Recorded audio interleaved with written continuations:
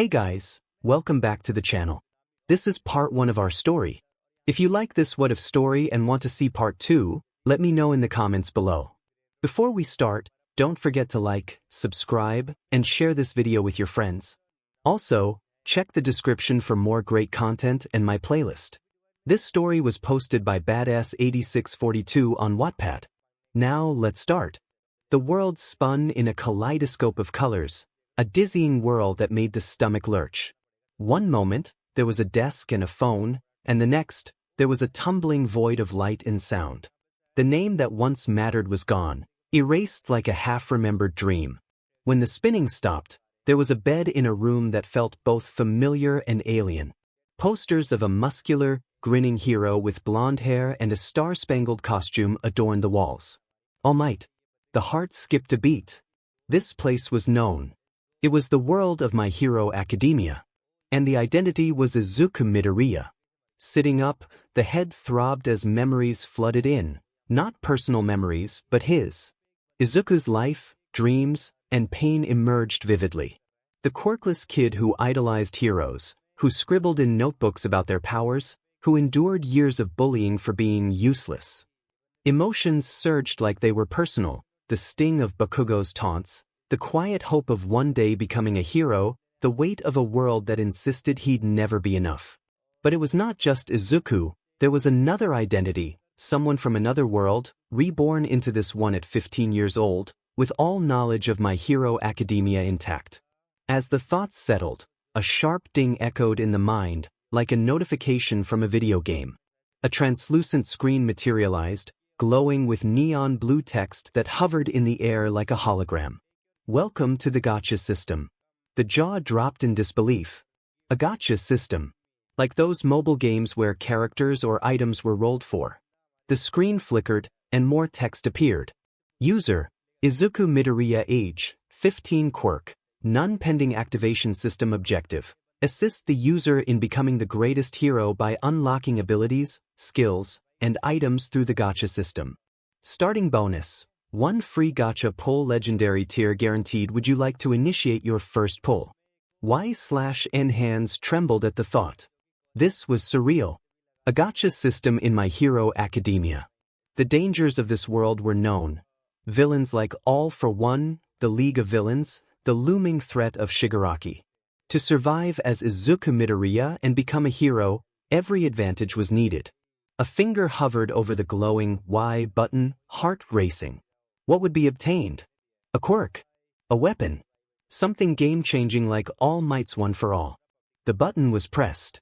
The screen erupted into a burst of golden light, spinning like a slot machine. Images flashed, fire, lightning, a sword, a shadowy figure, before slowing to a stop. The text glowed brighter. Congratulations. You have unlocked Quirk, Dimensional Pocket S-tier description. The user can create a personal pocket dimension to store and retrieve objects instantly. Storage capacity grows with system level. Additional abilities may unlock with upgrades. Bonus reward, 100 Gacha points. Staring in disbelief, thoughts raced. Dimensional Pocket. It wasn't one for all or a flashy combat quirk-like explosion, but it was versatile. Weapons, supplies, even the potential to trap enemies could be stored if creativity was applied. The 100 Gacha points were a nice bonus. Currency for more pulls, it seemed. The screen updated again. Current Gacha points, 100 available pulls. Common 10 points, rare 50 points, legendary 100 points system level, 10/1000 XP. Next objective, enroll in high school and pass the entrance exam. Leaning back on the bed, the mind buzzed with thoughts of 𝐒𝐻𝑖. The entrance exam was months away, and the requirements were known. A written test and a practical exam where candidates fought giant robots for points. As a quirkless kid, or rather, a kid with a newly acquired quirk, training hard was essential to compete with people like Bakugo, who had honed his explosion quirk for years. But with the Gacha system, an edge had been gained. The key was to figure out how to use it. The next morning, waking up in Izuku's small apartment, the smell of rice and miso soup drifted from the kitchen. Midoriya, Izuku's mom, bustled around, her green hair tied back as she prepared breakfast. The sight of her brought a pang of emotion. She was just as remembered from the anime, kind, worried, endlessly supportive. Not truly her son, but her warmth felt real. Izuku's mom noticed the dazed expression and asked if everything was all right, expressing concern about his pale appearance. The response came naturally, assuring her that thoughts were just on school. She smiled, though her eyes held worry, mentioning the hard work put into hero notebooks and expressing belief in him. After breakfast, one of Izuku's notebooks, number 13, filled with detailed analyses of heroes' quirks, was grabbed and taken to a nearby park to test the new quirk. The park was quiet, with a few kids playing and an old man feeding pigeons. Finding a secluded spot behind some trees, focus was directed inward. The system had stated that Dimensional Pocket allowed storage and retrieval of objects. But how did it work? Holding out a hand, a pocket dimension was envisioned like a video game inventory. A faint shimmer appeared in the air, a small, glowing rift about the size of a basketball. A nearby stick was grabbed and tossed into the rift. It vanished without a sound. The next step was to retrieve it. Focusing again, the stick was willed to return. The rift reappeared, and the stick shot out, landing in the hand. A grin spread. This was exciting. Testing continued with other objects, a rock, a phone, even a water bottle from the backpack. Each time, the rift swallowed the item and returned it when called for. The system chimed in the mind. Dimensional pocket capacity, 10 cubic meters level 1 stored items, stick, rock, phone, water bottle. 10 cubic meters was a decent amount of space, enough to carry weapons, supplies, or even emergency gear.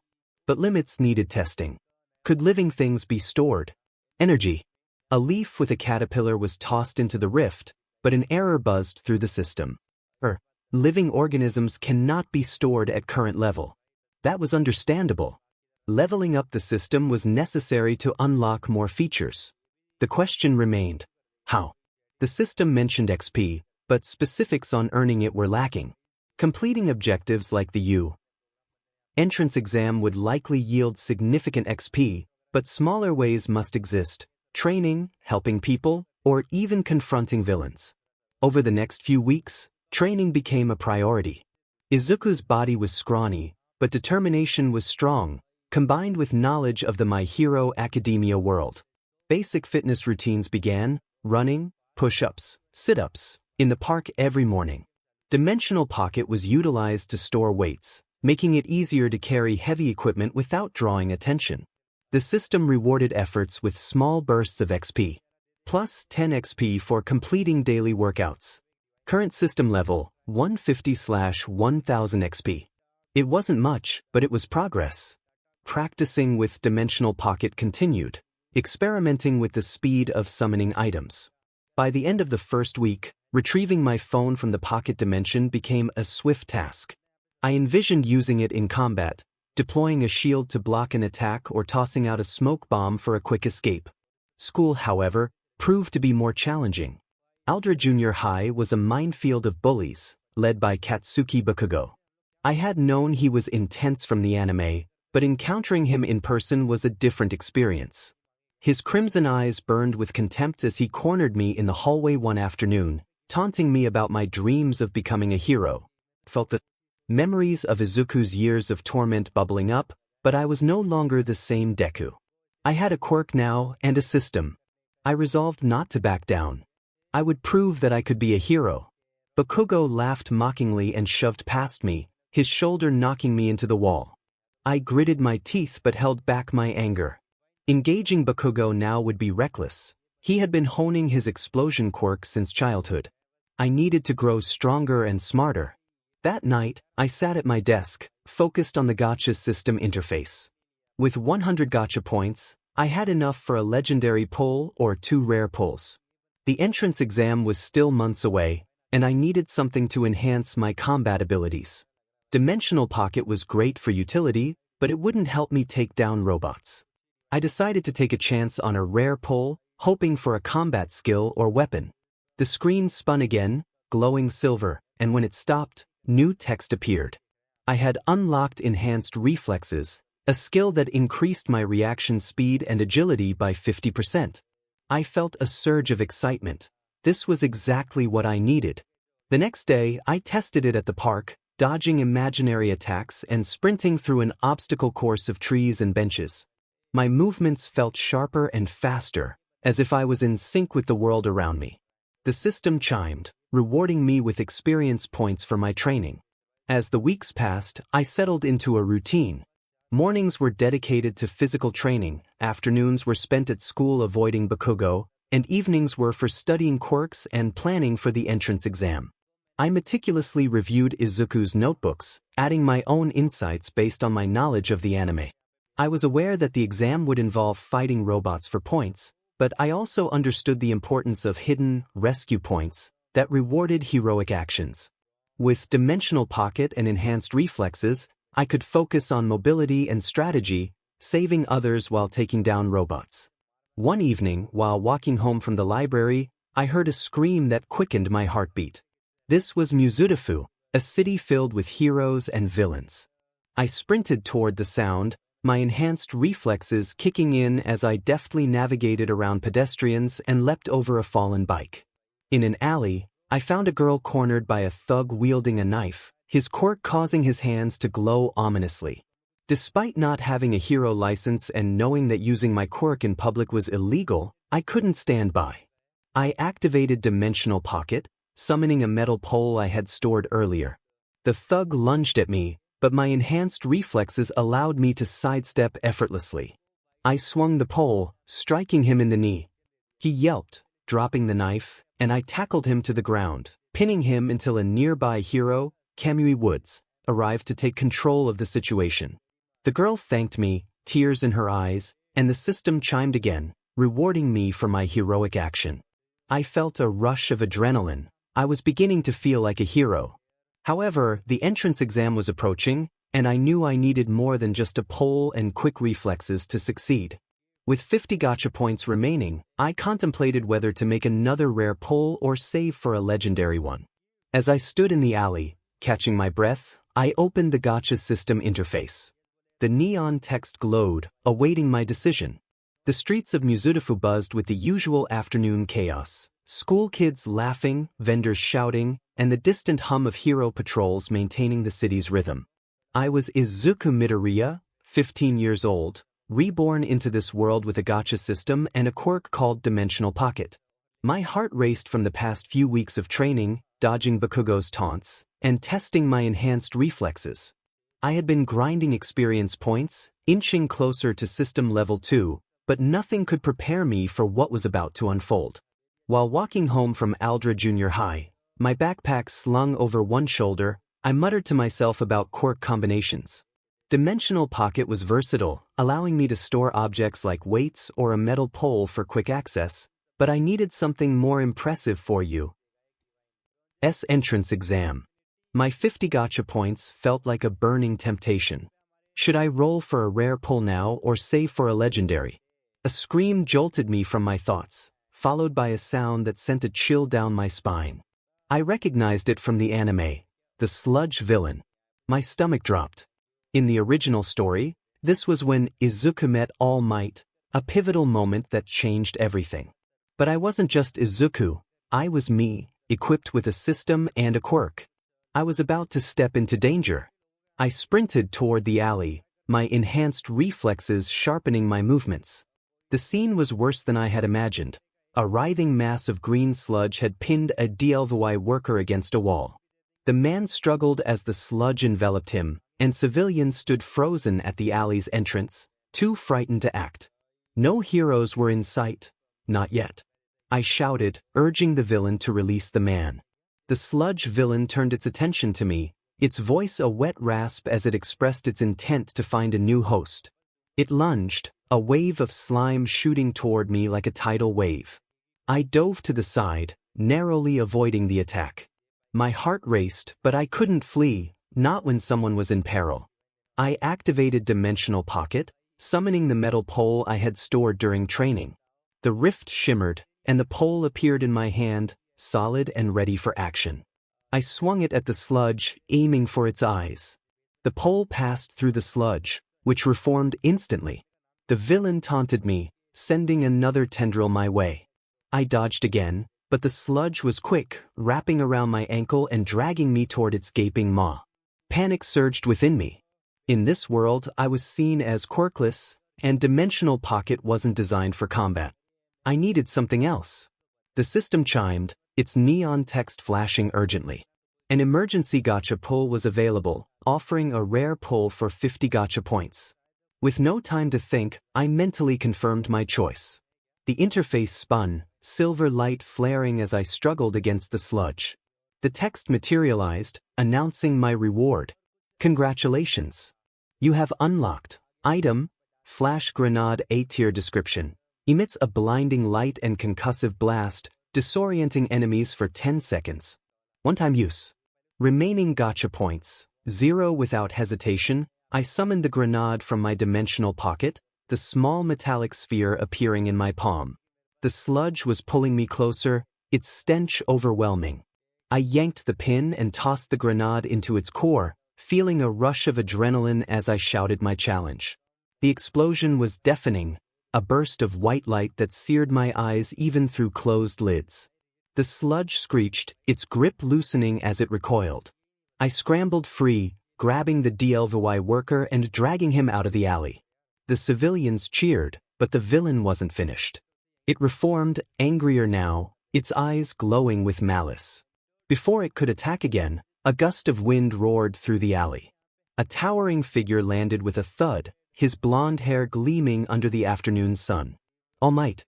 His grin was as wide as I remembered, his voice booming with confidence, reassuring the citizens that he was there to help. The sludge villain didn't stand a chance. All Might delivered a single punch, a Texas smash, that scattered the sludge into droplets, splattering across the alley walls. He scooped the remains into a soda bottle, sealing it with a practiced flick. The crowd erupted in applause, but I stood frozen, staring at my idol. This was real. All Might was real. He turned to me, his blue eyes piercing. He expressed concern about my reckless actions but acknowledged my bravery in saving the citizen.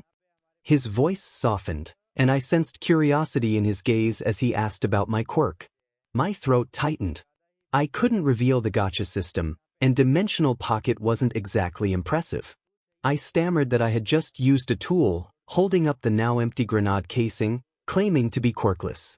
All Might's smile faltered. He clapped a hand on my shoulder, nearly knocking me over, and reassured me that I had a hero's heart but advised me to leave villain fighting to the professionals. I nodded, my mind racing. This was the moment. In the original story, Izuku chased All Might, begging to know if a quirkless kid could be a hero. But I wasn't quirkless anymore, I had the system. Should I follow him? Before I could decide, All Might leapt into the sky, vanishing with a sonic boom. The crowd dispersed, and I was left standing there, the 𝗣𝗲𝗍𝗺 worker thanking me profusely before stumbling away. The system chimed again. Plus 100 XP for assisting in a villain takedown, plus 50 XP for saving a civilian. Current system level 1270/1000 XP. Hidden quest unlocked. Face the sludge, survive an encounter with the sludge villain and save at least one civilian. Reward pending. A hidden quest. My heart skipped. I hadn't even known I was on a quest, but the system was tracking my actions. I headed home, my legs shaky from adrenaline, wondering what the reward would be. Hours later, I was back in Mizudafu's shopping district, replaying the encounter in my head. I'd met All Might. I'd fought a villain. But I'd also burned my last gacha points, and the entrance exam was still months away. I needed to grind more XP, maybe find smaller missions too. An explosion rocked the street. Screams filled the air as smoke billowed from a nearby intersection. I sprinted toward it, my enhanced reflexes pushing my speed to the limit. The scene was chaos, flames liking at storefronts, people running, and in the center, the sludge villain. It had escaped, probably when All Might dropped the bottle during his leap. And this time, it had a new victim. Katsuki Bakugo. His crimson eyes were wide with fury as he blasted chunks of sludge away, but the villain had him trapped, oozing over his face and arms. Heroes stood at the perimeter, unable to act without hurting Bakugo. The crowd was panicking, and I saw All Might in his skinny form, Toshinori Yagi, watching helplessly from the sidelines. His time limit was evident. He had already used up his hero form for the day. Izuku's memories surged, years of Bakugo's bullying, his taunts, his superiority. But I also saw the kid who'd been his friend, the kid who was fighting for his life. I couldn't let him die. Not like this. Without thinking, I ran forward, shoving past the crowd. Bakugo roared at me, urging me to get out of there, but I couldn't abandon him. I didn't have a grenade this time, but I had dimensional pocket and enhanced reflexes. I summoned every object I'd stored, rocks, a metal pole, even a spare backpack, and hurled them at the sludge's eyes, aiming to distract it. The villain screeched, loosening its grip just enough for Bakugo to fire off a massive explosion. I dove in, grabbing his arm and pulling with all my strength. My enhanced reflexes let me dodge a retaliatory tendril, but the sludge was closing in again. Then a gust of wind. All Might appeared, his emaciated form gone, his hero form blazing despite his limits. He unleashed a powerful attack that obliterated the sludge, sending it splattering across the street. The crowd cheered, but I barely noticed, my chest heaving as I helped Bakugo to his feet. He shoved me away, his face twisted with rage and shame, insisting he didn't need my help before storming off. All Might turned to me, his expression unreadable. He questioned why I had run in without a quirk, knowing the risks. I swallowed, Izuku's emotions mixing with my own, and replied that a hero saves people, no matter what. He stared at me for a long moment, then nodded, acknowledging my potential. He leapt away again, leaving me in the chaos of the aftermath. The system chimed, louder than ever. Hidden quest completed, face the sludge, reward. Quirk, 1 for all S-tier description. A legendary quirk passed down through generations, granting immense strength, speed, and durability. All secondary quirks are locked until system-level requirements are met. Plus 500 XP for completing hidden quest system level up. Current level, 2770/2000 XP. New feature unlocked. Daily mission log, complete daily tasks to earn XP and gacha points. I staggered, my mind reeling. 1 for all. The quirk of All Might, the symbol of peace. It was mine now, gifted not by All Might but by the gacha system. My body didn't feel different yet, no surge of power, no glowing aura. The system's note about locked secondary quirks made sense. I'd need to level up to access its full potential. But even its base form was a game changer. As I walked home, the daily mission log popped up. Daily missions available, run 5 kilometers, plus 10 XP, plus 5 gacha points. Analyze a hero's quirk, plus 15 XP, plus 10 gacha points. Perform a heroic act, plus 50 XP, plus 20 gacha points. I grinned. The system was giving me a way to grind. But as I glanced back at the smoldering street, Bakugo's furious face flashed in my mind. He had seen me act, seen me stand up to a villain. All Might had noticed me twice. The path to 𝐒𝐻𝐢𝐵 was clearer now, but it was also more dangerous. The sludge villain was just the beginning. Somewhere out there, bigger threats were waiting, all for one in the League of Villains. I clenched my fists, feeling the weight of 1 for all dormant inside me. I was Izuku Midoriya, reborn with a system and a legacy. And I was going to be a hero. The gacha system overview indicated that I was at level 2 with 770 out of 2,000 experience points. I had no gacha points and could make 10 common pulls, 5 rare pulls, or 1 legendary pull. My quirks included dimensional storage and 1 for all, while other related quirks were locked for now. My skills included enhanced reflexes. The morning sun barely crested the horizon, painting Mizudafu's skyline in hues of orange and pink. I stood at the edge of Dagobah Beach, a sprawling graveyard of junk, refrigerators, tires, broken furniture, stretching out before me like a challenge. My body ached from weeks of training, but today was different. The gacha system had given me 1 for all, the quirk of All Might himself, and I could feel its dormant power humming inside me, waiting to be unleashed. But my scrawny frame wasn't ready for it, not yet. I needed to get stronger, fast. The system's neon interface flickered in my mind, its latest updates still fresh from the sludge villain incident. The mission was clear: physical training and bonding with Mom. 𝗏𝗏's worried smiles flashed in my mind, her quiet strength anchoring my dreams. I wasn't just training for myself, I was training for her, too. I tightened my grip on the rusty car bumper in front of me and started pulling. Dagobah Beach was my new training ground. I had read about it in my memories and the anime, All Might's brutal regimen to prepare me for One for All. But in this world, I didn't have All Might's guidance yet. I had the system, my quirks, and a burning need to prove myself. The mission's first part demanded I push my body to its limits, so I devised a plan: clear the beach, lift heavy objects, and practice with dimensional pocket and enhanced reflexes to maximize efficiency. I started with the smaller junk, tires, metal pipes, broken chairs, using dimensional pocket to store them for later disposal. The pocket dimension's 10 cubic meter capacity was a lifesaver. I could haul massive loads without dragging them across the sand. Each trip to the dump earned me a small ping from the system, and I felt a sense of accomplishment as my experience points increased. My muscles screamed after the first hour, but enhanced reflexes kept my movements sharp, allowing me to dodge falling junk or pivot quickly under heavy loads. I experimented with One for All, trying to tap into its power. I focused on my arm, imagining a spark of energy. A faint warmth spread through my muscles, but when I tried to lift a refrigerator, my arm buckled, and I felt a sharp discomfort. It was too soon. I remembered how Izuku had broken his bones using One for All at full power. Even 10% was a stretch for my untrained body. I needed to bulk up, fast. I switched to a new routine: mornings at the beach lifting and hauling, afternoons running and doing bodyweight exercises, evenings studying hero tactics in my notebooks. The daily mission log helped, offering small tasks to keep me motivated.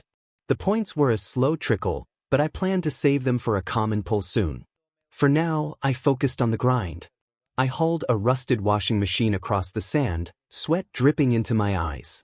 My enhanced reflexes let me balance it on my shoulder, but my legs shook under the weight. I stored it in dimensional pocket and collapsed, breathing hard. A small patch of the beach was clear now, a testament to my effort. But it wasn't just about strength. The system's mission included spending time with 𝗏𝗏, and I couldn't ignore that. She deserved more than a son who was always out training. That evening, I returned home to the smell of katsu curry wafting from the kitchen. 𝗏𝗏 was at the stove, her green hair tied back, humming softly. My heart clenched. She was so much like the 𝗏𝗏 from the anime, kind, worried, always putting me first. But I wasn't her real Izuku, not entirely. The guilt of that gnawed at me, but I pushed it down. I was here now, and I'd make her proud. I set my backpack down and complimented her on the amazing smell.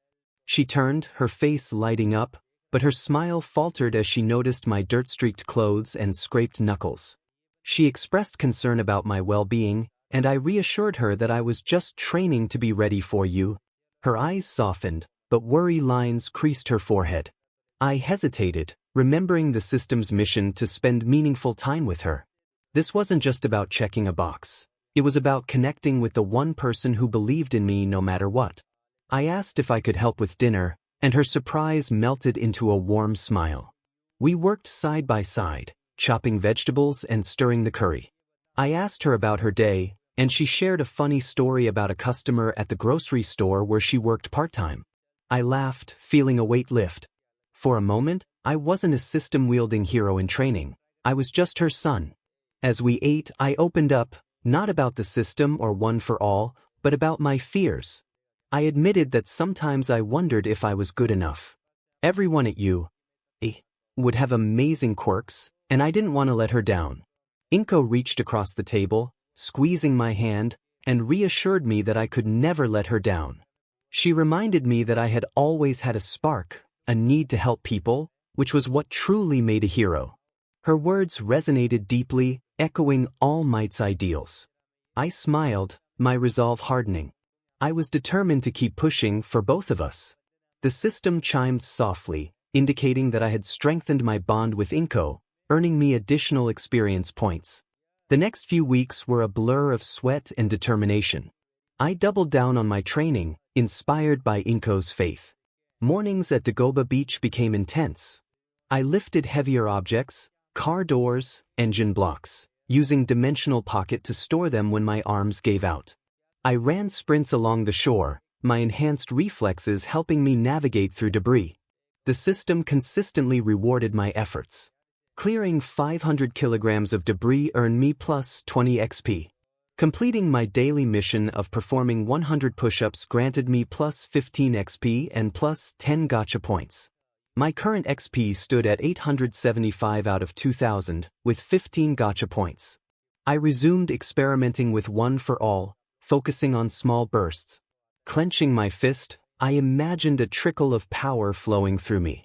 My punches felt heavier and my jumps were higher, but even using 5% of the power left my muscles aching. I needed more strength. I incorporated protein shakes into my diet, thanks to 𝗏𝗏𝗧𝗏𝗏's grocery budget, and began lifting weights at a local gym. The other gym-goers, mostly older men, gave me curious looks but nodded approvingly as I pushed myself. One afternoon, while hauling a rusted bike frame, I felt a shift. My arm glowed faintly, a green spark dancing across my skin. One for all. I concentrated, channeling just a fraction of its power into my legs. I leapt, clearing 10 meters in a single bound and landing with a thud that kicked up sand. My knees wobbled, but I remained unbroken. I grinned, earning plus 30 XP for my successful use of one for all at 5%. My current XP rose to 905 out of I was getting closer to my goal of 10%, and I could feel my body adapting. However, the beach remained a mess and 𝐒𝐻𝐢𝐵 exam loomed closer every day. I couldn't afford to let up. Evenings became special moments with 𝗏𝗏𝗏. The system's mission encouraged me to cherish these times, and I found myself looking forward to them. We cooked together, watched old hero documentaries, and even played board games. One night, she pulled out a photo album, showing me pictures of a younger Izuku, 𝗵𝗃𝗏𝗏, holding an All Might action figure. My chest tightened. I wasn't that Izuku, but I aspired to be the hero he dreamed of being. 𝗏𝗏𝗏 reminisced about my childhood, recalling how I used to run around pretending to be All Might. She laughed, recalling how I would jump off the couch shouting, "Smash!" and how she would panic, fearing I would break something. I chuckled, warmth spreading through me, realizing I was still trying to be like him. She looked at me, her eyes glistening, and told me I was already like him, that I had his heart. I earned plus 50 XP for deepening my bond with 𝗏𝗏𝗏 midoriya, bringing my current XP to 955 out of those moments fueled me. 𝗏𝗏𝗏's belief served as a reminder of why I was pursuing this path, not just for the system, but for the people who mattered. I began inviting her to watch my training, showcasing small tricks with dimensional pocket, like summoning a water bottle mid-run. She clapped, delighted, but I kept one for all hidden. It felt too significant, too dangerous to reveal just yet. One morning, after a month of intense training, I stood on the beach, facing a massive refrigerator. My body had changed, still lean, but with new muscle definition in my arms and legs. I had cleared half the beach, a testament to my progress. Taking a deep breath, I focused on one for all, picturing 10% power as a steady flow rather than a flood. Green sparks crackled around my arm as I grabbed the fridge and lifted it. It rose off the ground, heavy but manageable. My bones didn't snap, and my muscles didn't tear. I carried it 10 meters before. Setting it down, my chest heaving with triumph. The system blared, rewarding me with plus 100 XP for achieving 10% one for all usage without injury. My current XP climbed to 1055 out of I pumped my fist, feeling the sand crunch beneath my feet. I was ready, or at least close enough. The mission wasn't complete yet. I still needed to solidify my control, but I could feel the power settling into my body, becoming part of me. That evening, I took 𝗏𝗏𝗏 to a nearby festival, a rare break from training. The system's mission urged me to make it meaningful, so I planned something special. We wandered through stalls, enjoying yakitori and playing games. I used enhanced reflexes to win her a stuffed All Might at a ring toss booth, earning a laugh that lit up her face. 𝗏𝗏𝗏 expressed how proud she was of me, And I hugged her, my throat tight as I promised to make it to you. I completed meaningful time with 𝗵𝗄 midoriya, earning plus 100 XP and completing the mission, Forge the Foundation. The rewards included plus 300 XP, plus 50 gacha points, and a new skill, Combat Instinct A tier. This skill enhanced my situational awareness in battle, allowing for instinctive reactions to threats, scaling with my system level.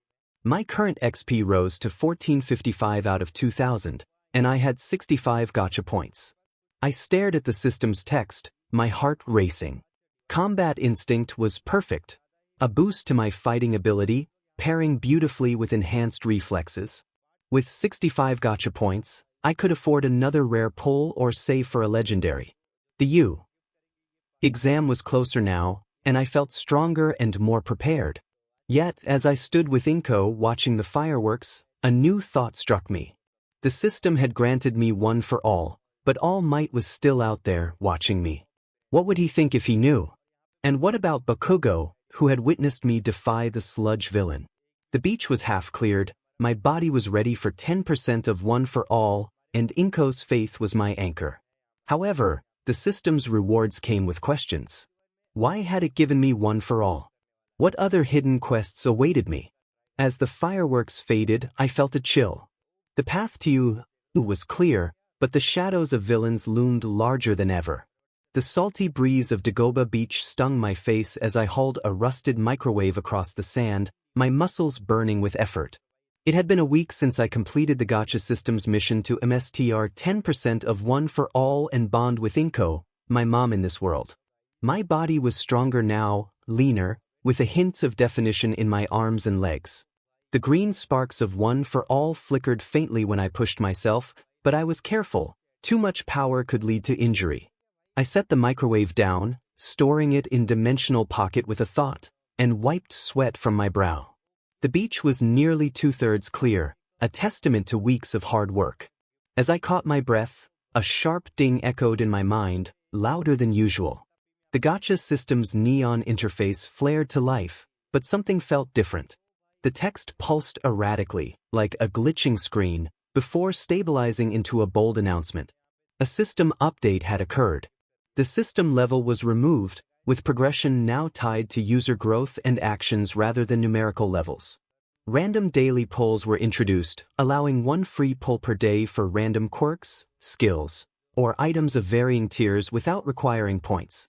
The points and XP systems were discontinued, and rewards would now be based on daily pulls and user initiative. Missions were paused, with no new assignments until further notice. As the system initialized my first daily pull, I blinked, my heart racing. No levels. No points. No missions. The system had structured my training with clear goals, and now it felt random. I barely had time to process this change before the interface spun, a kaleidoscope of colors replacing the familiar common, rare, and legendary tiers. Images flashed, fire, swords, glowing orbs, before stopping abruptly. Congratulations! I received 𝗬𝗵𝗲 X20 S tier. These restorative beans from the Dragon Ball Z universe fully healed injuries, restored stamina, and replenished energy, with each bean being a one-time use. Store in dimensional pocket for instant access. 20 small, green beans materialized in his palm, glowing faintly. He stared, his jaw dropping. 𝗬𝗵𝗲. From Dragon Ball Z. These were game changers, literal lifesavers that could heal broken bones or exhaustion in seconds. He quickly stored them in dimensional pocket, the rift swallowing them with a shimmer. If he was going to face 𝗬𝗧𝗏 entrance exam or worse, villains like the League, these beans could mean the difference between life and death. But the system's update worried him. Random pulls every day, with no missions or experience points to guide him. It felt chaotic, like he was at the mercy of luck. And what did user growth and actions mean for progression? He shook his head, focusing on the present. He had one for all, dimensional pocket, enhanced reflexes, combat instinct, and now 𝗬𝗵𝗲. The exam was weeks away, and he needed to keep training, system or no system. That morning he pushed harder than ever. The beach's junk pile was his proving ground. He lifted a car door, channeling a flicker of one for all into his arms. Green sparks danced, and the door felt lighter, but his elbow twinged with discomfort. He stopped, breathing heavily. 10% was his limit for now, anything more risked injury. He stored the door in dimensional pocket and switched to bodyweight exercises, push-ups, squats, sprints along the shore. Enhanced reflexes made his movements fluid, and combat instinct sharpened his awareness, allowing him to dodge imaginary attacks as he ran. He imagined facing 𝐒𝐻𝐢𝐵's robots, using dimensional pocket to summon stored debris as weapons or shields, enhanced by one-for-all strength. Combat instinct would help him react to their movements, and 𝗧𝗵𝗲 could bail him out if he pushed too far. But the randomness of the system's new pulls gnawed at him. What if tomorrow's reward was useless? A quirk he couldn't control. He needed consistency, not chaos. As the sun climbed higher, he headed home, his shirt soaked with sweat. 𝗏𝗏 was waiting, her green hair tied back as she watered plants on the balcony. Her smile was a balm after the morning's grind. She noticed his exhaustion and expressed concern, urging him to come inside for a meal she had prepared. He grinned, following her in. The system's mission to bond with her was over, but he wanted these moments. 𝗏𝗏 was his anchor in this world, her warmth grounding him amidst the uncertainty of quirks and villains. Over breakfast, they talked about small things, her coworker's new puppy, his favorite all-might fights. He avoided mentioning the system or one for all, but he shared his progress on the beach. He mentioned how much he had cleared, and 𝗏𝗏's eyes sparkled with pride. Her words hit deep. He wasn't just training for you, he was making a difference, even in small ways. The system didn't chime, no experience points anymore, but he felt a spark of pride. Maybe that was the user growth the update meant. The next day, he returned to the beach, determined to refine one for all. He focused on precision, using 10% in short bursts to lift heavier objects. A rusted engine block, a cracked refrigerator. Each success built confidence, but he was careful, mindful of the discomfort that lingered if he pushed too far. Combat instinct kicked in during training, alerting him to loose debris or uneven ground before he tripped. It was like a sixth sense, blending seamlessly with enhanced reflexes. The system's daily pull came at noon, the interface flaring without warning. He received a new skill, minor telekinesis, which allowed him to move small objects within a 10-meter radius using mental focus. He tested it immediately, focusing on a nearby tire. It wobbled, then lifted an inch off the ground before dropping. His head throbbed from the effort, but he grinned. Minor telekinesis wasn't earth-shattering, but combined with dimensional pocket, he could levitate stored objects into position, perfect for setting traps or creating barriers. He practiced for an hour, moving rocks and metal scraps, his control improving slightly. The randomness of the pull was a double-edged sword. 𝗧𝗵𝗲s were a godsend, but minor telekinesis felt situational. Still, he'd make it work. He spent the afternoon alternating between physical training and quirk practice, using telekinesis to toss small objects into dimensional pocket midair. His body was adapting, his stamina growing. He could feel one for all settling deeper into his muscles, like a fire waiting to be stoked. That evening, he took 𝗏𝗏 to a local park for a walk. The system's missions were gone, but he wanted to keep their bond strong. They strolled under cherry blossom trees, their petals falling like soft snow. 𝗏𝗏 carried a bento she'd packed, and they sat on a bench to eat, the city's lights twinkling in the distance. She expressed her pride in his focus, but also her concern for his well-being. He froze mid-bite, realizing how perceptive she was. He assured her he was just trying to be the best he could be, for you, and for her. She smiled, but her eyes were worried. Her words lingered as they walked home. Being himself was complicated. He was Izuku, but also someone else, reborn with a system and a quirk he wasn't supposed to have. The system's update only deepened the mystery. Why had it changed? Was it adapting to him, or was something else at play? The next morning he was back at the beach, pushing his limits. He lifted a massive water heater, one for all sparking at 10%. His arm strained but held, no discomfort this time. He stored it in dimensional pocket, then practiced telekinesis, levitating a wrench to unscrew a bolt from a nearby car frame. Combat instinct warned him of a falling tire, and he dodged with enhanced reflexes, his movements seamless. The system's daily pull came again. He received adjustable weighted training bands that increased resistance during movement, enhancing strength and speed training. He strapped the bands to his wrists and ankles, feeling their weight drag at his limbs. They were perfect for pushing his body further. He ran sprints, the bands making each step a challenge, but 𝗏𝗏𝗏's power helped him push through. By the end of the session, his legs felt weak, but he felt stronger. 𝐒𝐭𝐲 joined him that afternoon, bringing a picnic to the beach. She gasped at the cleared patches, the sand gleaming under the sun. He grinned, acknowledging her praise and mentioning that he might get some help eventually. They enjoyed sandwiches and talked about her childhood dreams. She had once wanted to be a nurse, helping people like heroes did.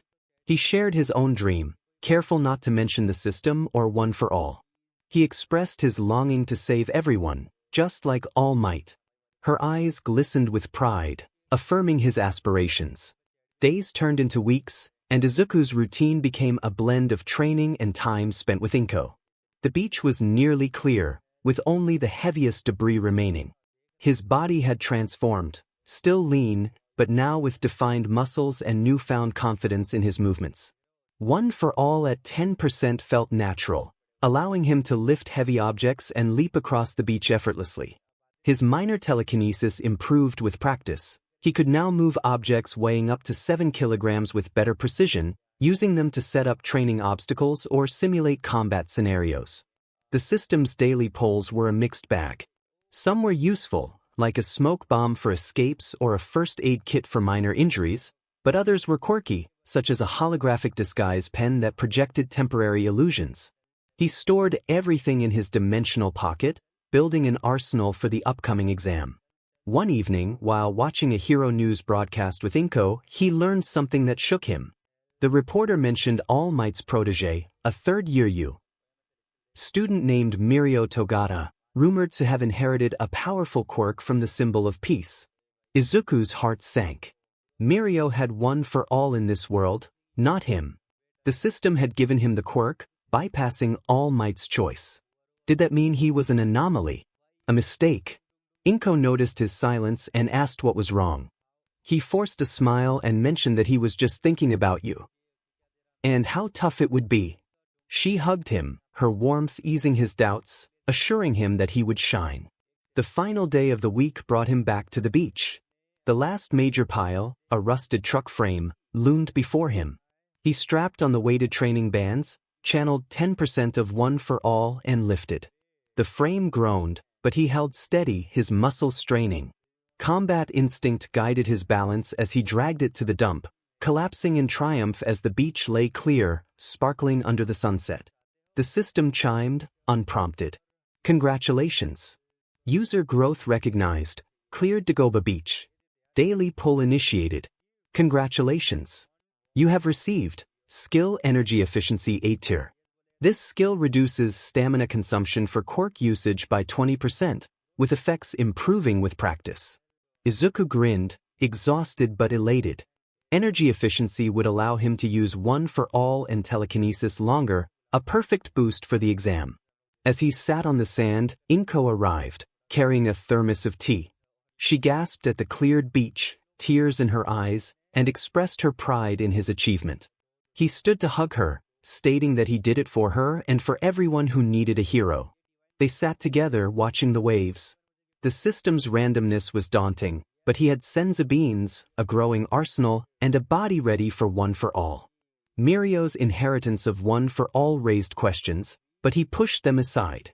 The 𝗬𝗏 exam was next, and he would face it with everything he had, system, quirks, and his mother's belief in him. The dawn broke over Dagobah Beach, painting the waves gold. Izuku stood on the now cleared sand, the weight of the weighted training bands tugging at his wrists and ankles. His breath was steady, but his mind churned. The system's neon interface flickered to life, its familiar ding sharper than before. System update complete, all 𝗏𝗏𝗏 related quirks removed. Core quirk renamed Superpower to prevent temporal and metaphysical complications. 𝗧𝗵𝗃𝗀𝗏 initiated. He braced himself as the kaleidoscope of colors spun, images flashing, flames, shields, a glowing book, before settling. Congratulations! You have received Skill Analytical Mind A tier. This skill enhances cognitive processing, allowing rapid analysis of combat situations, opponent weaknesses, and strategic planning. The effect strengthens with use. A warm pulse spread through his head, like a mental muscle flexing. He tested it, eyeing a pipe in his hand. Instantly his mind broke down its weight, balance, and potential as a weapon. 2 kilograms, slightly off-center, ideal for quick jabs but poor for heavy swings. He grinned, storing it back in dimensional storage. Analytical mind could be a game-changer for the 𝗬𝗧𝗏 entrance exam, allowing him to outsmart those hulking robots. But the system's words lingered, temporal and metaphysical complications. Was it protecting him from something? Mirio Togata, All Might's true protégé, had one for all in this world. His superpower, a gacha gift, wasn't supposed to exist. Did the system rename it to hide him from All Might? The vestiges? Something worse. He shook off the thought, focusing on training. The exam was weeks away and he needed to master what he had: superpower, dimensional storage, and his skills: minor telekinesis, enhanced reflexes, combat instinct, energy efficiency, and now analytical mind. He strapped on the weighted training bands tighter, channeling 10% of superpower. Green sparks crackled as he sprinted across the beach, each step a battle against the band's resistance. Enhanced reflexes made his movements fluid, and combat instinct alerted him to a loose rock ahead, allowing him to vault over it without breaking stride. Energy efficiency kept his stamina steady, letting him push longer than before.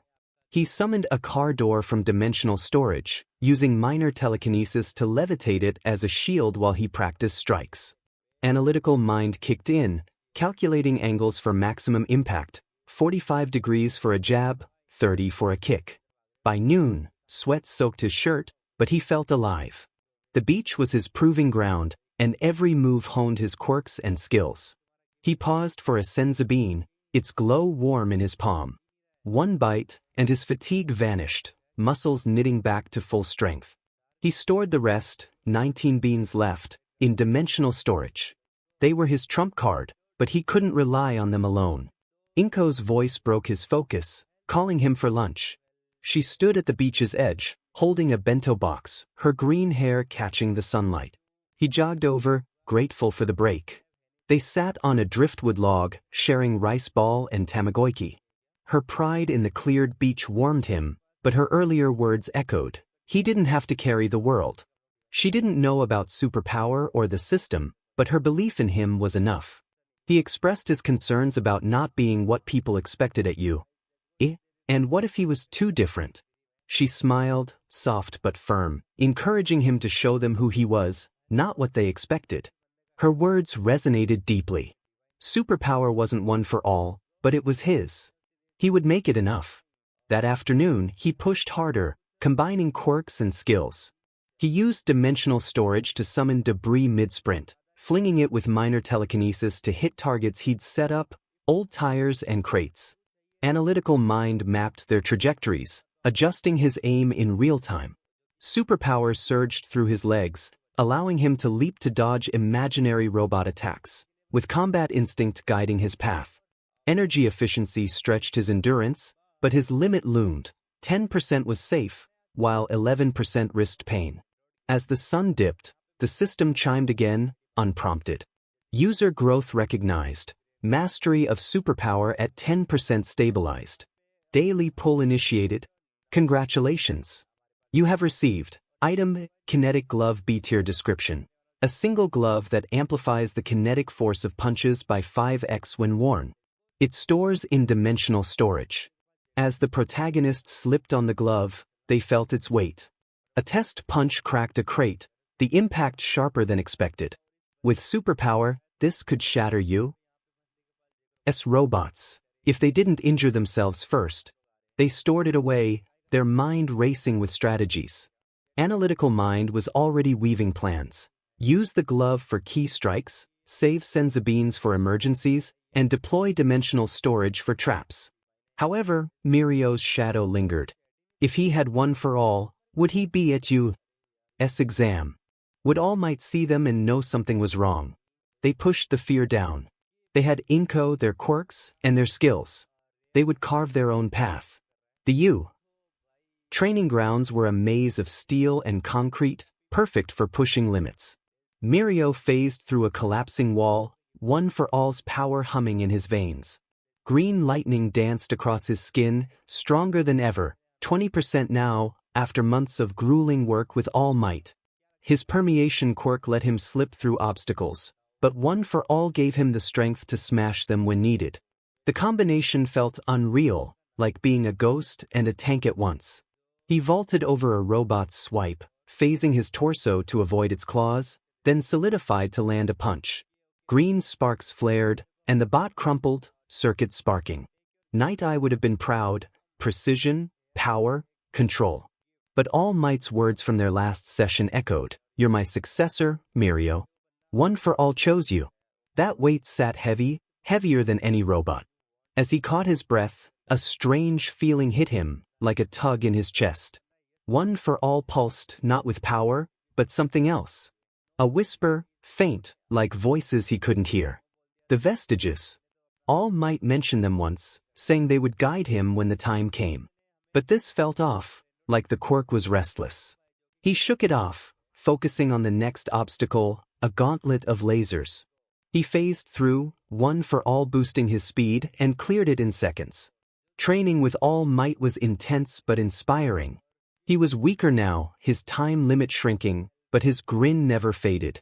Today, he watched from the sidelines, his skeletal form leaning on a cane. He called out encouragement, urging Mirio to keep that smile shining.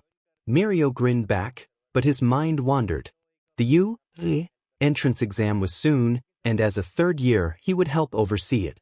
All Might said it was a chance to scout future heroes, maybe even someone worthy of One for All someday. Mirio didn't understand why they should think about passing it on when he had just started. But All Might's eyes had that knowing look, as if he saw something Mirio didn't. After training, he hit the showers and then headed to the common room. Taki was there, fidgeting with a protein shake. He expressed concern about Mirio pushing too hard again.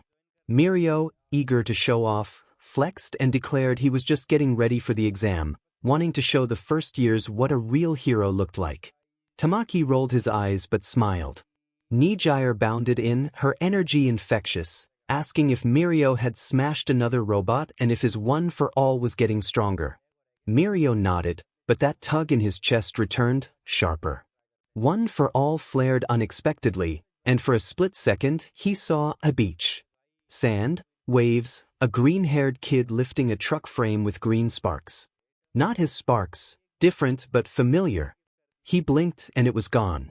Nijire asked if he was okay, and he replied that it was just a weird vibe, not elaborating. He wondered if the vestiges were involved or if One for All was reacting to something. He remembered All Might's warning: the quirk had a will tied to its users. If it was acting up, he needed to tell him. That evening he met All Might at his office. All Might, in his true form, appeared gaunt but sharp-eyed. He noticed Mirio's troubled expression and set down his tea. Mirio explained the tug in his chest and the vision of the kid. All Might's face tightened, and he asked if the boy had green hair and sparks like One for All. Mirio confirmed but added that it wasn't quite the same. All Might leaned back, fingers steepled, explaining that One for All was unique, but quirks could evolve unpredictably. This boy might have a variant, a quirk mimicking theirs, or something. His voice dropped, urging Mirio to keep an eye out at the exam. If the boy was there, they would know. Mirio nodded, but unease gnawed at him. One for All was his, chosen for him. So why did it feel like it was looking somewhere else? The days blurred into a rhythm of training and bonding for Izuku with 𝐒𝐭𝐸. The beach was spotless now, a local attraction again. Kids played where junk once piled, and 𝐒𝐭𝐸's pride was a quiet fire in his chest. He trained harder, pushing Superpower's 10% limit with the kinetic glove, its amplified punches denting steel drums. Dimensional storage let him summon debris for impromptu obstacles, and minor telekinesis added finesse, allowing him to redirect objects mid-air. Analytical mind wove it all together, calculating angles, force, and timing like a chess answer. The system's daily polls kept coming, a mixed bag. A shock-absorbing insole beater cushioned his landings, perfect for superpowers leaps. A tactical flashlight seeder could blind foes. He stored them all, his dimensional storage a growing arsenal. But the randomness grated. Yesterday's pull was a gourmet cookbook D tier. Useful for cooking with 𝐒𝐽 maybe, but not for hero work. One night, while watching Hero News with 𝗏𝐽, he saw Mirio again, a clip of him saving civilians, phasing through rubble with one for all sparks. His heart sank. Mirio's power was stronger, smoother, at least 20%. He was the real deal, 𝐬𝐻 golden boy. Izuku felt like a knockoff, even if his power was his own. 𝗏𝐽 noticed his quiet demeanor and encouraged him to believe in himself. The exam was days away, and training intensified for Mirio. One for all felt heavier, as if it was watching something he couldn't see. He pushed harder, phasing through walls and smashing robots with 20% power. All Might's words stuck. Find the boy. He didn't know why, but he trusted him. If this green-haired kid was at the exam, he would spot him. One for all's tug was no coincidence. It was a warning or maybe a call. On the final day before the exam, Izuku stood on Dagobah Beach as the system chimed. Daily pull initiated. Congratulations. You have received Skill Adrenaline Surge A-tier description. Temporarily boosts physical performance by 10% for 30 seconds, once per hour. Cooldown reduces with practice. He tested it, triggering adrenaline surge. Superpower flared, pushing him past 10% to 11%, maybe 12%, without pain. He leapt, clearing half the beach, landing with a shockwave. Analytical mind clocked the cooldown, 59 minutes. This could tip the scales against you, though. As he packed up, 𝗏𝐽 arrived, her eyes bright. She assured him he was ready. He hugged her tight. Mirio, All Might, and the system's secrets, none of it mattered. He had superpower, dimensional storage, his skills, and 𝗏𝐽. Tomorrow he would face the exam and prove he was a hero, no matter whose quirk he carried. High school buzzed with anticipation, a mix of nervous chatter and the hum of distant machinery. Among hundreds of applicants, one individual stood with a pounding heart, adjusting the weighted training bands hidden under their tracksuit. The 𝗬𝐴 entrance exam loomed ahead, a pivotal moment to prove their potential as a hero.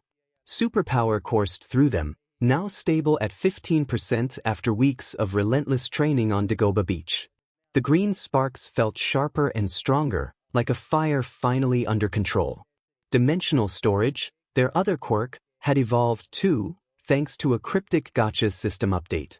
They could now store living beings in its pocket dimension, a game-changer that sparked a whirlwind of possibilities in their mind. The system's neon interface flared in their vision, cutting through the crowd's noise. A system update revealed that the storage of living beings was now permitted, with a limit of 100 kilograms total mass and a 10-meter range. Beings would remain unharmed in stasis and could be summoned instantly. The daily pull initiated, and they received a sonic disruptor, a handheld device that emitted a high-frequency pulse, disorienting targets within a 5-meter radius for 10 seconds. Summoning the sonic disruptor from dimensional storage, they marveled at its sleek design before storing it back. Their analytical mind began calculating its uses, perfect for stunning 𝗬𝐴's robots or creating openings in a fight. The living being storage feature, however, raised ethical questions that they pushed aside for now. Today was about the exam, not hypotheticals. Scanning the crowd, they spotted familiar faces that felt like echoes from a half-remembered dream. A blond boy with a scowl and sparking hands, Katsuki Bakugo, exuding swagger and menace. A girl with brown hair and a bright smile, floating a water bottle absent-mindedly, Achiko Uraraka, her zero-gravity quirk unmistakable. A tall guy with glasses, moving with rigid precision, Tenya Ida, likely possessing a speed-related quirk. They would be competition, perhaps future classmates, if they made it into Class 1A.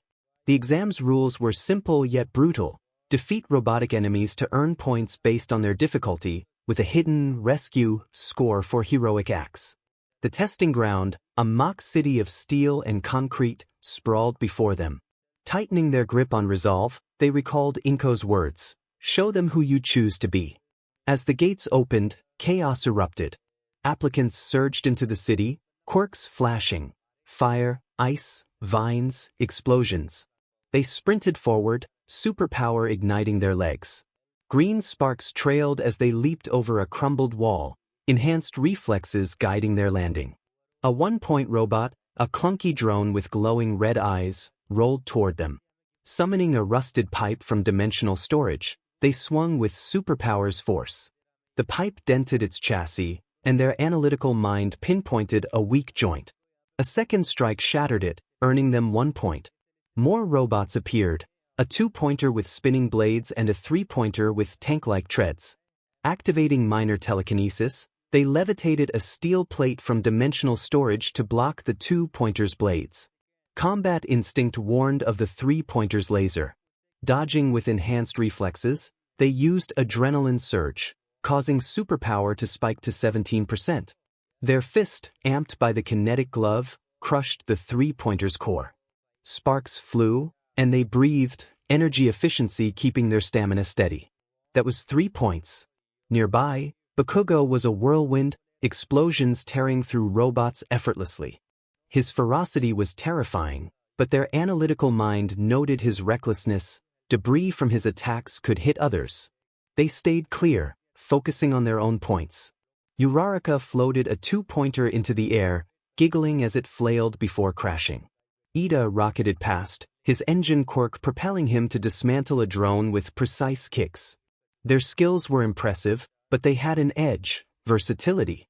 A scream cut through the chaos.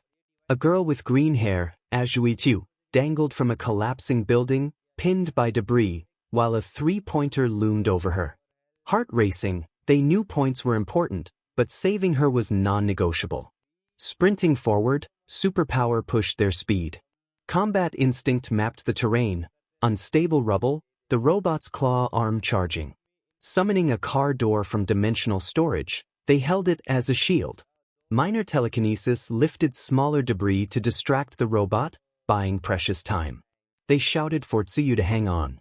Her frog-like eyes widened in surprise. Channeling 15% of superpower, they lifted the debris off her leg. Pain twinged in. Their arm, 15% was their limit, but energy efficiency dulled the strain. The robot swung its claw, and they activated the sonic disruptor. A high-pitched pulse stunned it, gears grinding to a halt. Grabbing 𝗬𝗪, they focused on dimensional storage's new feature. With a mental command, she vanished into the rift, safe in stasis. They smashed the robot with a powerful punch, its frame crumpling. Releasing 𝗬𝗪 from dimensional storage, she reappeared, unharmed but dazed. She expressed her confusion, and they quickly helped her stand, asking if she could move. She confirmed she was fine and hopped away. Adrenaline pumped through them, and their analytical mind tallied around 20 points so far, but saving 𝗬𝗪 felt even more significant. Perhaps that was the rescue score. The exam's final minutes were a blur. A 0-pointer, a towering behemoth, emerged, shaking the ground. Most applicants fled, but 𝗬𝗏𝗏 was trapped under rubble, her face pale. 𝗵𝘃𝗲 ignored her, chasing points. Iida hesitated, then ran to help, but the 0-pointer's fist was faster. With no time to think, they triggered adrenaline surge, superpower hitting 17%. Leaping, they summoned a massive steel beam from dimensional storage. Minor telekinesis guided it, slamming into the 0-pointer's leg to slow it down. They landed near 𝗬𝗏𝗏, using superpower to lift the rubble. Their bones creaked under the strain, but a senza beam from dimensional storage healed them instantly, though they had now used their 18th beam. They shouted for 𝗬𝗏𝗏 to get up, pulling her free. She floated them both upward, her quirk negating gravity. The 0-pointer swung, and they used the sonic disruptor again, its pulse buying them precious seconds. Summoning the shock-absorbing insoles, they cushioned their landing as 𝗬𝗏𝗏 released her quirk. She thanked them, her cheeks pink, and called them crazy. They echoed All Might's sentiment about saving everyone. They split up, her floating debris to block the 0-pointer's path. The exam ended with a siren. They collapsed, breathing, their body aching despite the bean. Their analytical mind estimated 35 points, plus whatever Tsuyu's and Uraraka's rescues earned. The system chimed, unprompted, recognizing their growth. Superpower mastery at 15% stabilized, and heroic actions were detected. The daily pull initiated again, granting them a skill, tactical coordination, which enhanced their ability to coordinate with allies and optimize team strategies. Exhausted but smiling, they realized tactical coordination could make them a better teammate, vital for Class 1A. However, as they left the testing ground, a chill hit them. Someone was watching. Combat instinct screamed it. Glancing up, they saw a blonde third year with a wide grin and sharp blue eyes. Mirio Togata's presence felt heavy, as if superpower recognized him. They pushed the thought down, focusing on the goal of passing. Post-exam, they trudged home, their tracksuit torn. Inko was waiting, her green hair tied back, a tray of katsu curry ready. She beamed at Izuku as he entered, her warmth easing his nerves. He felt a sense of relief as he hugged her and shared his thoughts on the exam, mentioning that he had saved a couple of people. Her eyes sparkled with pride as she told him he was like a hero. During dinner, he recounted parts of the exam, carefully avoiding details about the superpower and the system. Inko listened intently, her quiet strength evident in her pride. That night, Izuku lay awake, the system's interface glowing softly in the dark. It informed him that temporal and metaphysical stability had been maintained, and his superpower alignment was successful. He frowned, sensing that the system was concealing something from him. Why had it renamed One for All? What complications was it trying to protect him from? Mirio's One for All was genuine, tied to All Might, while his felt like a mere fluke. Yet it felt right, as if it had always belonged to him. He thought of his classmates, Bakugo's raw power, Uraraka's kindness, Ida's discipline, and Tsuyu's resilience. They would likely be in Class 1A if they passed. Could he stand alongside them? He considered how tactical coordination might help him sync with their quirks. He envisioned Uraraka floating debris he summoned, Ida speeding to flank robots, and Tsuyu's quirk working in tandem with his telekinesis. Even Bakugo, if he didn't blast him first. The exam results would arrive soon. He clutched the 𝗧𝗵𝗲 in dimensional storage, 17 left. His superpower was at 15%, and he felt ready for 𝐸𝐸. But Mirio's shadow loomed over him. If Mirio suspected his quirk, what would All Might think? He drifted to sleep, Inko's words echoing in his mind, "Be who you choose to be." The 𝐸𝐸, a high school campus, loomed like a fortress of dreams, its glass towers gleaming under the morning sun. Izuku adjusted his new uniform, the green tie snug against his collar, and clutched his backpack. His heart raced, not from nerves, but from the surreal reality of being accepted into Class 1. The entrance exam results had come last week, a glowing hologram from All Might praising his heroic spirit. He had scored 40 villain points and 30 rescue points, securing his spot. His superpower, now at 15% mastery, thrummed in his veins, green sparks flickering faintly when he flexed his hands. Dimensional storage, upgraded to hold living beings, felt like a secret weapon in his mind's arsenal. He was not just Izuku Midoriya, he was someone reborn from a world where My Hero Academia was merely a manga, a show he had binged late at night. The characters, Bakugo, Uraraka, Ida, had once been fictional, but now they were real, their quirks and personalities vivid in ways no page could capture. He hadn't forgotten that truth, but it felt distant, like a half-remembered dream. His focus was on 𝐸𝐸, Class 1A, and the gacha system that had reshaped his destiny. As he approached the classroom door, the system's neon interface pinged, cutting through his thoughts. It informed him that a daily pull had been initiated, granting him 2 pulls for reaching the milestone of 𝐸𝐸 admission.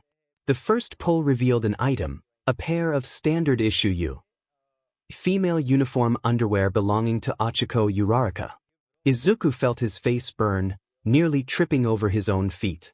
The system had pulled some strange items before, but this was mortifying. He glanced around, half expecting someone to notice his panic. The item materialized in dimensional storage, a faint mental image of pink fabric making him cringe. He vowed never to summon it. Before he could dwell on that, the second pull flashed before him. It was a skill called Dimension Create, allowing him to create a temporary pocket dimension for himself. Time within could be extended infinitely, while only 2 seconds would pass outside until he destroyed the dimension to exit. This was a game changer. He could practice his superpower, test dimensional storage's living being feature, or even take a nap without missing a beat. His mind raced with possibilities, training for hours in seconds, strategizing mid-battle, or hiding from danger. Taking a deep breath, he pushed open the door to Class 1A. The room buzzed with voices, faces he recognized from his past life's manga panels now alive and vibrant. Katsuki Bakugo slouched at a desk, scowling. Achiko Uraraka chatted with Tiu Azui, her frog-like quirk evident in her posture. Tenya Ida stood ramrod straight, lecturing Eijiro Kirishima, who was all grins and sharp teeth. Shoto Todoroki sat silently, his icy stare chilling the air. Izuku's knowledge screamed their names, quirks, and stories, but he forced himself to act normal. He was no longer a fan, he was their peer. The classroom quieted as their teacher entered. Shota Aizawa, known as Eraserhead, looked like he had just crawled out of a sleeping bag, his eyes half-lidded but sharp. He informed them that he was their homeroom teacher and instructed them to put on their gym uniforms and head to the training field, emphasizing that there was no time for chit-chat. Murmurs rippled through the room, but they complied. In the locker room, Izuku changed quickly, avoiding Bakugo's glare. Bakugo warned him not to get in his way, using the old nickname that dripped with venom. Izuku nodded, keeping his distance. His knowledge warned him of Bakugo's temper, but he was no longer the quirkless kid Bakugo remembered. On the training field, Aizawa announced a quirk assessment test, 8 physical challenges to gauge their abilities. He stated that no quirks would be allowed at first, and then they would see what they could do. The last place would be expelled. Gasps echoed among the students. Izuku's combat instinct flared, sensing Aizawa's seriousness. Expulsion on the first day. Brutal, but was no joke. He glanced at his classmates. Uraraka's nervous smile, Ida's determined nod, Todoroki's calm indifference, and Kirishima's pumped fist. Bakugo cracked his knuckles, smirking. He had to shine, not just for himself, but for Inko's pride. The first test was a 50-meter dash. He lined up beside Tsuyu, who wished him good luck. He smiled, recalling how he had saved her during the exam using dimensional storage. As he sprinted, superpower surged at 15%, green sparks dancing around him. Enhanced reflexes sharpened his form, and his analytical mind adjusted his stride. He finished in 2 seconds, 3rd place behind Ida's engine-driven 1 and Bakugo's explosion-propelled not bad. Next was the grip strength test. He gripped the device, channeling superpower carefully. The kinetic glove, stored in dimensional storage, could have boosted him, but Aizawa's no-quirk rule held, until he nodded, allowing quirks for the second round. He summoned the glove, his grip hitting 200 kilograms, sparks flaring. Kirishima, using hardening, hit 300 kilograms and grinned at him. The standing long jump tested their versatility. He used superpower for a powerful leap, adrenaline surge pushing him to 17% for a split second, clearing 10 meters.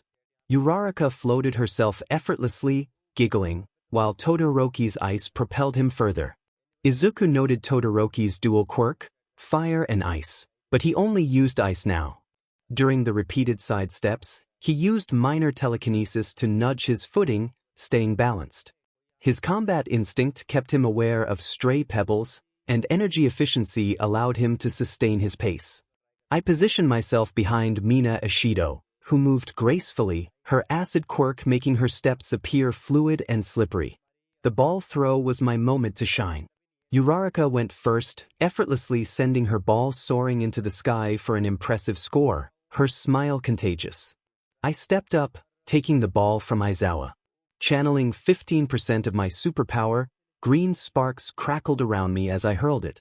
My analytical mind calculated the perfect arc, 45 degrees for maximum distance. The kinetic glove amplified my throw, sending the ball an astounding 1,500 meters. Aizawa raised an eyebrow, acknowledging my effort. Bakugo followed with an explosion-powered throw that reached 800 meters, falling short of my record. As the tests progressed, I sensed a tug in my mind, my combat instinct warning me of someone watching. I glanced up and spotted a blonde third-year observing from a balcony. Mirio Togata. His friendly grin contrasted with the weight of his gaze, as if he could see right through me. My instincts screamed that he possessed one for all. Did he sense my superpower? The system's warning about potential complications echoed in my mind, causing a knot in my stomach. I pushed the thought aside, focusing on the next test, sit-ups. My energy efficiency kept my stamina high, and I synced my rhythm with Ida's disciplined pace nearby. He nodded approvingly, his glasses glinting. After the sit-ups, we moved on to the seated toe touch and distance run. I used my superpowers sparingly, conserving energy with efficiency.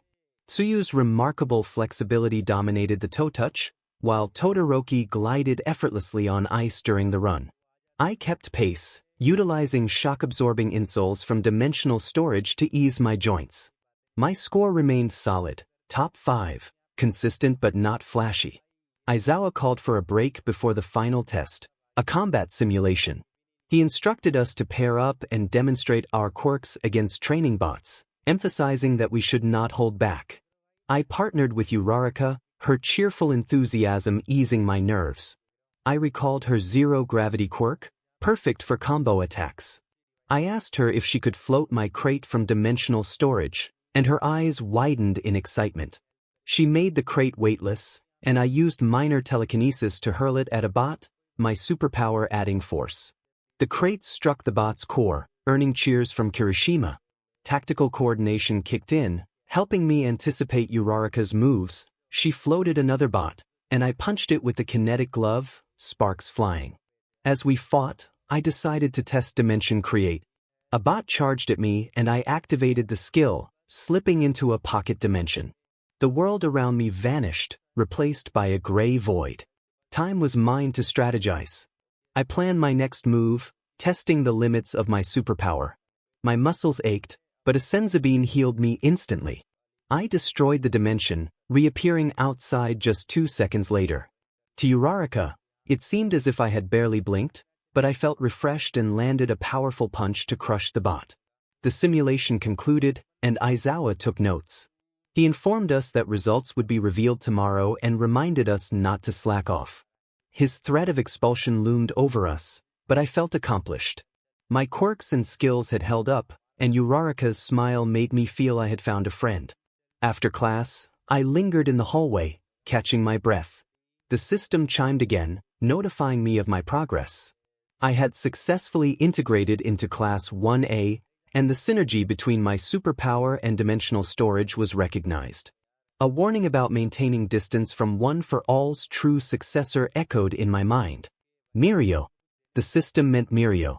His One for All was genuine, tied to All Might and the Vestiges. My superpower was a unique fluke, a mimic that shouldn't exist. Was this the complication?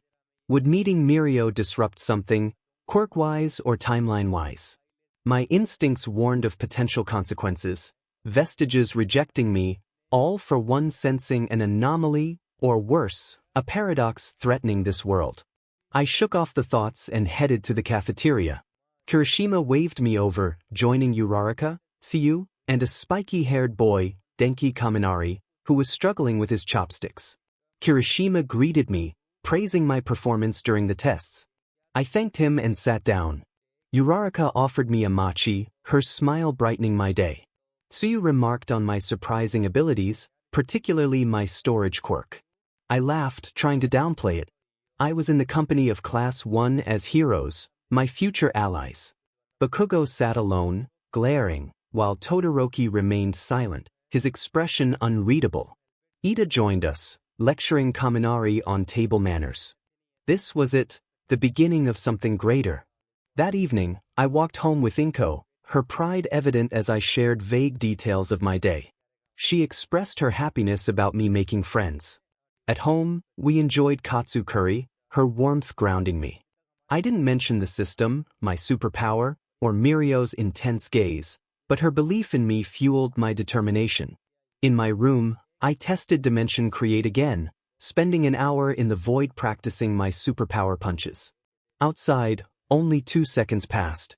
My analytical mind mapped out new strategies: floating debris with 𝗬𝗏, speed tossing with 𝗧𝗏. Tactical coordination would make us unstoppable. But Mirio's gaze lingered in my thoughts. My instincts warned that he would return, maybe tomorrow, maybe during training.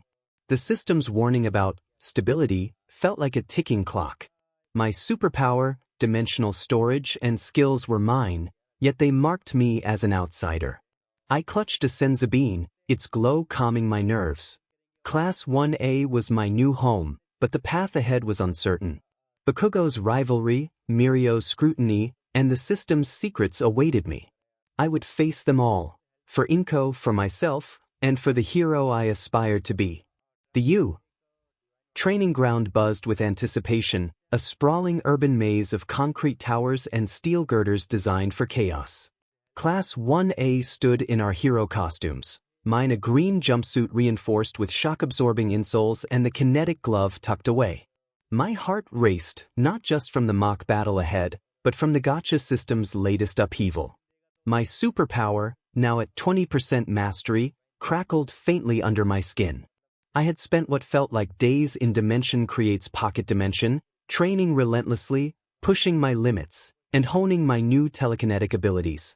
With superpower at 20%, I felt a surge of confidence.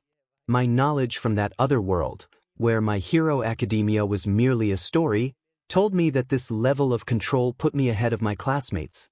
Bakugo's explosions were fierce, Todoroki's ice and fire devastating, but my raw strength, combined with the versatility of dimensional storage and skills like minor telekinesis, enhanced reflexes, and analytical mind, made me stand out.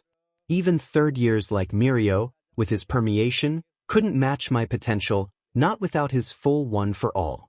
Pro heroes like All Might or Aizawa were in another league, their experience a wall I hadn't scaled, but in Class 1A, I surpassed them all. This thought both humbled and fueled my resolve. I wasn't there to dominate, I was there to protect, to grow, to be the hero Inko believed in. The system's neon interface pinged as I adjusted my gloves, its sound echoing in my mind like a distant alarm.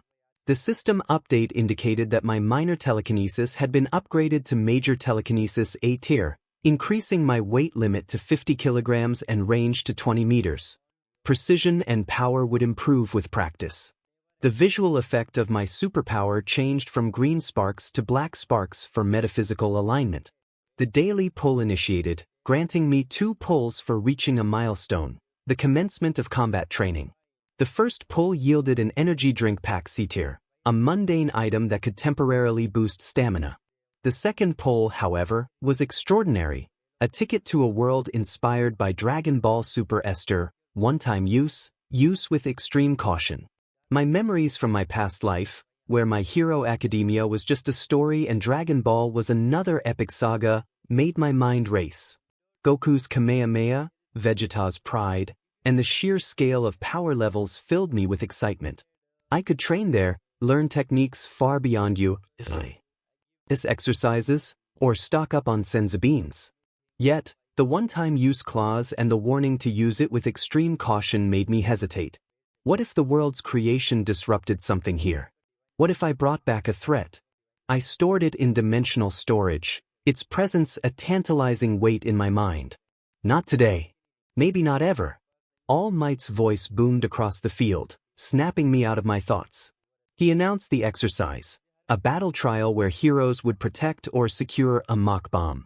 His imposing figure stood tall in his yellow suit, his iconic grin lighting up the group despite the hidden frailty beneath. My memories flooded back. This was the exact trial from the manga, a pivotal moment where quirks clashed and alliances formed. Teams of 2 would compete, heroes defending the bomb while villains attacked. It was a test of strategy, power, and heart, and I wasn't the quirkless underdog of the original story. I had superpower at 20%, dimensional storage with its living being upgrade, major telekinesis, and an arsenal of skills, enhanced reflexes, combat instinct, energy efficiency, analytical mind, adrenaline surge, tactical coordination, and dimension create. I would turn this into my proving ground. Aizawa shuffled forward, his capture scarf twitching like a living thing. His eyes scanned us with that signature boredom masking intensity. He announced the randomized teams, Midoriya and Uraraka as heroes, Iida and Bakugo as villains. The heroes were to guard the bomb on the 5th floor of the building, while the villains aimed to capture it or defeat the heroes within 15 minutes. No lethal force was allowed, but we were encouraged to push our limits. My stomach twisted at the thought of partnering with Uraraka. Her zero-gravity quirk was a perfect complement to my abilities, allowing for floating traps and enhanced mobility. However, facing Iida's unyielding speed and Bakugo's explosive fury felt daunting. Bakugo's scowl deepened as he locked his red eyes onto me with familiar disdain. He warned me not to mess up, cracking his knuckles. Iida adjusted his glasses, his posture rigid, declaring that they would execute their roles with precision and honor. Uraraka bounced over, her brown bob haircut framing her excited face. She expressed her enthusiasm about being a team, urging us to make it fun and win. Her optimism was infectious, a bright spot amidst the tension. I nodded, my memories reminding me of her financial struggles and her dream to support her family. She deserved this victory as much as I did. I suggested we strategize on the way up, forcing confidence into my voice. As we entered the mock building, a 5-story structure rigged with cameras and obstacles, my combat instinct tingled, mapping potential threats. Narrow hallways for ambushes, weak floors for collapses, and high ceilings for aerial maneuvers. Inside, the air was stale, dust motes dancing in the fluorescent lights. We ascended to the 5th floor, a cluttered space with the glowing nuclear prop in the center, surrounded by crates, barrels, and scattered debris. It was perfect for my style. I initiated our plan, breaking it down analytically. I explained how Uraraka's zero-gravity could make objects weightless, pairing that with my major telekinesis to create floating barriers or projectiles. I would handle close combat with superpower and use dimensional storage for surprises. Tactical coordination would help us sync up. I could predict her moves if we communicated. Uraraka's eyes lit up at the strategy, and she suggested floating me for quick dodges. I focused, major telekinesis humming in my mind as I effortlessly lifted a 40-kilogram crate, positioning it above the main doorway.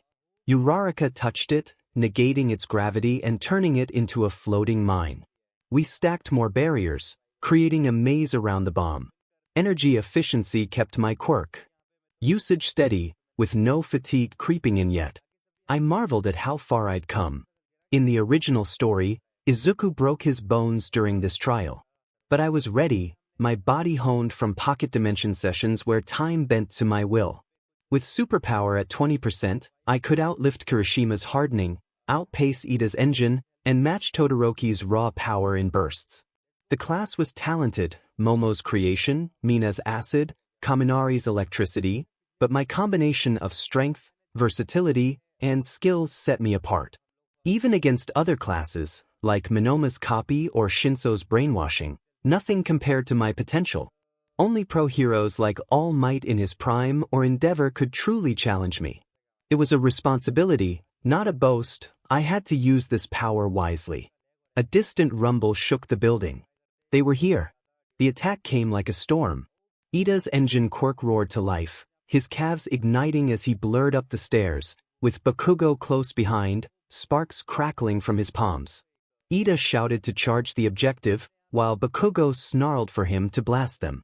My combat instinct pinged, alerting me to multiple entry points. I activated Dimension Create, slipping into the timeless gray void. What felt like hours passed as I simulated scenarios, Iida's feints, Bakugo's area blasts, and Uraraka's floats. I practiced superpower punches at 20%, black sparks flaring in the emptiness, and tested major telekinesis on imaginary weights. A quick senzu reset my fatigue. I destroyed the dimension, re-emerging after just 2 seconds. Uraraka blinked at me, asking if I was okay. I reassured her that I was just planning. Ida burst through the door first, his speed a whirlwind. The floating crate dropped as 𝗬𝗏𝗏 released her quirk mid-fall, slamming into him. He skidded, momentarily stalling his engine and admitting the trap was impressive. 𝗵𝗃𝗀 exploded in, shattering a wall with his blasts. He declared that I was his target, sending an explosion rocketing toward me, the heat singeing the air. Enhanced reflexes kicked in, allowing me to dodge as I summoned a steel plate from dimensional storage. Superpower at 20% braced it, the impact jarring but manageable. Black sparks danced across the metal, absorbing the force. I instructed 𝗬𝗏𝗏 to float a barrel, and she touched it as I used major telekinesis to hurl the weightless container at 𝗵𝗃𝗀 like a missile. It clipped his shoulder, forcing him back. Tactical coordination synced their rhythm. She floated, and he flung. They were in perfect harmony. Ida pressed the attack, speeding around the room to flank the bomb. He declared that villains prevail through strategy as he swept low, aiming to trip him. Combat instinct warned him, and he leaped, adrenaline surge pushing his superpower to 22% for a brief moment. He countered with a punch from his kinetic glove, the amplified force sending shockwaves through the air.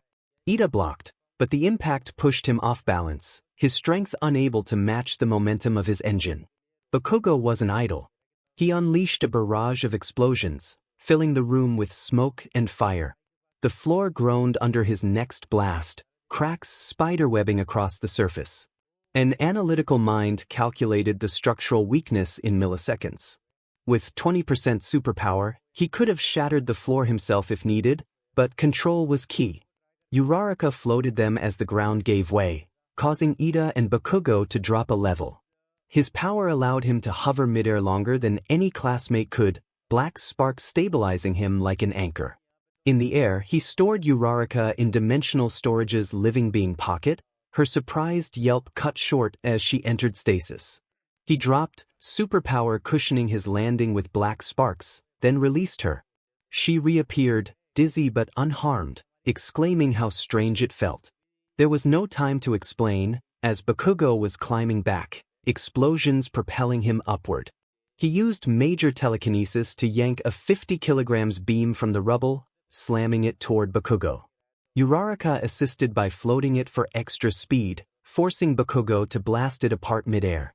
His explosions were powerful, but his telekinetic range and precision outclassed 𝗵𝗃𝗀's direct attacks. He could strike from 20 meters while 𝗵𝗃𝗀 needed to be close.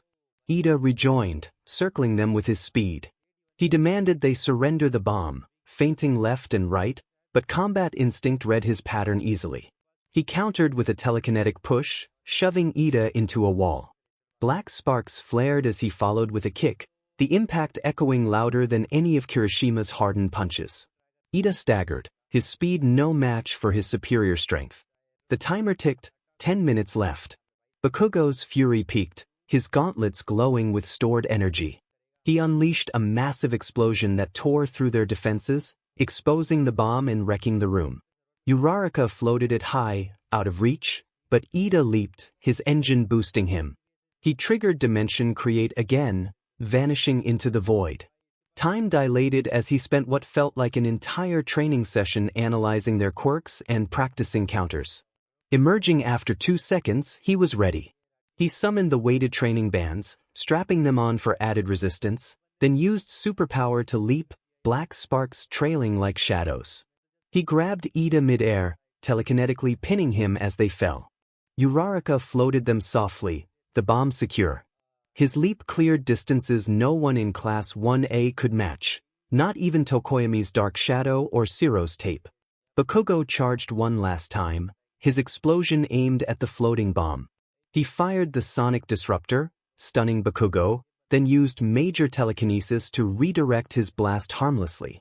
With 20% superpower, he could have overpowered 𝗵𝗃𝗀 directly, his punches hitting harder than the explosions, but strategy won the day. The timer buzzed. Heroes won. Exhausted but triumphant, they regrouped outside. All Might's applause rang out, praising their synergy and adaptability.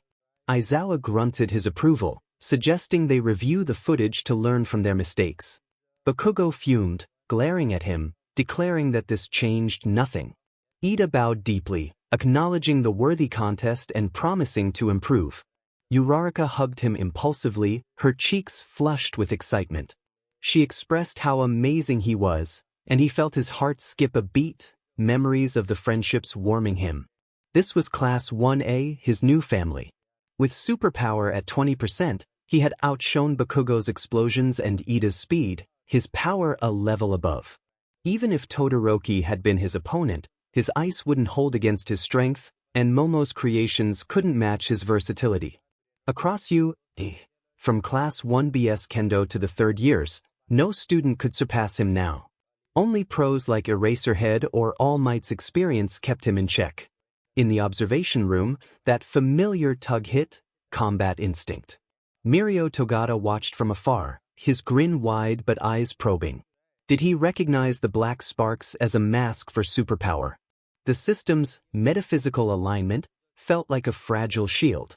He was All Might's true successor, one for all's bearer. Any closer and complications could unravel everything. Back in the classroom, Class 1A debriefed. Kirishima slapped his back, praising his performance. Tsuyu tilted her head, complimenting his quirk evolution. Todoroki sat quietly, his heterochromatic eyes flicking his way, curious about his 20% superpower compared to his own abilities. Kaminari laughed, expressing interest in his gadgets, while Mina danced over, calling them adorable. Momo approached, offering her support for future trials. Aizawa dismissed them with a warning about tomorrow's quirk training. As he packed up, Uraraka chatted about her family's construction business, her dreams spilling out. He listened, empathizing. She was more than a character. She was real and driven. With his power surpassing hers in the class, he felt a duty to lift them up, not overshadow them. Walking home, Inko's face lit up at his recount minus the system's secrets. She expressed pride in his growth and promised his favorite dinner. Her hug grounded him, reminding him of why he fought. For her, for this world he had been reborn into. In his room, he reviewed the day. The energy drink pack was basic, but the ticket to world, Dragon Ball Super, loomed large. A created universe, one visit. Training with Super Saiyan's could skyrocket his power beyond even pro heroes, but the risks, structural disruptions, system complications, held him back. Superpower at 20%, black sparks hiding its origins, felt like a double-edged sword. He had surpassed Class 1A and U.S. students, his strength unmatched among peers, but true heroism was about control, not conquest. The system chimed softly, recognizing his growth. User growth recognized, battle trial success. Superpower at 20% stabilized. Major telekinesis integration detected.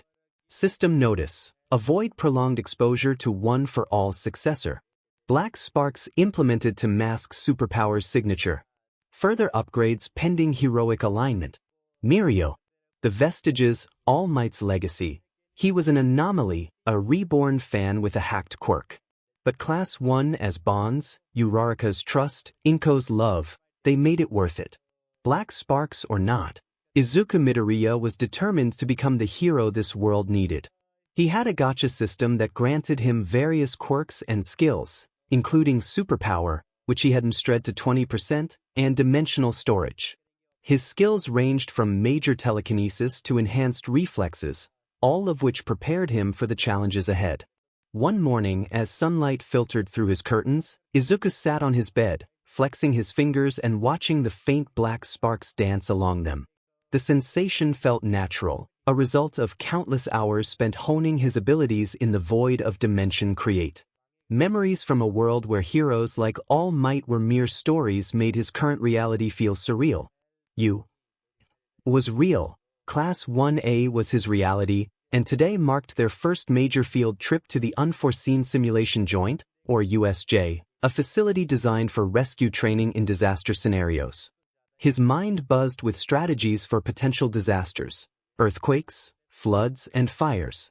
With his quirk at 20% and his dimensional storage filled with useful items like senzu beans and a kinetic glove, he felt ready. He had surpassed his classmates in raw power and versatility, even if he remained humble about it. Only professionals like All Might could truly challenge him. As he prepared to leave, the Gacha system's interface flared unexpectedly, its alert more urgent than usual. A system alert indicated a temporary lockdown due to detected metaphysical instability, rendering all Gacha functions unavailable until further notice. Izuku's heart raced. The system had been his guide and edge, and now it was gone. He tested the interface, but it flickered and vanished. However, dimensional storage still functioned, allowing him to summon a pipe from the debris around 𝗧𝗵𝗲. He felt its weight before storing it back. Superpower sparked black as he effortlessly lifted his backpack with major telekinesis. Everything was intact, but the absence of new pulls nagged at him. He shook off his concerns. There was no time to dwell. School awaited. At the door, 𝐒𝐭𝐲 hugged him tightly, her green hair tied back and her eyes shining with pride. She reminded him to be safe, emphasizing that he was her hero first. Her warmth grounded him, and he cherished these moments, knowing that in his previous life, family had felt distant. At you? The halls buzzed with excitement as Class 1A gathered for the bus. Uraraka waved him over, her hero costume bright and cheerful.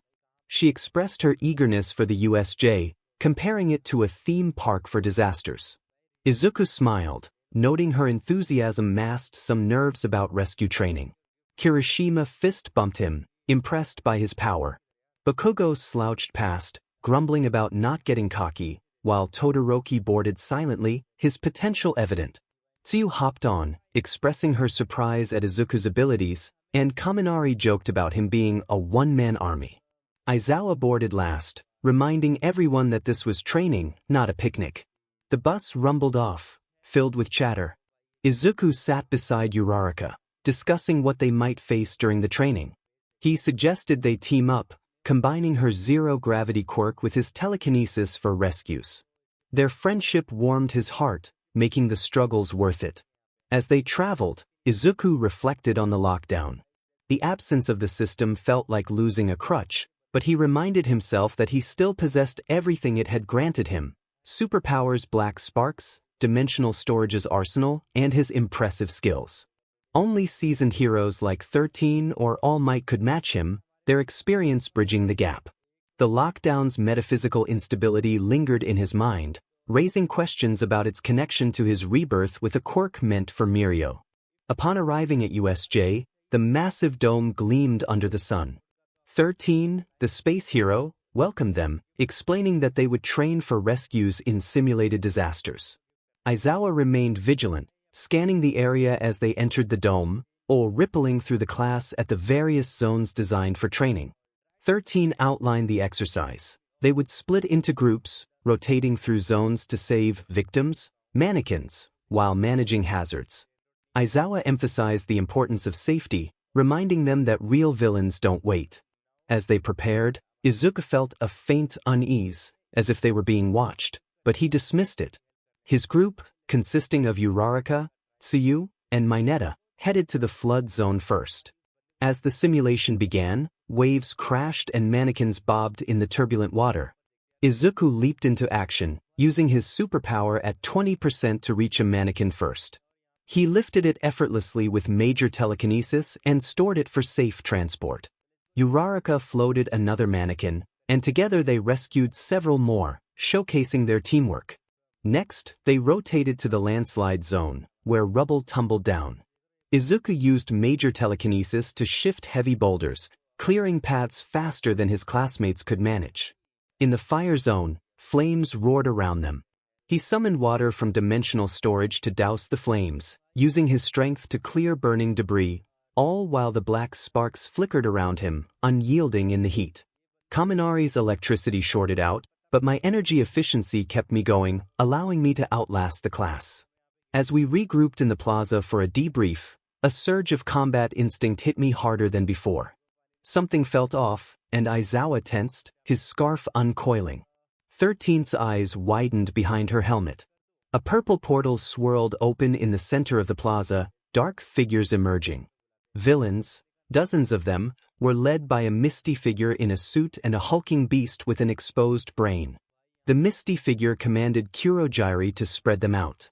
Uraraka gasped, and Aizawa activated his quirk, his eyes glowing. He ordered everyone to stay back and instructed 13 to protect the students. Villains flooded in, Nomus. My knowledge screamed warnings. This was the USJ attack, the League of Villains, Shigaraki, and all for one's pawns. The portal warped, scattering groups to different zones. I grabbed Uraraka and Tsuyu, but warp gates pulled us apart. I landed in the flood zone, where the water churned. 5 thug types with water quirks sneered at me, calling me an easy target. Not today. My superpower ignited at 20%, black sparks exploding as I leaped, outpacing their waves. I used major telekinesis to hurl a 50 kilograms rock, smashing one of them. Enhanced reflexes allowed me to dodge a water blast, with combat instinct guiding my movements. I summoned the kinetic glove and punched another villain with amplified force. Bones crunched, but I kept it non-lethal. Adrenaline surged through me, pushing my power to 22%, making me faster than Iida. They yelled for me to get caught, but my analytical mind predicted their moves. I used dimensional storage to release debris, telekinetically flinging pipes like spears. Energy efficiency kept my stamina steady, and tactical coordination helped me imagine class rescues. I stored one villain in living being stasis, unethical, but necessary, releasing him unconscious. 2 down, 3 to go. A fish-like villain dived at me, but I used Dimension Create to vanish and plan for a moment. Emerging, I crushed his attack with a powerful kick, black sparks rippling through the water. The zone cleared, and I sprinted to help others. Screams echoed, Bakugo blasting in the ruins, Todoroki freezing in the mountains. My power allowed me to traverse faster than anyone else, surpassing my classmates' efforts. But in the central plaza, Shigaraki scratched his neck, ranting about all might. Aizawa fought valiantly, erasing quirks, but the Nomu loomed ominously. I arrived just as the Nomu slammed Aizawa down.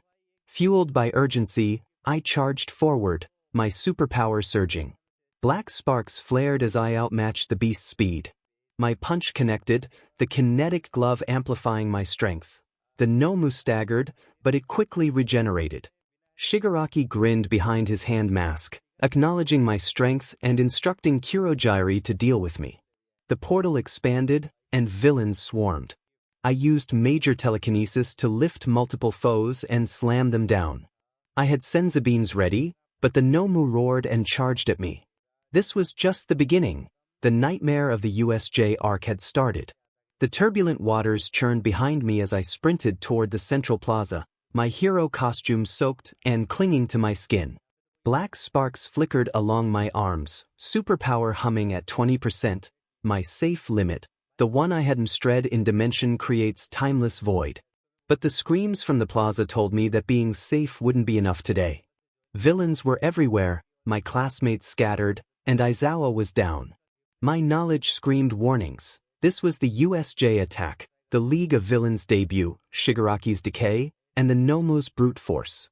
In the manga, All Might arrived in time, but here, I was the anomaly, reborn with superpower instead of one for all, surpassing my class with skills like major telekinesis and enhanced reflexes.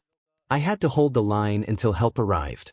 The system was locked down, no new pulls, no updates, but I had everything it provided. Dimensional Storage's arsenal, 15 senzu beans, the kinetic glove, and the sonic disruptor. Energy efficiency kept my stamina steady, and my analytical mind mapped the battlefield as I ran. Combat instinct pinged threats, villains lurking in the shadows, but I outpaced them all, my 20% superpower allowing me to leap gaps no classmate could. Bakugo's explosions boomed from the ruins zone, and Todoroki's ice crackled in the mountains, but I was faster and stronger. Even Mirio, if he were here, couldn't match my raw power without his full inheritance. I burst into the plaza, heart sinking. Aizawa lay crumpled, bloodied but breathing, his capture scarf limp. 13 shielded a group of students, Uraraka, Kirishima, Tsuyu, her black hole quirk skiing in debris but faltering against the swarm. Shigaraki, the pale villain with hands gripping his face, scratched his neck maniacally, demanding to know where All Might was. The 𝗨𝗵𝗲, a hulking monster with black skin and bulging muscles, loomed over Izuku, its beak-like mouth snarling. 𝗬𝗓𝗏 hovered nearby, warping in more thugs and suggesting that they eliminate the resilient students. My blood boiled. I charged forward, channeling my 20% superpower. Black sparks erupted around me as I moved with enhanced reflexes, surpassing Shoto's speed bursts and even Bakugo's explosive propulsion. A thug villain with blade arms lunged at me, but I used major telekinesis to lift him 20 meters away and slam him into a wall. Another villain fired energy blasts, but I dodged with combat instinct and summoned a steel beam from dimensional storage, telekinetically hurling it like a spear to pin him down. Uraraka cried out for me to be careful. The 𝗨𝗵𝗲 turned its dead eyes toward me, and Shigaraki giggled, instructing the beast to crush me. The 𝗨𝗵𝗲 roared and charged, its ground-shaking steps echoing in the plaza. I dodged its fist with adrenaline surge, pushing my superpower to 22% briefly. My analytical mind calculated its super strength and regeneration, details confirmed. My punch connected with the kinetic glove, sending shockwaves through the air. The 𝗨𝗵𝗲 staggered back, a crater forming in its chest, but its flesh knit together instantly. Regeneration, I thought, feeling pain twinge in my arm, not broken but strained. I realized that 20% wasn't enough. Shigaraki cackled, taunting me about the 𝗨𝗵𝗲 being made to kill All Might and calling me mere fodder. Villains swarmed around me, their quirks varying from fire to acid to spikes. I used tactical coordination to imagine class positions, Uraraka floating debris for cover, Tsuyu hopping to flank. But alone I had to improvise. Major telekinesis lifted multiple foes, 3 at 50 kilograms total, hurling them into Kurogiri's portal, disrupting it.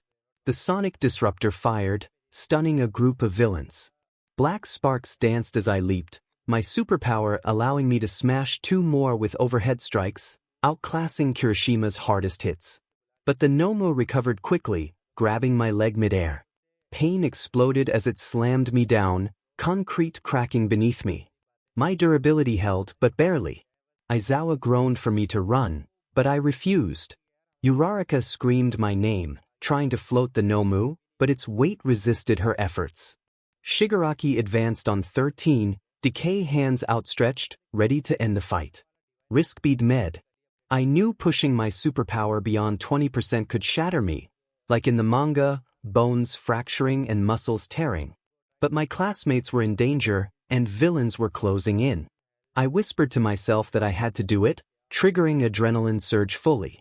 My superpowers surged to 25%, black sparks intensifying into a storm. Pain lanced through my limbs, but I powered through, my fist connecting with the 𝗨𝗵𝗲's jaw. The impact echoed like thunder, sending the beast flying 50 meters into a wall, cratering it.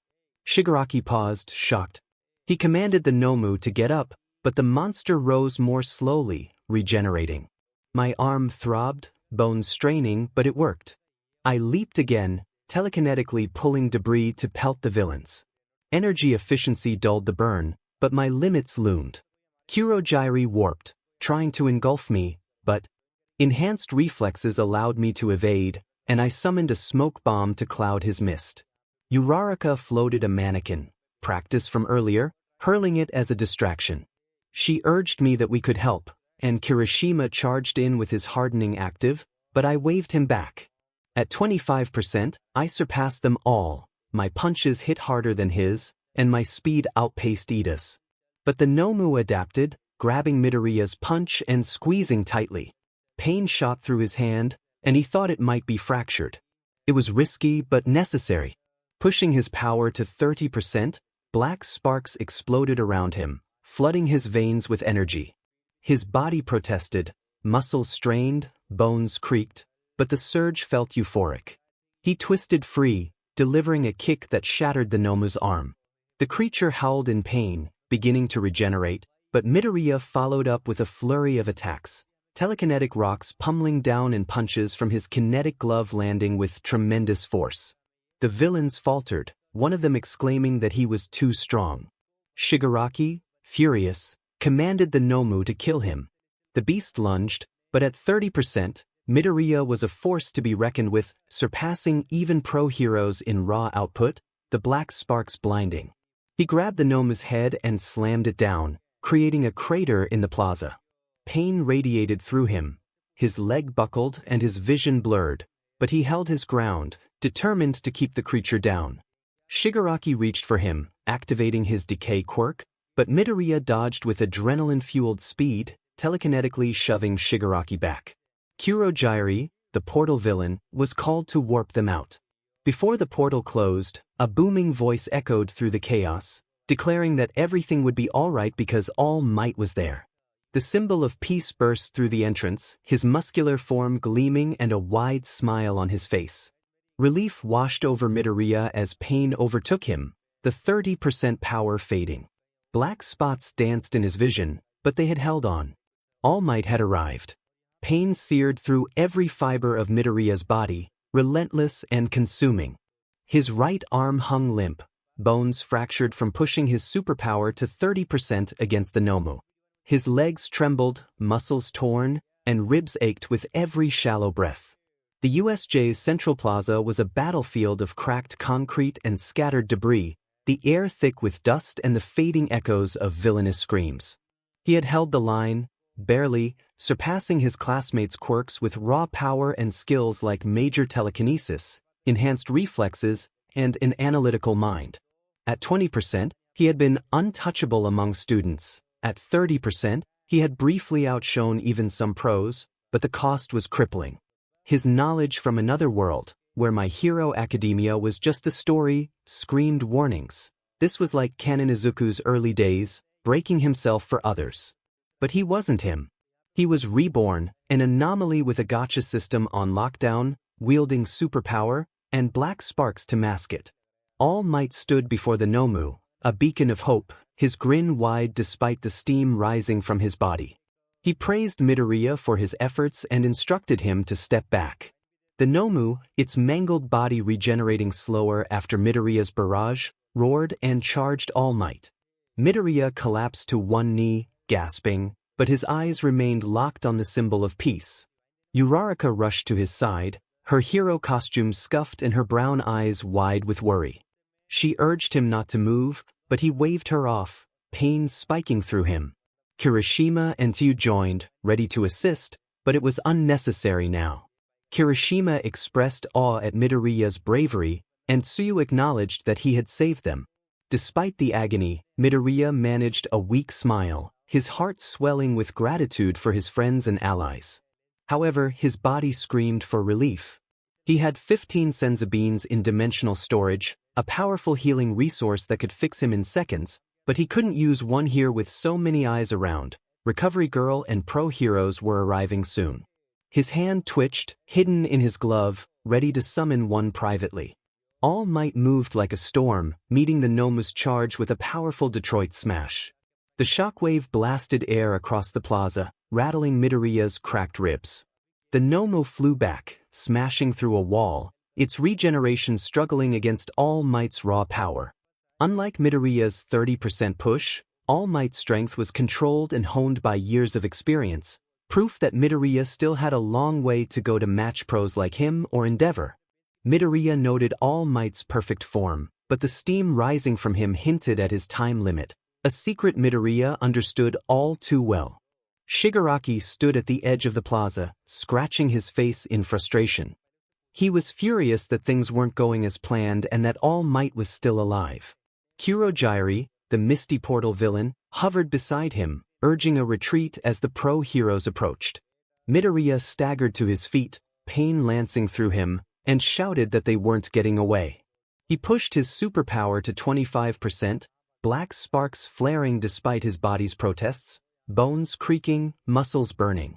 Using major telekinesis, he yanked a heavy slab of concrete and hurled it at 𝗬𝗏's portal. The mist wavered, but the villains slipped through, vanishing with Shigaraki's final snarl that this wasn't over. The plaza fell silent, save for the groans of his classmates and Aizawa's 𝗨𝗏 breathing. Midoriya dropped to his knees again, superpower fading and the black sparks dimming. His right arm was numb, and his left leg barely supported him. Combat instinct scanned for threats, none remained. Energy efficiency had stretched his limits, but the 30% push had nearly broken him. 𝗂𝗵𝗲 was his only shot, but not here. All Might approached, his towering form slightly shrinking as steam rose from him. He commended midoriya for his bravery, declaring that he had saved lives that day. His smile was warm, but his eyes focused on Izuku, not on midoriya, no flicker of recognition for his black sparks. Relief mixed with guilt. Midoriya felt like an imposter wielding a stolen power. Uraraka helped him up, her touch gentle. She expressed her concern, saying he was crazy for taking on the Nomu alone. Her voice cracked, and tears filled her eyes. Midoriya wanted to reassure her, but pain choked his words. Kirishima and Tsu joined them, followed by others, Bakugo, Todoroki, Momo, and Kaminari. Bakugo's scowl was fierce, but he muttered a compliment to Midoriya. Todoroki's icy stare softened slightly, acknowledging Midoriya's remarkable strength. Momo conjured a bandage to wrap his arm, insisting he needed medical attention. Recovery Girl arrived with pro-heroes, and she scolded Midoriya for being reckless. He nodded, hiding his hand as he summoned 𝗂𝗵𝗲 from dimensional storage, palming it discreetly. In the chaos, he slipped it into his mouth and chewed quickly. Warmth flooded through him, bones knitted, muscles healed, and ribs eased. He had 14 beans left. Standing straighter, he feigned toughness, claiming he was just bruised. His classmates stared in disbelief, exclaiming that he had fought a monster. Tsu tilted her head, commenting on how tough he was. Midoriya marveled at their lack of understanding. 30% superpower, major telekinesis, an arsenal no one could match. All Might rallied them, his voice strong despite his weakening form. He praised the young heroes for facing true danger and prevailing, expressing U.S. pride in them. He carried Izuku to the medics, his strength fading. Midoriya's mind ached, knowing All Might's secret time limit weighed heavily on him, yet he still shone brightly. They regrouped outside, where police secured the area. Bakugo blasted a nearby rock in frustration, lamenting the villain's escape. Yet, respect lingered in his demeanor, a shift in their relationship. Todoroki's ice melted slowly, his eyes on Midoriya filled with curiosity rather than suspicion.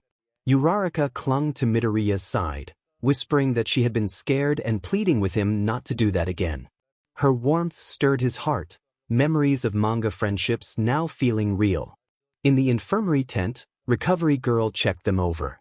Midoriya's healed body passed her tests, but he remained quiet about the 𝗂𝗵𝗲. The image of 𝐒𝐭 appeared in his mind. She would be terrified if she knew what he had done. I would tell her just enough to ease her fears. As we boarded the bus back to you, All Might pulled me aside, his skeletal form now visible, his suit loose. He expressed pride in my extraordinary power and heart, encouraging me to keep training, assuring me that I would go far. The black sparks had worked, concealing the truth of my superpower.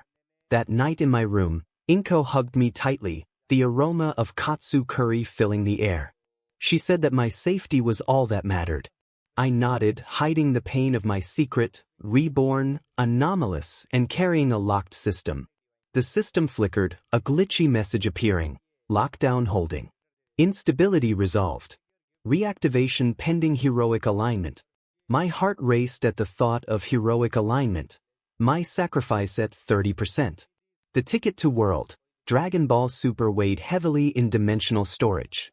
For now, I would rely on my arsenal, 𝗂𝗵𝗲's kinetic glove, black sparks, and the bonds of Class 1. The League was out there and I would be ready. The hum of U.S. infirmary faded as I sat on my bed at home, the familiar scent of 𝗏𝗏's katsu curry lingering. My body felt whole. The 𝗂𝗵𝗲s had erased the fractures and torn muscles from pushing superpower to 30% at the U.S. However, my mind churned with thoughts of the League of Villains. Shigaraki's manic grin burned into my memory. All Might's heroics had saved us, but his steam-heavy form reminded me of his secret time limit, a truth I knew too well from that other world, where My Hero Academia was just a manga. I had surpassed Class 1A, even third years like Mirio, with superpowers black sparks, major telekinesis, and the arsenal of dimensional storage. Only pros like All Might or Endeavor could challenge me, but the Gacha system's lockdown left me uneasy. Its silence since the USJ, along with that cryptic, heroic alignment message, felt like a warning. Was I pushing too far, an anomaly stealing Mirio's destiny? As if answering, the system's neon interface flared to life, its alert sharp and unexpected. Temporary reactivation initiated. Metaphysical instability resolved. Limited functionality restored for one-time adjustment. Superpower 20 to 30% mastery, black sparks deemed incompatible with user's heroic trajectory. Replacing with Scion Physiology Broly version, Dragon Ball Super, Broly, 𝐴𝑠𝑡𝑟. All prior skills and items retained. Lockdown resumes post-adjustment. Further reactivation pending. My heart stopped. Scion Physiology. Broly. My knowledge exploded. Dragon Ball Super. Broly, the legendary Scion with raw, berserk power, strength that could shatter planets, speed and durability beyond human limits. Superpower was gone, replaced by something far greater. I felt it instantly, a primal energy surging, muscles tightening, senses sharpening. My reflection in the mirror showed green-tinted hair flickering briefly, my eyes narrowing with intensity. No black sparks, now a faint aura pulsed, like Broly's iconic green glow. I wasn't just strong, I was a force of nature.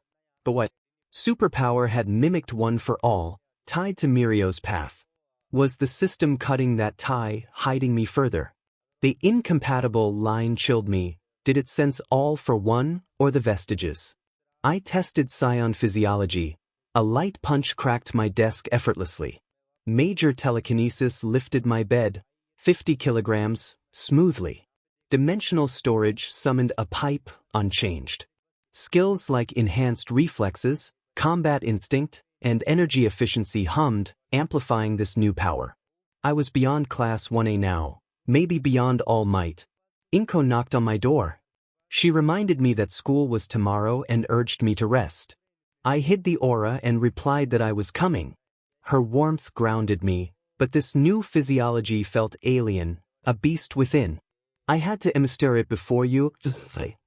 Next challenge. Morning brought Class 1A's usual buzz, students still rattled from the USJ. Aizawa, bandaged but upright, addressed us in homeroom. He acknowledged our survival against the villains and instructed us to prepare for the sports festival, our chance to shine for hero agencies. His eyes lingered on me, unreadable. Did he sense my change? Uraraka bounced over, her smile bright.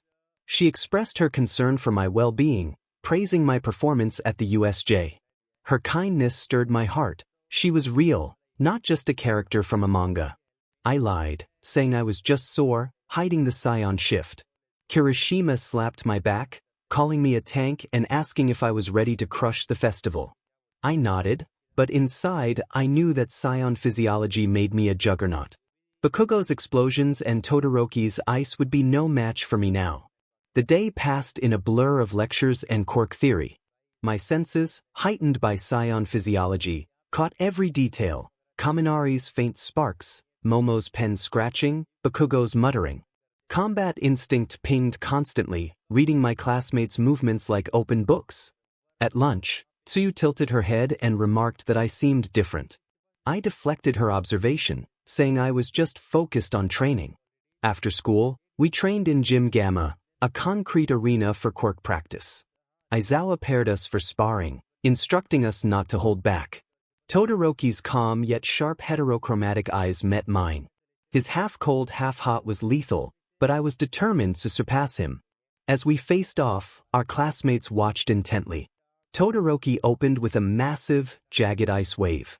Scion Physiology kicked in, granting me speed beyond Ida's and strength that dwarfed Kirishima's. I dashed through, my aura flaring green, shattering the ice with a single punch. There was no strain, no fractures. Todoroki faltered, firing more ice, but I redirected the shards with major telekinesis, hurling them back as distractions. I closed the gap, enhanced reflexes allowing me to dodge his counter. He warned me not to underestimate him, flames flickering on his left side, rare for him. Fire roared, and I used dimensional storage to summon a steel plate for defense, then telekinetically slung it. He froze it midair, but my psion speed allowed me to blitz past, landing a controlled tap on his shoulder. The match was over. Aizawa raised an eyebrow, impressed. Classmates gaped in awe. Some exclaimed that I was insane, while others cheered my unstoppable performance. I marveled at how effortlessly I had outclassed Todoroki, a feat the original Izuku could never have dreamed of at this stage. That evening, Aizawa called me to his office. He acknowledged my exceptional performance at the USJ and that day, but his narrowed eyes suggested he was unconvinced. He asked if I cared to explain. Panic flared within me. Did he sense the psion shift? Kept my voice steady, claiming I was just training hard. He grunted, unconvinced but decided to let it go, warning me not to get cocky before the sports festival. At home, Inko's curry awaited me, her smile softening my tension. She expressed her pride but cautioned me to be careful. I hugged her, emotions swelling. She was my reason to fight, to control this monstrous power. In my room, I tested psion physiology. A low jump cracked the floor. Oops. Energy efficiency kept my stamina high, and my analytical mind calculated my limits. Strength to lift tons, speed to outrun bullets, durability to withstand explosions. Broly's version meant berserk potential, but I vowed to stay calm, not becoming a rage beast. The items in dimensional storage, 𝗬𝗵𝗲, kinetic glove, sonic disruptor, even the ticket to world, Dragon Ball Super, felt trivial next to this new power. Why had the system swapped superpower now? Was it preparing me for the sports festival or something bigger? The next day, training intensified. Class 1A sparred in teams, preparing for the festival's battles. I paired with Uraraka, her zero-gravity syncing perfectly with my telekinesis. We faced Bakugo and Iida, tough opponents, but my psion edge dominated. Bakugo's explosions rocked the arena. I countered with a telekinetic debris storm, then blitzed him with speed no one could match.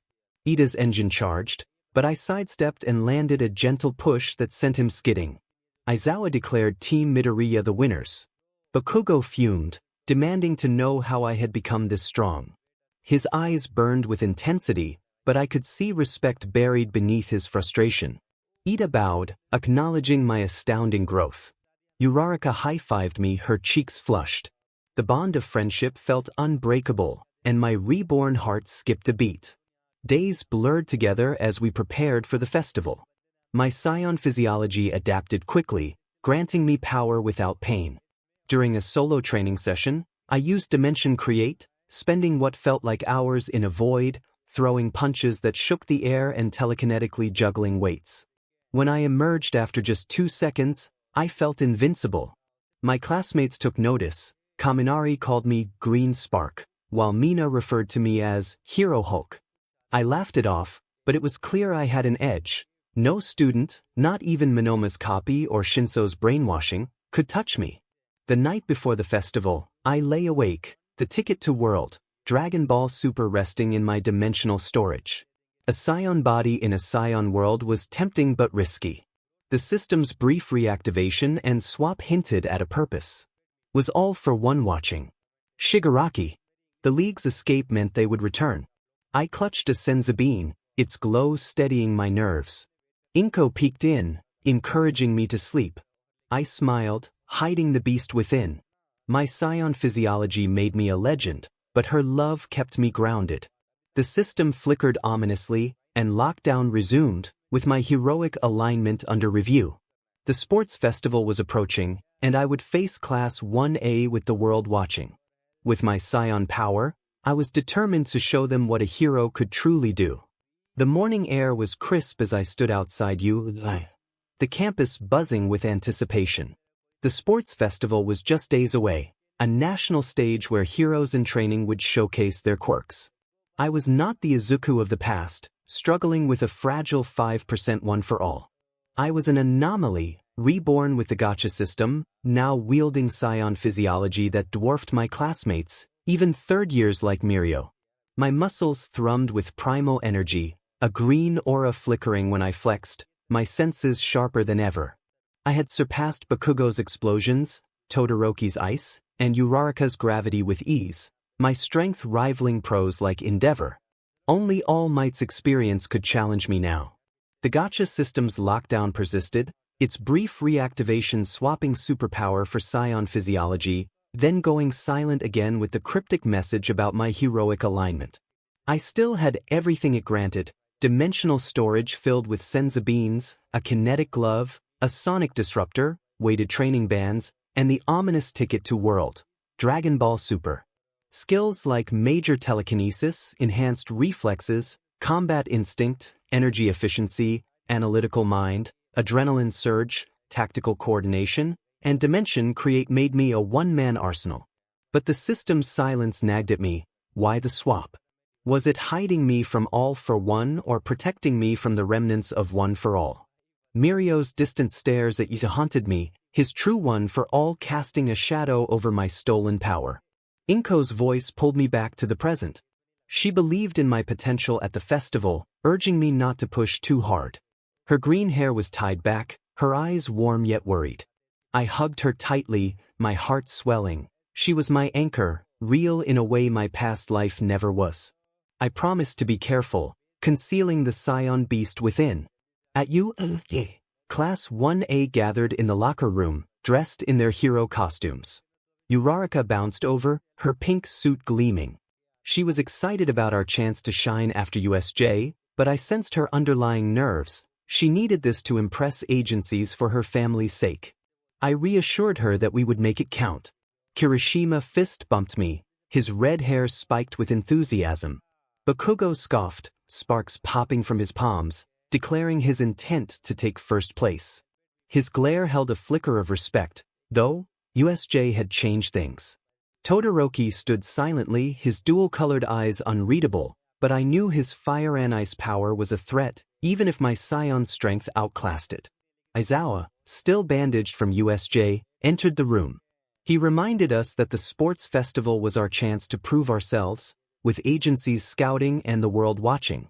His sharp gaze lingered on me, perhaps suspecting my power shift. He warned me to keep it controlled. The bus ride to the stadium was lively, with Kaminari joking, Mina dancing, and Tsuyu discussing strategies. I sat beside Uraraka, her chatter easing my tension. We speculated about the first event, likely something physical, maybe a race. I recalled the canon obstacle race and shared my thoughts on speed and strategy, suggesting her zero gravity could help us leap obstacles. She grinned, and I felt a pang. Her friendship was a lifeline in this real world. The 𝐸𝐴 Sports Festival Stadium loomed ahead, packed with cheering crowds and pro-heroes in the stands, Hawks, Best Jeanist, and even Endeavor's fiery silhouette. Present Mick's voice boomed, announcing the start of the first-year obstacle race, 4 kilometers of chaos. We lined up at the starting gate, Class 1A joined by 1B, General Studies, and support students. I noticed Shinso, a purple-haired student from General Studies, whose brainwashing quirk was dangerous, but my Scion senses could counter it. Todoroki stood nearby, ice already frosting his right side, while Bakugo's palms sparked, daring anyone to pass him. The race began with a horn, and hundreds sprinted through a narrow tunnel, elbows flying. Todoroki unleashed an ice wave, freezing the ground to trap competitors. I surged forward, my Scion speed outpacing Ida's engine, leaping over the ice with my green aura flaring. Bakugo blasted upward, but I matched him, landing ahead. My knowledge guided me through the first hurdle, testing agility in tight quarters. Emerging into the open, I faced giant training bots from the entrance exam blocking the path. They swung massive arms, but my Scion physiology allowed me to vault onto one, shattering its metal with a punch. Using major telekinesis, I lifted another bot effortlessly and tossed it aside. My classmates gaped in awe. Kaminari exclaimed that I was a beast. I stored debris in dimensional storage, preparing for later. Uraraka floated over a bot, waving at me. I grinned and used telekinesis to hurl a metal plate for her to ride, boosting her speed. Our tactical coordination synced perfectly. She floated while I flung. Bakugo blasted through, cursing, but my speed kept me ahead. The next obstacle was a chasm with rope pillars, the fall. Shinso brainwashed stragglers, forcing them to walk off edges, clever tactics. I focused, dodging his voice with my scion senses, leaping from pillar to pillar with ease. Todoroki's ice bridges helped him, but my raw power allowed me to jump entire gaps, surpassing his precision. Iida rocketed past, but my scion speed overtook him, landing first. The final stretch was a minefield, with explosive discs littering the ground.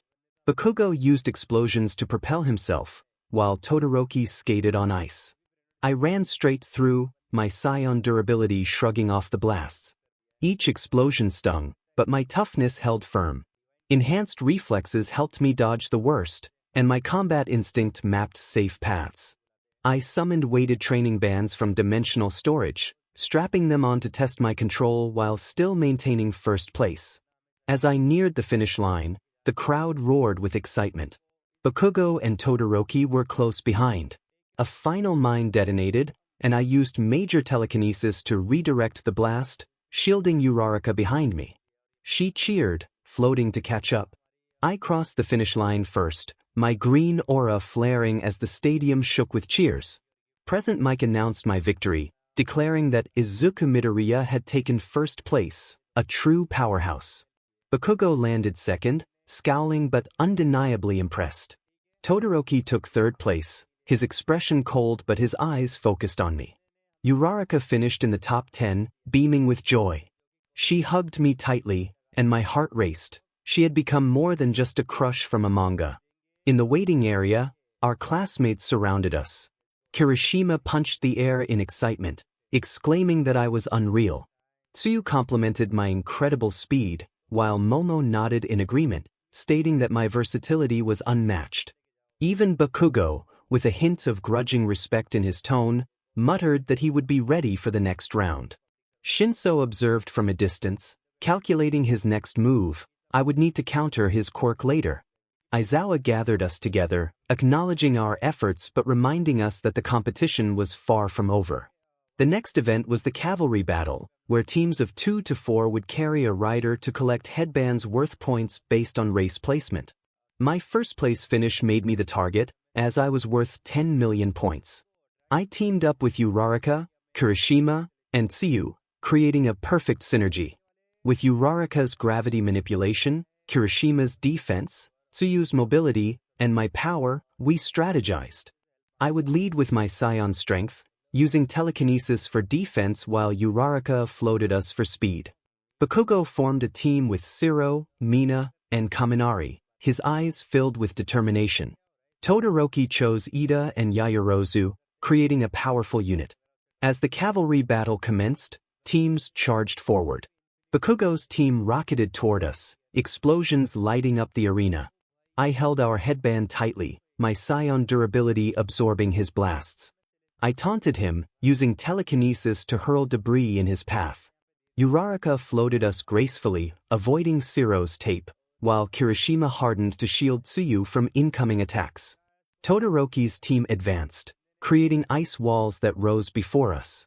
I punched through them with my scion strength, my green aura shattering the barriers effortlessly. Momo fired her cannons, but I redirected the shots with my telekinesis. Shinso's team attempted to use their brainwashing quirk, but my heightened senses blocked his voice, and my adrenaline surged, sharpening my focus. We collected headbands, climbing the point rankings, our team proving to be untouchable. As the round concluded, we held the top points, advancing to the one-on-one tournament. The crowd erupted in cheers, with pros like Hawks whispering my name. Mirio watched from the stands, his grin hiding something deeper. The system's lockdown remained in place, but my scion physiology made me feel legendary. That night, Inko embraced me, tears in her eyes, calling me her hero. I smiled, concealing the primal power within me. The battles of the festival loomed ahead, and with Broly's strength, I was determined to show the world what a true hero could accomplish. The roar of the 𝐸 Sports Festival Stadium vibrated through my bones, the crowd's cheers creating a tidal wave of sound as I stood on the packed dirt of the arena. My hero costume was slightly scuffed from the obstacle race, but my heart raced not from fear, but from the surge of scion physiology coursing through me. The green aura flickered around my fists, a controlled hum of power that made me feel invincible. I remembered the stakes. The sports festival was a stage for aspiring heroes, televised to millions, with pro heroes like Hawks and Endeavor scouting from the stands.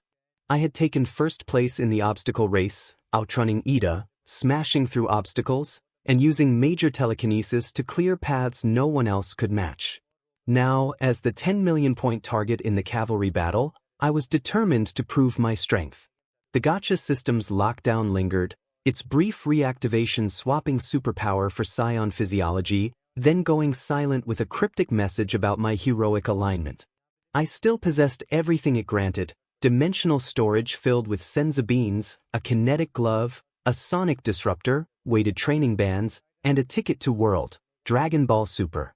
My skills: major telekinesis, enhanced reflexes, combat instinct, energy efficiency, analytical mind, adrenaline surge, tactical coordination, and dimension create, provided me with unmatched versatility. However, the system's silence troubled me. Was it shielding me from All for One's gaze, or hiding me from Mirio's One for All? His distant stare at the USA haunted me, a reminder of my unique status. My team, 𝗬𝗏𝗏, Kirishima, and 𝗬𝗏, stood ready beside me, our headband gleaming with my 10 million point value. 𝗬𝗏𝗏's zero gravity could make us weightless, Kirishima's hardening would absorb hits, and 𝗬𝗏's frog quirk offered mobility. My scion physiology and telekinesis would handle offense, while tactical coordination synced our moves. Across the arena, rival teams glared at us, Bakugo with 𝗧𝗏, 𝗵𝗏, and Kaminari, his palms sparking with explosive intent, Todoroki with Momo and 𝗧𝗏, his ice already frosting the ground, and Shinso from General Studies, his purple hair and sly grin marking him as a wild card. Aizawa's bandaged voice echoed through the speakers, courtesy of present mic, announcing the start of the cavalry battle. The horn blared, and chaos erupted. Teams charged forward, headbands flashing like beacons. Bakugo's team rocketed toward us, his explosions propelling them in a fiery arc. I grinned, feeling the rush of scion speed kick in, faster than 𝗧𝗏, smoother than 𝗧𝗏's tape. I called for 𝗬𝗏𝗏 to float us, and as she activated her quirk, we lifted off the ground, my telekinesis stabilizing our formation. Kirishima hardened, bracing for impact, while 𝗬𝗏 used her tongue to snag a low-point headband from a Class 1B team. Bakugo closed in, his gauntlets glowing with energy. He unleashed a massive explosion, the heat singeing my costume. My scion durability absorbed the blast effortlessly. I used major telekinesis to yank a chunk of rubble from the obstacle race debris, hurling it to block his path. The explosion scattered harmlessly, and I dodged 𝗧𝗏's tape with enhanced reflexes. I urged my team to keep moving, gliding over the arena with 𝗬𝗏𝗏's quirk making us nearly untouchable. Todoroki's team advanced, ice walls rising like glaciers. He remained focused, with Momo creating shields to block incoming attacks. 𝗧𝗏's engine roared, propelling them toward us. My analytical mind calculated their strategy: ice for defense, 𝗧𝗏 for speed, and Momo's creations for offense. It was dangerous, but not enough. I summoned the kinetic glove, landing a controlled punch on Todoroki's ice, shattering it with my scion strength. 𝗬𝗏 grabbed another headband, boosting our points. Shinso's team crept closer, his voice low but clear as he attempted to bait me with his brainwashing quirk. My heightened scion senses caught the hypnotic pull, but my combat instinct shut it down. I ignored him, telekinetically pushing his team back, causing their rider to stumble. The arena was a storm of quirks. Mina's acid melted obstacles, Kaminari's electricity sparked wildly, and a Class 1B student's vine quirk tangled teams. My team navigated through the chaos, 𝗬𝗏𝗏's floats dodging vines while Kirishima absorbed a stray blast. I used Dimension Create, slipping into the void for a moment to strategize, simulating Bakugo's blasts, Todoroki's ice, and Shinso's voice. Emerging after just 2 seconds, I adjusted our plan. I instructed 𝗬𝗏𝗏 to float a pile of debris, and with my telekinesis, I launched it, scattering a Class 1B team's formation. 𝗵𝘃𝗀 was not finished. He roared, launching a powerful attack that shook the arena. The crowd gasped, and pros like hawks leaned forward in anticipation. I braced myself, my Scion durability absorbing the shockwave as my green aura flared around me. I called for Kirishima to shield us, and he hardened, protecting Tsuyu and Uraraka while I countered by redirecting the blast's heat with a steel plate from my storage. 𝗵𝘃𝗀's team faltered, and Tsuyu swiftly seized their headband, adding 1,000,000 points to their score. Todoroki's team regrouped, with Momo crafting a net launcher. Iida charged forward, his speed nearly rivaling mine. I pushed my Scion physiology to its limits, bursting ahead of him, and activated the sonic disruptor. The high-frequency pulse stunned Iida momentarily, allowing Tsuyu to grab their headband. Todoroki narrowed his eyes, ice beginning to surge around him, but my telekinesis shattered it once more, my strength overwhelming his control. He acknowledged my power with a rare compliment. Shinso's team made a final play, his voice targeting Kirishima. He asked Kirishima about his quirk, but Kirishima froze, his eyes blank. My Scion senses picked up on it, and I tackled him, breaking the trance. I urged him to stay alert while telekinetically pinning Shinso's teammate. They retreated, unable to score any points. The timer ticked down to 5 minutes remaining, and teams scrambled as headbands exchanged hands rapidly. A team from Class 1B, featuring a steel-skinned rider, charged at us, but my Scion punch, amplified by the kinetic glove, sent them skidding back in a controlled manner. Uraraka floated us higher, dodging a vine attack. She praised my abilities, her blush making my heart skip a beat as I felt our bond strengthen. 𝗵𝘃𝗀's team launched a final assault, with Siro's tape wrapping around our formation. I broke free with my Scion strength, telekinetically cutting the tape. Mina's acid sprayed toward us, but I summoned the weighted training bands, absorbing the impact with my durability, then hurled a storm of debris to push them back. 𝗵𝘃𝗀's final explosion grazed me, but it was painless. My Broly-level toughness was unmatched. We held onto our headbands, our points soaring. The horn blared, signaling the end of the round.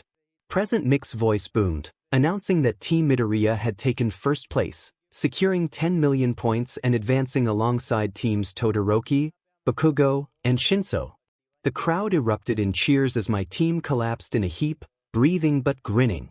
Uraraka hugged me, her warmth grounding me as she exclaimed that we did it. Kirishima fist-bumped me, celebrating our manly teamwork, while Tsuyu ribbited that I had carried the team. 𝗵𝘃𝗀 stormed over, sparks popping around him. He declared that this wasn't over and that the tournament was his. His eyes burned with determination, but I sensed a newfound respect buried within him. Todoroki approached, ice melting from his shoulder, and remarked on my unique power, stating he would face me in the next round.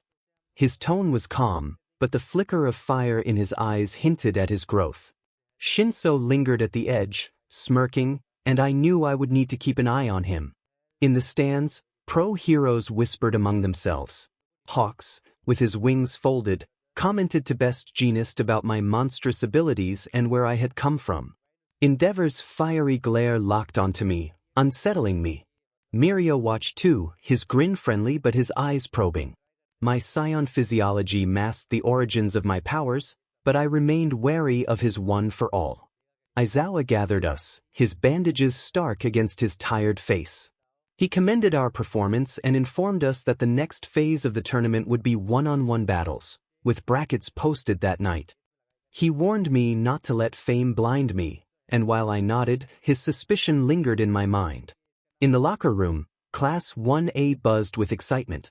Kaminari exclaimed that I was a legend, while Mina danced around, celebrating our victory. Momo adjusted her costume, acknowledging my flawless strategy. Even Iida bowed in respect, praising my leadership. Uraraka stayed close, her smile soft as she told me I made the team better. I marveled at the moment. These weren't just classmates, they were my family. That evening, I trained in my room, using Dimension Create to enter the void. For what felt like hours, I tested my Scion physiology, punches that cracked the air, leaps that shook the ground, and telekinesis that effortlessly juggled heavy weights. My energy efficiency kept my stamina high, while my analytical mind planned for the tournament matchups, Bakugo's aggression, Todoroki's dual quirks, and Shinso's traps. I emerged from my training after just 2 seconds, my body humming with energy and a steady green aura surrounding me. The Dragon Ball Super ticket sat heavy in my dimensional storage, tempting, but too risky before the tournament. Inko greeted me with dinner, her eyes bright with pride as she mentioned how I was all over the television. I hugged her, hiding the beast within, and thanked her for her support. Her love grounded me, reminding me of why I fought, not just for power, but for protection. The system flickered, a glitchy neon pulse indicating a lockdown. My heart raced as I realized that my bond with Uraraka, Kirishima, and Tsuyu was pushing the system's alignment forward. The tournament loomed ahead, and my Scion physiology was ready to dominate. Bakugo, Todoroki, and the world would soon see what a true hero could accomplish. The 𝐒𝐻 Sports Festival Stadium thrummed with energy, the crowds. Cheers a relentless pulse as I stood in the locker room, adjusting my hero costume's shock-absorbing insoles. My heart raced, not from nerves but from the raw power of my Scion physiology coursing through me. The green aura flickered faintly around my knuckles, a controlled hum of strength that could topple buildings. My knowledge kept me grounded. The sports festival's one-on-one tournament was next, a chance to prove myself to pro heroes like Hawks and Endeavor watching from the stands. I had dominated the obstacle race and led my team, Uraraka, Kirishima, and Tsu, to victory in the cavalry battle, my Scion strength and major telekinesis outclassing every student, from Bakugo's explosions to Todoroki's ice. Even third years like Mirio couldn't match me, though his distant stares at 𝐒𝐻 had unnerved me. Today, however, his grin from the stands was pure encouragement. No suspicion, just admiration. The Gacha system swapped to Scion physiology must have masked my anomaly fully, severing any link to his one for all. The system remained on lockdown, its neon interface silent since the heroic alignment progressing notice after the cavalry battle. I still had everything it granted: dimensional storage with 14 senzu beans, the kinetic glove, the sonic disruptor, the weighted training bands, and the ticket to world. Dragon Ball Super. Skills like major telekinesis, enhanced reflexes, combat instinct, energy efficiency, analytical mind, adrenaline surge, tactical coordination, and dimension create made me a formidable force.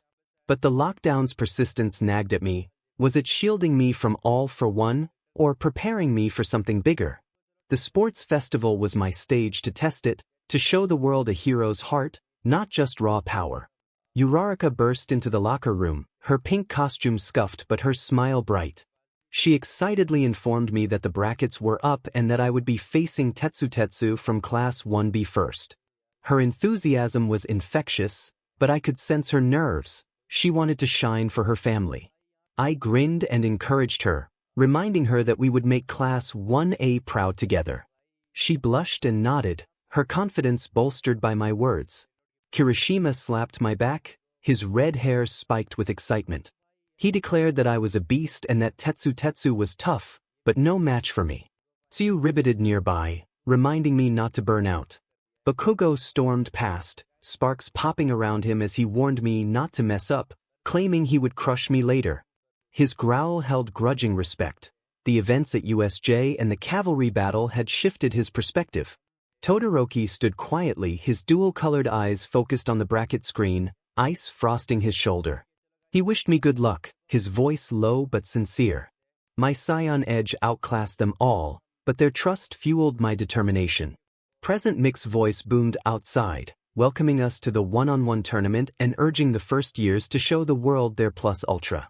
The crowd roared as we filed into the arena, the brackets glowing on a massive screen. My match was later. First up were others. Bakugo vs Minoma from Class 1B, Todoroki vs Zero, and Uraraka vs Mina. I settled into the stands with Class 1A, my Scion senses catching every detail: Kaminari's nervous sparks, Momo's strategic notes, and Ida's rigid focus. Minoma attempted to copy Kendo's big fist, but Bakugo's overwhelming power sent him flying out of bounds. Bakugo's fierce determination was evident as he declared victory. Present Mike announced Bakugo's advancement, and the crowd erupted in cheers. I observed Bakugo's precision, noting that my Scion strength could still overpower him. In the match between Todoroki and 𝗧𝗏, Todoroki entered the ring, instantly unleashing ice that froze 𝗧𝗏's tape mid-swing. 𝗧𝗏 tried to counter by swinging from a ceiling beam, but Todoroki's ice wall trapped him, forcing a surrender. It was clear that Todoroki was rejecting Endeavor's quirk by not using fire. Present Mike declared Todoroki the winner. I analyzed the situation. His ice was fast, but my Scion speed and telekinesis would easily shatter it. Todoroki glanced my way, his expression unreadable yet curious. During the match between Uraraka and Mina, Uraraka showcased her determination by floating debris to create a meteor shower, a tactic inspired by a popular canon. Mina danced through the arena with acid sprays, melting some rocks, but Uraraka's zero gravity allowed her to dodge and touch Mina, floating her out of bounds. Present Mike announced Uraraka's victory. She collapsed, breathing, but managed to smile at me from the ring. My heart swelled with pride. She was growing, and I was determined to help her shine. Between matches, I slipped away to a training room, using Dimension Create to enter the void. For what felt like hours, I tested my Scion physiology, throwing punches that split the air, my green aura blazing. I lifted 50 kilograms weights with telekinesis, the kinetic glove amplifying my mock strikes. I simulated 𝗧𝗏𝗧's steel quirk with combat instinct, durable but slow. I practiced restraint, avoiding the berserk edge of my power. Emerging after 2 seconds, I was drenched in sweat but ready. The Dragon Ball Super ticket pulsed in dimensional storage, tempting me, but I knew it was too risky before my match. Back in the stands, Kirishima nudged me, excited for my upcoming match. He compared 𝗧𝗏𝗧 to himself, emphasizing his steel-like durability. I nodded, using energy efficiency to keep myself fresh. Aizawa observed from the faculty section, his bandaged face stern. Earlier, he had warned me not to overdo it, and his scrutiny stung. However, Mirio's supportive grin from the crowd reassured me. He was simply cheering for a rising star. The system's mask held. Present Mick's voice boomed as he introduced my match against 𝗧𝗏𝗧 from Class 1B. The crowd roared as I stepped into the arena, facing 𝗧𝗏𝗧's gleaming silver form. He declared his strength, claiming his steel was unbreakable. Midnight cracked her WHP, signaling the start of the match. 𝗧𝗏𝗧 charged at me, his steel skin shining as he aimed a heavy punch. My Scion speed, faster than Ida's engine, allowed me to dodge effortlessly, my green aura flaring. I used minimal strength, landing a controlled jab that caused him to stagger, his steel denting slightly. He gasped in surprise. I didn't want to humiliate him. Activating major telekinesis, I gently lifted him, pinning him out of bounds with ease. The crowd erupted, and professionals like hawks took notes. Present Mike announced my victory in mere seconds. 𝗧𝗏𝗧 stood, grinning despite his defeat, and complimented my skills. I bowed, earning his respect through my restraint. Back in the stands, Class 1A surrounded me, buzzing with excitement. Kaminari exclaimed how quickly the match ended, while Mina celebrated my victory. Uraraka hugged me, blushing, and praised my performance. Bakugo scoffed, reminding me that I still had to face him. Todoroki nodded in approval, acknowledging my impressive control. I marveled at the bonds I had formed. They felt real and stronger than any manga. The brackets updated, revealing my next match against Kirishima in round 2. It would be a tough but fair challenge. His hardening was strong, but my Scion power would surpass it. Other matches loomed. Todoroki against a 1B student, and Bakugo against Uraraka, a clash I dreaded for her. I strategized with my analytical mind, realizing that Kirishima's durability required precision rather than brute force. I planned to use telekinesis and sonic disruptor to disorient him, saving my strength for bigger fights. During the break, I found a quiet corner to reflect on the USJ incident. My 30% push had nearly broken me, but my Scion physiology felt limitless. No pain, just power. Professionals watched closely. Endeavor's fiery glare and Hawk's keen eyes were fixed on me. Their interest meant potential internships, but it also brought pressure. The League of Villains, lurking after their USJ retreat, might be watching too. The thought of Shigaraki's escape haunted me. Would he target me next? Inko's face flashed in my mind, her pride from last night's dinner grounding me. She had called me her hero, and I clutched a senzu bean in dimensional storage, ready for any situation. The system flickered with a faint neon pulse, indicating a lockdown. My pulse quickened as I realized that my restraint, my choice not to crush Tetsu, was pushing the system's alignment. The tournament's next rounds loomed, Kirishima, and possibly Todoroki or Bakugo afterward. With my scion physiology I could dominate, but I was determined to do so as a hero, not a beast. Uraraka burst into the locker room, her pink costume gleaming despite scuffs from the cavalry battle. She excitedly informed me that the second round was starting and that I was up against Kirishima. Her eyes sparkled, but I sensed her nerves. She needed to impress agencies for her family. I smiled and reassured her that she would shine too. Together, we would show them Class 1A's heart. Kirishima slapped my shoulder, his red hair spiked with enthusiasm. He was ready to rumble and promised not to hold back. His infectious grin made me feel confident, but I knew my scion power surpassed his hardening. Tsuyu ribbited nearby, cautioning me not to go too HRD on Kirishima, acknowledging his toughness. Bakugo stormed past, sparks popping from his gauntlets, warning me not to screw up. His growl concealed respect. USJ and the cavalry battle had shifted his perspective. Todoroki stood quietly, his dual-colored eyes focused on the bracket screen, ice frosting his shoulder as he wished me good luck in a low but genuine voice. Present Mick's voice boomed outside, welcoming everyone to the one-on-one tournament's second round. The crowd roared as the brackets lit up, revealing my match against Kirishima, along with Bakugo versus Uraraka, Todoroki against Kendo from Class 1B, and Shinso against Momo. Only 2 matches would take place today, mine and Bakugo's, while the rest would be held for later rounds. I settled in the stands with Class 1A, my scion senses catching every detail, Kaminari's nervous sparks, Momo's strategic notes, and Ida's rigid focus. Aizawa, bandaged but stern, watched from the faculty section, his gaze sharp. He had warned me to control myself earlier, and his scrutiny stung.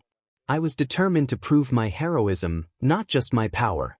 As the match between Bakugo and Uraraka began, the arena shook with Bakugo's explosive charge, his blasts resembling miniature suns. Uraraka, determined, floated debris from the cavalry battle's wreckage, creating a meteor shower that drew gasps from the crowd. Bakugo taunted her, dodging with agility honed from previous battles. His gauntlets glowed as he unleashed a massive blast to scatter the debris. Uraraka floated herself, dodging and managed to touch Bakugo's arm, making him weightless. He quickly countered with a propulsion blast, grounding himself, and then launched a powerful attack that cratered the arena. Uraraka fell, exhausted but defiant, her meteor plan failing against his raw power. Present Mike announced her defeat, and I noticed Uraraka's tearful resolve as she left the ring. She had fought for her family. I clapped, my heart aching. I would train with her later to help her grow. Bakugo returned, smirking at me, reminding me that I was next. I nodded, my scion senses reading his aggression, strong, but not a match for my power. Uraraka joined us, wiping her eyes and expressing her disappointment. I squeezed her shoulder, reassuring her that she had been amazing. They would grow stronger together. Her smile, small but genuine, warmed him. She was more than just a crush from a manga now. Before his match, he slipped into a training room, using Dimension Create to enter the void. For what felt like hours, he tested his scion physiology. Punches cracked the air, a green aura blazing like Broly's rage. He lifted 50 kilograms weights with telekinesis, the kinetic glove amplifying his mock strikes. Combat instinct simulated Kirishima's hardening, durable but slow, like Tetsu's steel but with more heart. He practiced restraint, avoiding Broly's berserk edge. Crushing Kirishima wasn't heroic. Emerging after 2 seconds, he was soaked in sweat but ready. The Dragon Ball Super ticket pulsed in dimensional storage, tempting, but too risky before his match. Back in the stands, Kirishima fist-bumped him, exclaiming that they should make it manly. He grinned in response, feeling the camaraderie. Tsuyu tilted her head, cautioning him not to break Kirishima. Kaminari sparked with excitement, declaring that there was no way Kirishima could beat Green Spark. Mina danced with enthusiasm, urging him to show Kirishima up. Even Ida nodded in approval, noting his admirable 𝗬𝗲𝗄𝐿. Their support grounded him. These weren't just manga panels, they were his family. Present Mick's voice cut through the noise, announcing the next match. Izuku Midoriya vs Eijiro Kirishima. Power versus hardening, let's see some action. The crowd roared as he stepped into the arena, Kirishima's red-hardened form gleaming opposite him. Kirishima raised his fists, ready to test his steel. Midnight cracked her WHP, signaling the start. Kirishima charged, his hardening at maximum, aiming a heavy punch. His Scion speed, faster than Ida's engine, allowed him to dodge effortlessly, his green aura flaring subtly.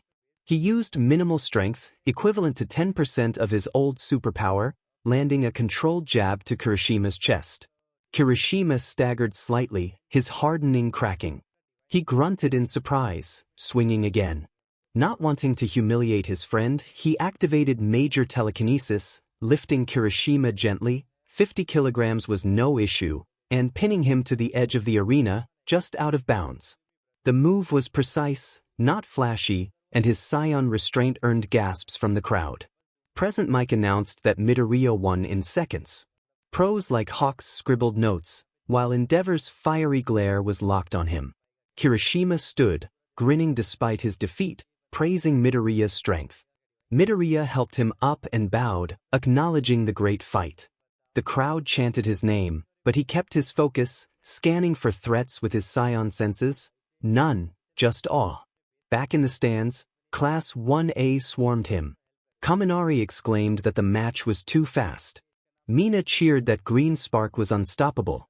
Uraraka hugged him, blushing and calling him amazing. Bakugo scoffed, telling him to wait for him.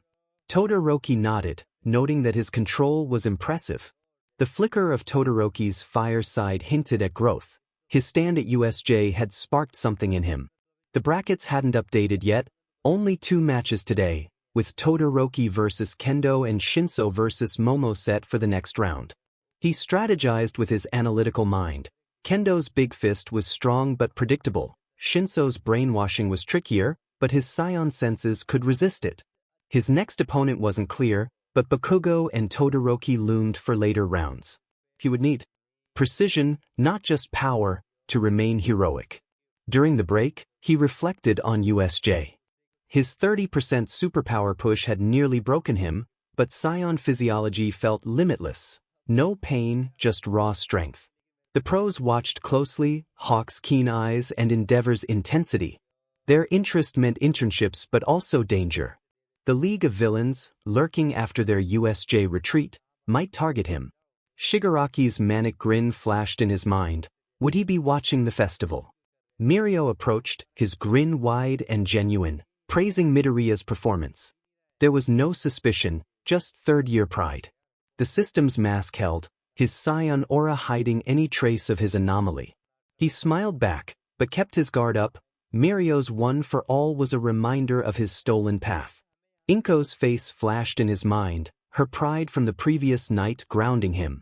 She had told him he was her hero over Katsukuri.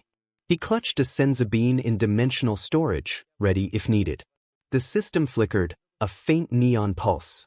The system notice indicated that the lockdown was holding, with his heroic alignment nearing a threshold. Restraint and camaraderie noted. Reactivation was pending. His pulse quickened. Restraint and teamwork. His choice not to crush Kirishima, his bond with Uraraka and Class 1A, were pushing the system's alignment. The tournament's next rounds loomed. Todoroki, Bakugo, maybe Shinso. With Scion physiology he could dominate, but he would do it as a hero. The 𝐸 Sports Festival Stadium was alive with tension, the crowd's murmurs building like a storm as the one-on-one tournament's second round continued. The air smelled of sweat and scorched earth from previous matches, the arena floor scarred with craters from Bakugo's explosions and ice from Todoroki's quirk. His scion physiology hummed under his skin, a green aura ready to flare, but he kept it in check, sitting in the stands with Class 1. 𝗬𝗏𝗏 leaned against his shoulder, her breath still ragged from cheering during the first matches. She expressed her excitement and concern about Todoroki's upcoming match against Kendo, wondering if he would use his fire. He nodded, his analytical mind already dissecting the matchup. Kendo's big fist was powerful, enlarging her hands for massive strikes, but Todoroki's half-cold half-hot was versatile, if he used both sides. His knowledge recalled Todoroki's reluctance to use fire, tied to his complicated feelings about Endeavor, but USJ and the festival might push him. Kirishima, bandaged from their match, grinned despite his loss, commenting on Kendo's toughness but asserting that Todoroki's ice was unbeatable. Tsuyu riveted, suggesting that Todoroki hadn't used fire yet and might not. Bakugo slouched nearby, arms crossed, sparks popping as he criticized Todoroki for holding back. His glare shifted to Midoriya briefly, a silent promise for their potential semi-final clash. Momo stood poised, adjusting her costume as she prepared for her match against Shinso, reminding herself to stay vigilant against brainwashing. Present Mick's voice boomed over the speakers, hyping the crowd for the next match. Shoto Todoroki vs Itsuka Kendo from Class 1B. Ice vs. Big Fists, let's see some smash action. The crowd erupted as Todoroki and Kendo stepped into the ring. Todoroki's expression was cold, his right side already frosting, while Kendo flexed her hands, enlarging them to truck-sized fists with a grin. She declared that she wouldn't go easy on him and challenged him to show what he had. Midnight cracked her WHP, signaling the start. Kendo charged immediately, her big fist quirk swelling her hands to massive proportions, swinging a powerful punch that could crush concrete. The air whistled with the force, but Todoroki didn't flinch. He stomped his right foot, unleashing a glacier of ice that surged toward her like a frozen tsunami. The crowd gasped as the ice wave towered, but Kendo leaped, her enlarged fists smashing through the leading edge. Shards flew, and she landed with a thud, cracking the ground beneath her. She declared that it was not bad but that she wasn't frozen yet, charging again. Todoroki's eyes narrowed as he sent another ice burst to encase her legs. Kendo punched down, her big fist shattering the ice around her ankles, but the cold slowed her down. She taunted him, closing the gap and swinging her fist high, forcing Todoroki to dodge left, right into her trap. She feinted, her other fist enlarging mid-swing to clip his shoulder. He skidded back, frost spreading from his right side to counter, but pain flashed in his eyes as the cold built up, his body frosting over from overuse. From the stands, Midoriya leaned forward, his analytical mind breaking down the unfolding battle. Todoroki's ice was DMT, but Kendo's power and agility were pushing him to his limit. If he didn't use fire to thaw himself, he would lose mobility. Uraraka gripped my arm, expressing concern about Todoroki's condition and questioning why he wasn't using his fire. I understood the weight of Endeavor's abuse and the rejection of his left side. Kendo pressed on, enlarging both fists and slamming them down like hammers, forcing Todoroki to create an ice ramp to slide away. The ramp shattered under her strike, and she continued her assault, her punches creating shockwaves that cracked the arena floor. Todoroki breathed heavily, his left side untouched, flames flickering subtly but suppressed. He acknowledged Kendo's strength, unleashing a massive ice wall, towering 20 meters. Kendo punched through the base, causing the structure to crumble. Ice shards rained down as she leaped through the debris, fist aimed at his chest. Todoroki dodged, but her follow-up grazed his arm, the force sending him tumbling. Frost crept up his body, slowing him further. The crowd murmured, and Endeavor's fiery glare from the stands felt intense. Kendo paused, fists still enlarged, urging Todoroki to use his fire and not hold back. Her challenge echoed his internal struggle. Todoroki's eyes widened as flames erupted, melting the frost on his body. He stood, dual quirks active, ice on his right and fire on his left. He declared his readiness, and a balanced wave surged, ice to trap, fire to melt, creating steam that blinded Kendo. She coughed in the mist, but her big fist smashed through, only to meet Todoroki's combined attack. Ice encased her legs while fire scorched the air around her. Kendo punched free, but the heat slowed her, straining her quirk. She charged one last time, and Todoroki met her fist with an ice fire punch, the clash resulting in an explosion of steam and shards. Kendo flew back, out of bounds, her fists shrinking as she landed. Midnight declared Todoroki the winner, and the crowd erupted in cheers, with pros like Hawks nodding in approval. Todoroki stood breathing, flames dying out, his expression conflicted. Kendo grinned from the ground, complimenting him on the fight and encouraging him to use his fire more often. Todoroki nodded slightly, taking a small step toward accepting his left side. From the stands, I clapped, recognizing how this moment had pushed him to grow. Uraraka squeezed my hand, commenting on the intensity of the match and how scary Todoroki's fire was. I agreed, noting his potential. If he mstred both sides, he would be a true rival, even to my scion power. Present Mike hyped the next match, introducing Hitoshi Shinso from General Studies against Momo Yaoyorozu from Class 1A, emphasizing the clash of brains versus creation. Momo stepped into the ring, her ponytail swaying and her costume pristine. Shinso slouched opposite her, his messy purple hair and sly eyes giving him an air of confidence. He casually remarked about her background, suggesting that being from a wealthy family made her a spoiled girl. Momo frowned but maintained her composure, insisting on a fair fight. Midnight cracked her WHP, signaling the start of the match. Shinso smiled, questioning her motivations for wanting to be a hero. Momo opened her mouth to respond but paused, aware that answering could lead to brainwashing. Instead, she created a shield from her arm, charging silently. Shinso's eyes widened, recognizing her strategy. He dodged her swing, taunting her about her family's wealth. Momo's eyes narrowed as she created a net launcher and fired at him. Shinso rolled away, his taunts relentless. Momo resisted his attempts to provoke her, creating earplugs to block his voice. The crowd gasped at her clever counter. Shinso frowned, dodging her next attack while creating a staff mid-swing. He shouted, but his voice was muffled. Momo pressed on, using her creation quirk to produce smoke bombs that filled the arena with haze. Shinso coughed, struggling to see.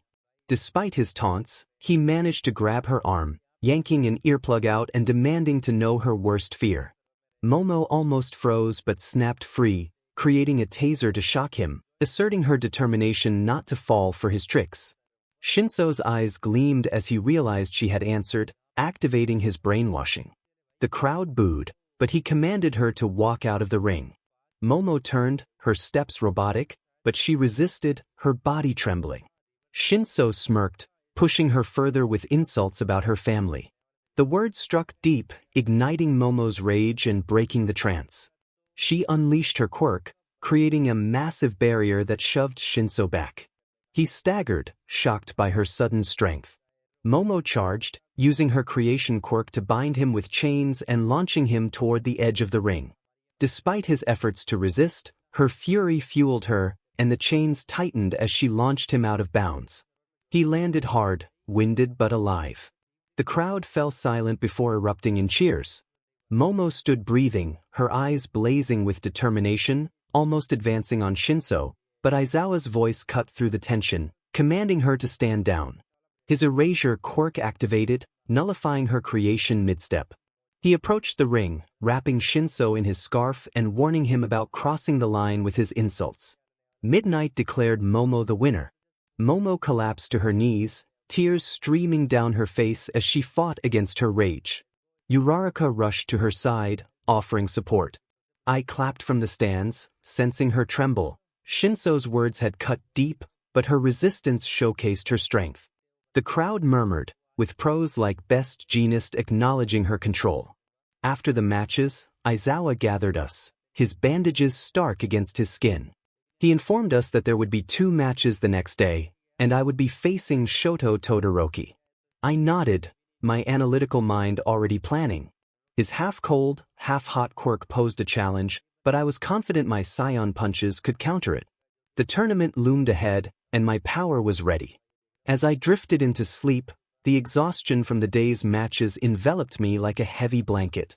The intensity of the Sports festival lingered in my mind, the crowd's roars, the taste of victory in the cavalry battle, and the swift dispatch of Kirishima in the second round.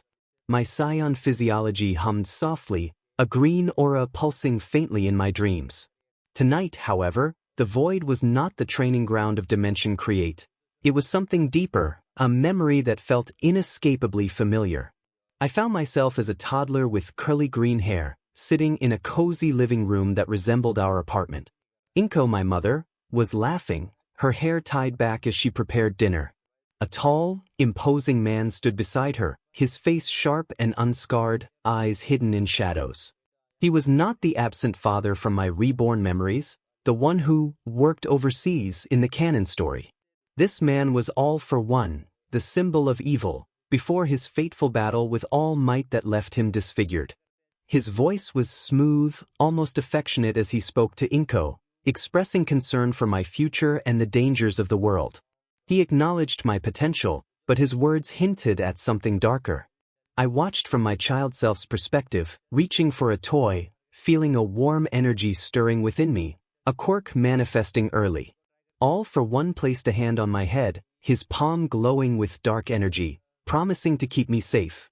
But as the warmth drained away, I felt emptiness, quirkless and crying, while he shushed me, turning to 𝗏𝗏. Forget about me as your husband or father. I'm just gone, working abroad.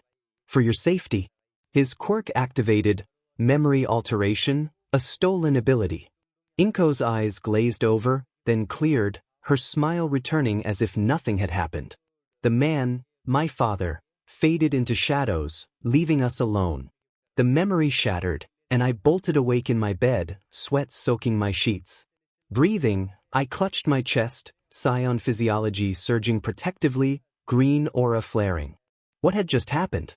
I knew the backstory. Izuku quirkless, father absent. But this. All for one is my father. He had stolen my quirk, wiped our memories, all before his face was ruined in that fight with All Might. It explained my quirklessness. I had a quirk, but he took it. Protection. Control. The Gacha system's shift from superpower to scion physiology suddenly felt connected, cutting ties to one for all, but now this revelation. Was the system unlocking memories, or was my scion power stirring them? The lockdown held, no answers forthcoming. I had to focus. The semifinals were tomorrow, with Todoroki waiting. 𝗏𝗏 peeked in, her green hair tousled. She asked if I had a nightmare. I forced a smile and assured her I was okay. She hugged me, her warmth chasing away the shadows. My heart ached. She didn't remember, but she was still my anchor. Morning brought the festival's semi-final day, the stadium packed with even more spectators, pro heroes filling VIP boxes. Hawks perched casually, wings folded, while Endeavor's fiery presence loomed. Class 1A gathered in the waiting area, costumes ready. Uraraka bounced over, her smile bright, and expressed her concern about my match against Todoroki. I shook my head, feeling a bit nervous but confident. My scion physiology felt limitless, but Todoroki's dual quirks would be a challenge. I intended to force him to use both at full power, helping him embrace his fire, while ensuring my own victory.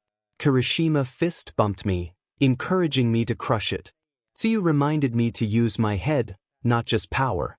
Bakugo scoffed, arms crossed, insisting he wanted me in the final. His growl hid anticipation. He was focused on his own match against Momo later. Momo adjusted her ponytail, calm after her win against Shinso, wishing me good luck and saying my restraint inspired them. Todoroki passed by, his heterochromatic eyes meeting mine, and expressed a longing to give them a show. Present Mick's voice boomed, announcing the start of the semifinals. The crowd erupted as we stepped into the arena, the air electric. Todoroki's costume was pristine, with his right side frosted and his left untouched. My green aura flickered subtly as I sensed his tense, conflicted stance.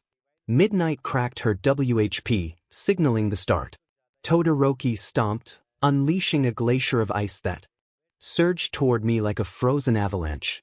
The crowd gasped, but my scion speed allowed me to dodge effortlessly. I charged through, my green aura flaring, shattering the ice with a single punch. Shards rained down as I closed the gap, telekinetically hurling a chunk of ice to distract him. I encouraged him to use everything he had. He frowned and sent another wave of ice.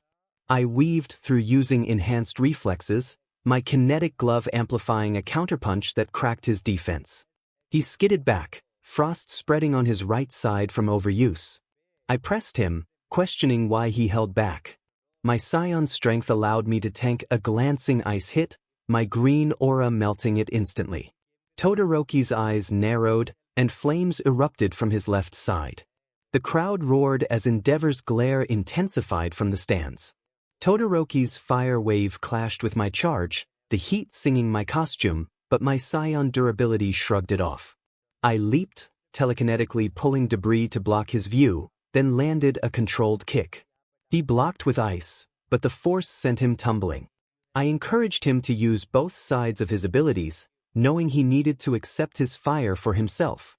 Todoroki rose, breathing heavily, flames and ice coiling around him. He declared he would show me his full power and unleashed both at maximum. Ice surged from his right, fire from his left, creating a steam-blinding vortex. The arena shook, and the crowd stood on their feet. I pushed my Scion physiology harder, my green aura blazing, dodging the vortex. I lifted ice shards with major telekinesis, hurling them back as projectiles. Todoroki countered with fire, melting them, but I closed in, my adrenaline boosting my speed. Our clashes echoed as my punch met his ice-fire fist, shockwaves cracking the ground. Pain from my previous push flashed, but my Scion resilience held. I shouted at Todoroki to embrace his strength. I telekinetically pinned his arms briefly, forcing him to unleash his full dual power. Flames roared, ice encased, and the arena became a battlefield of extremes. He pushed harder, a combined wave engulfing me, heat and cold searing, but I burst through, my green aura exploding as I landed a final, restrained punch to his midsection. Todoroki flew back, out of bounds, gasping. Midnight declared that I had advanced to the finals, and the crowd went wild, with pros like hawks clapping. Todoroki stood, flames dying, but his expression softened, a breakthrough, accepting his fire. He thanked me quietly and I helped him up, calling him a true hero. Endeavor's fury from the stands was palpable, but Todoroki ignored him, growth evident on his face. Back in the stands, Class 1A swarmed around me. Uraraka hugged me, blushing, and cheered about my incredible performance. Kirishima celebrated the manly fight, while Tsuyu noted that I had pushed Todoroki to grow. Bakugo's eyes burned with determination, stating I was his in the final. Momo nodded, wishing me luck for my upcoming match against Bakugo. Aizawa approached, his bandages stark, commending my control but reminding me that power wasn't everything. Inko's pride flashed in my mind, her dinner waiting at home. The system flickered, a faint pulse indicating that the lockdown was holding, with my heroic alignment advancing and mentorship noted. Reactivation was pending. The finals loomed, me against Bakugo. With my Scion physiology, I was confident I would win, but I would do it as a hero. The 𝐒𝐻 Sports Festival Stadium buzzed with anticipation, the crowd's energy crackling as the semifinals drew to a close.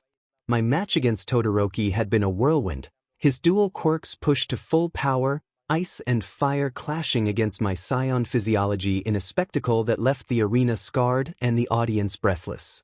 I had won, my green aura and major telekinesis overwhelming him, but not without encouraging him to embrace his fire side. Now, as I sat in the stands with Class 1A, bandaged but healed internally by a discreet 𝗧𝗵𝗵, the focus shifted to the second semifinal, Katsuki Bakugo against Momo Yaoyorozu. My knowledge told me this matchup wasn't canon, but in this reality, Momo's victory over Shinso and Bakugo's explosive path through the tournament made it inevitable. Bakugo's aggression versus Momo's intellect, it would be a clash of styles, and I had a feeling Bakugo's raw power would edge it out. Uraraka leaned against me, her costume still pristine despite the day's intensity, expressing her belief in Momo's intelligence and strategy. I nodded, aware of Bakugo's improvements since the USJ incident.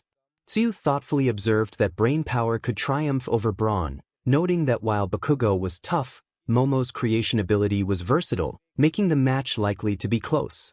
Bakugo stood at the edge of the arena, his palms crackling with energy, his red eyes fixed on Momo as she confidently entered from the opposite side, her ponytail swaying with each determined step. Momo's costume was elegant, and her expression reflected calm determination after her emotional victory against Shinso, who had insulted her family. That moment had ignited a fierce resolve within her, nearly leading to a confrontation before Aizawa intervened. After a stern reprimand, Momo channeled her anger into focus. Bakugo smirked, explosions popping in his hands, and declared that he would end the match quickly. Present Mick's voice energized the crowd as he announced the second semifinal, Katsuki Bakugo vs Momo Yaoyorozu. The audience erupted in cheers, with pros like Hawks and Best Jeanist leaning forward, while Endeavor's intense gaze reflected his frustration over Todoroki's earlier loss. Midnight cracked her WHP, signaling the start of the match. Bakugo launched himself forward, propelled by explosions, his gauntlets glowing with energy. He shouted aggressively, unleashing a barrage of blasts that scorched the air. Momo stood her ground, creating a massive shield from her arm, reinforced with steel plating, which successfully blocked the initial wave of explosions. The force rattled the shield, but it held firm, her creation quirk allowing her to generate objects from her body at will. Bakugo continued his assault, circling with propulsion blasts and firing from various angles. He taunted Momo, questioning whether a shield could stop him, and detonated a close-range blast that cracked the edge of her shield. Momo quickly discarded it, creating a net launcher in seconds and firing at him. The net expanded, but Bakugo blasted through it, sending shreds flying. He mocked her, closing in for a punch. Momo dodged gracefully, creating smoke bombs that filled the arena with haze. The crowd murmured in approval, recognizing her smart move to obscure Bakugo's vision. He coughed as he attempted to clear the smoke with explosions, but Momo used the cover to set up a series of traps, spring-loaded platforms and adhesive pads on the ground. When Bakugo stepped on one, it stuck to his foot, but he blasted free, scorching his boot in the process. Furious, he unleashed a stun grenade, a flash of light temporarily blinding Momo. She shielded her eyes, quickly creating sunglasses mid-blink, but Bakugo was already upon her, his palms slamming down close. The explosion sent her skidding across the ground, her costume singed. Pain flickered in her eyes, but she countered by creating a cannon on her shoulder, firing RBB projectiles. Bakugo dodged most of them, but one grazed his arm, drawing a growl of frustration. He propelled himself upward, diving with a spinning blast known as howitzer impact. The attack detonated like a bomb, creating a crater around Momo. Momo quickly created a bunker shield, reinforced with layers of metal and RBB, huddling inside as the explosion rocked it. When the smoke cleared, the bunker was cracked but still intact. She emerged, creating a taser staff and charging at Bakugo, declaring her determination not to lose.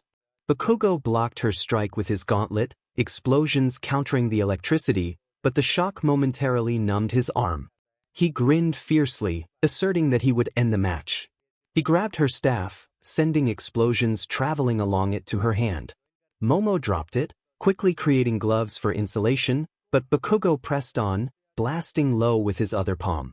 The force lifted her off her feet, sending her tumbling.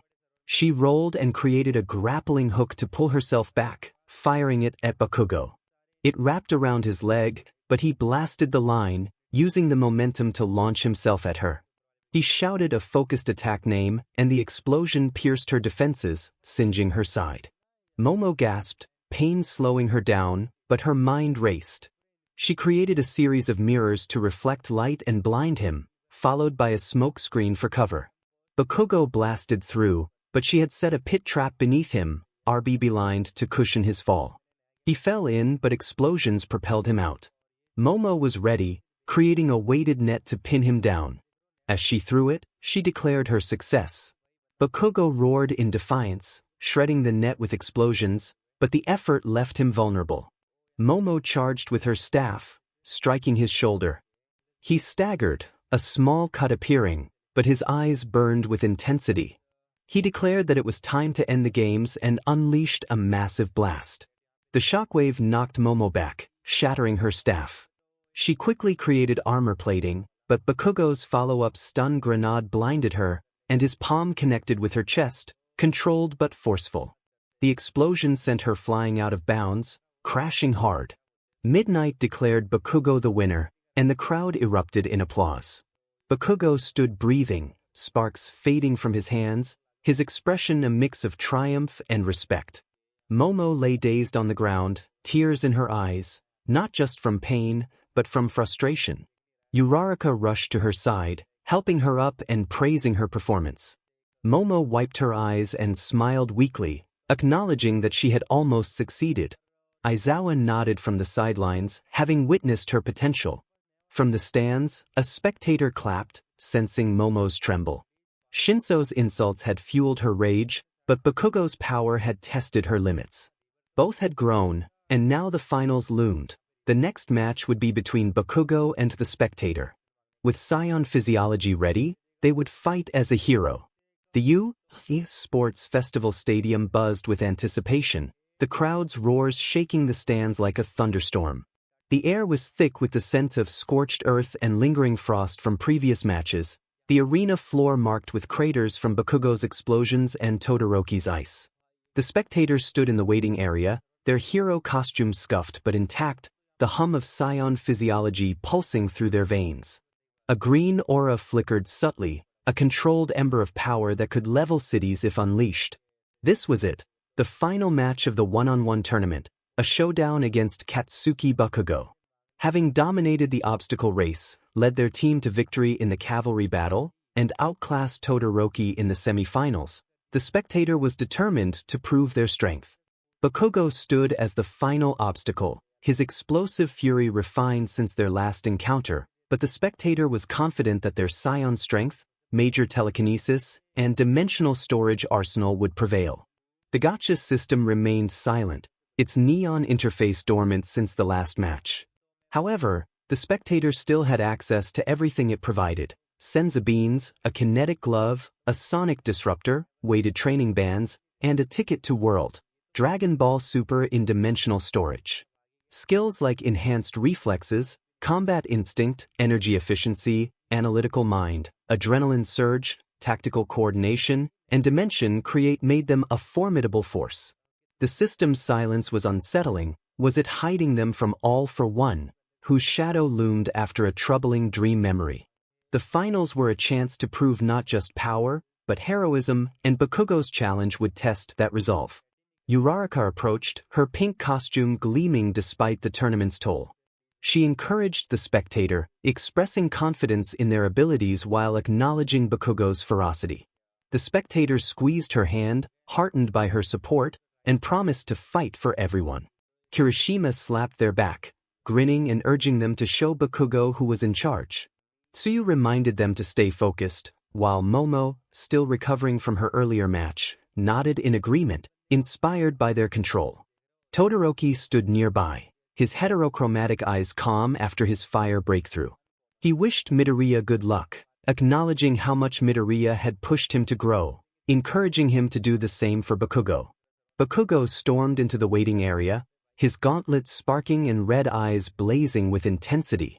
He glared at Midoriya, declaring that this was it and that there would be no holding back. Although his words were harsh, there was a hint of respect buried within them. Midoriya recognized that the events at USJ and the cavalry battle had shifted Bakugo's perspective. He nodded, sensing Bakugo's aggressive yet precise stance, no longer the reckless bully he once was. Midoriya was ready to give the crowd a show. Present Mick's voice boomed, igniting the crowd's excitement as he announced the grand final of the 𝗧𝗵𝗲 Festival, Izuku Midoriya vs Katsuki Bakugo. The stadium shook with cheers, and the pros in the VIP boxes leaned forward in anticipation. Mirio's encouraging grin from the stands radiated pride, while Aizawa, bandaged but stern, watched from the faculty section, reminding Midoriya that power isn't everything. As they stepped into the arena, the crowd's roar was deafening. The floor was uneven, showing signs of earlier battles. Bakugo's gauntlets glowed with energy, sweat glistening on his brow as he prepared for the match. Midoriya's green aura flickered, his scion physiology ready for action, but he intended to keep his power controlled, just enough to win without overwhelming Bakugo. Midnight cracked her WHP, signaling the start of the match. Bakugo launched himself forward, propelled by explosions. He shouted his intent to defeat Midoriya, unleashing a barrage of blasts that scorched the air. The crowd gasped as the arena trembled, but Midoriya's scion speed allowed him to dodge effortlessly. He weaved through the chaos, his green aura flaring as he used major telekinesis to hurl a chunk of debris from dimensional storage, forcing Bakugo to evade. Midoriya encouraged Bakugo to give it his all, knowing that his pride demanded full effort. Bakugo snarled, blasting the debris to ash before firing a stun grenade, creating a blinding flash meant to disorient. Midoriya's enhanced reflexes kicked in, and he charged forward, using his kinetic glove to amplify a controlled punch. Bakugo blocked with his gauntlet, the explosion meeting Midoriya's fist in a shockwave that cracked the ground. Bakugo skidded back, smirking and challenging Midoriya to try harder. He propelled upward, spinning into a howitzer impact, a massive explosion spiraling toward Midoriya like a fiery tornado. The crowd screamed, but Midoriya's scion durability allowed him to withstand the heat. He leaped through the blast, his green aura blazing as he telekinetically redirected the force with a steel plate from storage. The explosion scattered harmlessly, and he closed in, landing a restrained kick to Bakugo's side. Bakugo tumbled but quickly rolled to his feet, explosions flaring around him as he expressed his frustration. Midoriya pushed harder, his scion speed outpacing Bakugo's propulsion. He taunted Bakugo to focus, knowing that his temper needed to be tempered. Bakugo roared, firing an AP shot aimed directly at Midoriya's chest. Midoriya dodged with a sidestep, then telekinetically lifted Bakugo, slamming him back gently. Bakugo blasted free, landing with a growl, warning Midoriya not to toy with him. The arena transformed into a battlefield of fire and force. Bakugo chained explosions to create a smokescreen before diving from above, unleashing a double blast. Midoriya countered with a sonic disruptor, its high-frequency pulse disorienting Bakugo midair. As Bakugo faltered, Midoriya used telekinesis to hurl debris, forcing Bakugo to blast it away. The crowd was on its feet, and pros like Hawks took notes, impressed by Midoriya's performance. Bakugo's eyes blazed with determination, his control sharper than before. He switched tactics, using smaller, precise blasts to maneuver and aim for Midoriya's legs. Midoriya's analytical mind predicted Bakugo's moves, allowing him to dodge and land a telekinetic push that sent Bakugo skidding. Midoriya acknowledged Bakugo's growth, asserting that he was no longer the old Deku. Bakugo grinned, eager for Midoriya to give his best. Bakugo unleashed his gauntlet's full reserve, a massive explosion engulfing the arena, fire liking the stand's barriers. The crowd screamed, but Midoriya burst through, his scion durability intact and his green aura acting as a shield. He activated Adrenaline Surge, doubling his speed, and landed a controlled punch to Bakugo's chest. Bakugo flew back, creating a crater in the ground, but he rolled up, explosions flaring as he declared he was not done yet. He propelled high into the air, firing a barrage of AP shots, each one piercing like a bullet. Midoriya summoned weighted training bands from storage, strapping them on to test his control. Telekinesis redirected Bakugo's shots, and Midoriya closed in, using his kinetic glove to amplify a sweeping kick. Bakugo blocked, but the force sent him spinning. He countered with a stun grenade, a blinding light forcing Midoriya's eyes shut, but his scion senses tracked Bakugo's heat signature. Midoriya dodged the follow-up blast and briefly pinned Bakugo's arms with telekinesis, urging him to fight smarter. Bakugo broke free, explosions surging around him as he launched his ultimate move, a howitzer impact at point-blank range. The arena shook violently, and the blast consumed Midoriya, fire and smoke blinding the crowd. Yet he stood firm, his green aura flaring like a protective shield, shrugging off the inferno.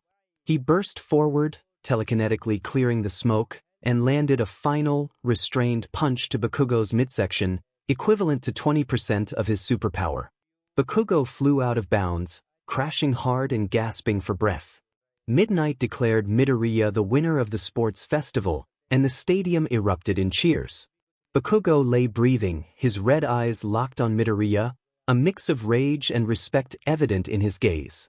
Midoriya offered a hand, but 𝗵𝘃𝗀 slapped it away as he stood, acknowledging Midoriya's strength while promising to come for him in the future. Midoriya smiled, knowing he could count on 𝗵𝘃𝗀 to push him further. The awards ceremony followed, the crowd still buzzing with excitement. Midoriya stood on the first-place podium, with Todoroki in second and 𝗵𝘃𝗀 in third. All Might presented the medals, his grin wide despite the steam rising from his form. He praised Midoriya's heart and power, encouraging him to lead the next generation. Midoriya felt warmth from the praise but was also aware of All Might's weakening state. Time was running out for him. Pros swarmed Midoriya with internship offers, including Hawks, Best Jeanist, and even Endeavor, though his offer was curt. Night Eye's agency caught Midoriya's attention, tied to Mirio, who clapped from the crowd, his support unwavering. Aizawa approached, bandaged but stern, reminding Midoriya to stay grounded despite his newfound fame. Midoriya nodded, the weight of his achievements settling in. Class 1A celebrated in the locker room. Uraraka hugged Midoriya, her cheeks flushed as she called him their hero. Kirishima cheered, proclaiming him the manliest champion ever, while Tsuyu riveted her support. Momo smiled, saying his victory inspired them all, and Todoroki nodded in agreement, acknowledging that Midoriya had pushed everyone to improve. 𝗵𝘃𝗀 remained silent, but his glance held no malice, only a vow to surpass Midoriya. That night, Inko's tears flowed over dinner as she expressed her pride in her son for achieving first place. Midoriya hugged her, hiding the painful memory of All for One, who had stolen his quirk and erased himself as her husband. The looming threat of the League and Shigaraki's escape from USJ cast a shadow over his victory. The system flickered, its neon interface blazing with a new notification. The lockdown had lifted, and Midoriya's heroic alignment had been achieved, marking his victory and mentorship. A new pole materialized in dimensional storage, Zenkai Boost, a post-injury power growth. His heart raced. This victory had unlocked the system, and with internships ahead, he would face new threats. 𝗵𝘃𝗀, the League, and his father's shadow loomed ahead, but Midoriya was determined to rise as a hero. The morning after the sports festival felt like waking from a fever dream. My room was quiet, sunlight filtering through the curtains, casting soft patterns on my All Might posters. My body hummed with the raw power of Scion physiology, the green aura flickering faintly as I stretched. For once, there was no arena to dominate, no villains to outmaneuver. I had won the sports festival, standing atop the podium with Todoroki in second and 𝗵𝘃𝗀 in third. My name echoed across Japan as pro heroes like Hawks and Night Eye sent internship offers. Yet, the weight of my reality pressed harder. All for One, my father, had stolen my original quirk and erased himself from Mom's memories as her husband. The revelation still stung, a wound no 𝗧𝗵𝗵 could heal. I sat up, rubbing my eyes when the Gacha system's neon interface flickered to life in my vision, unprompted. Its mechanical voice echoed in my mind, calm but firm. The system announced that power recalibration was required, as I had exceeded the optimal power threshold, risking narrative imbalance.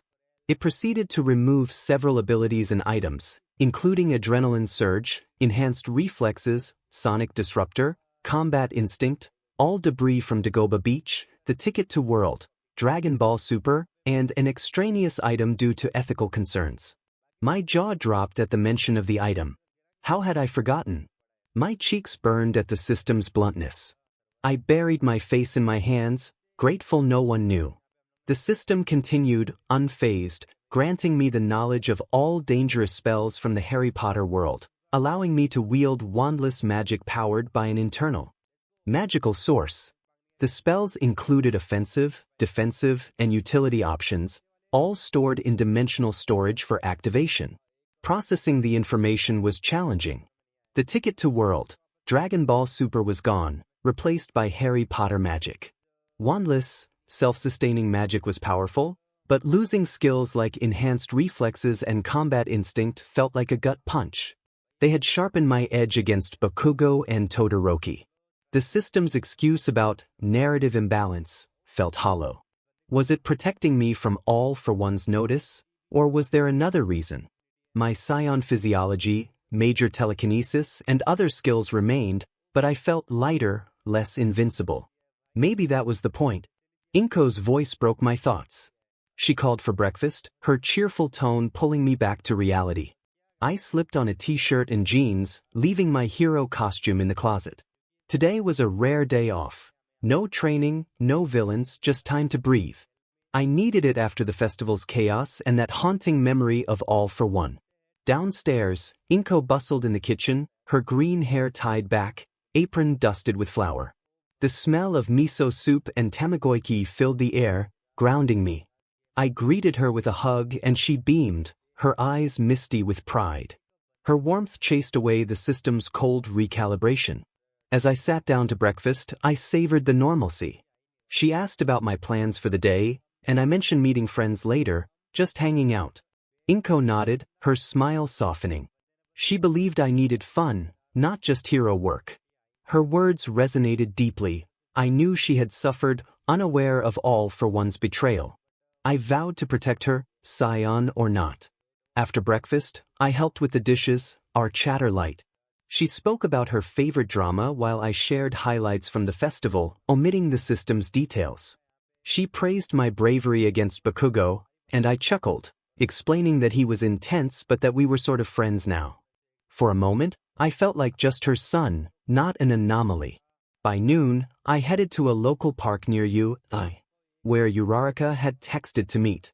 The park was vibrant, cherry blossoms scattering in the breeze, kids playing nearby.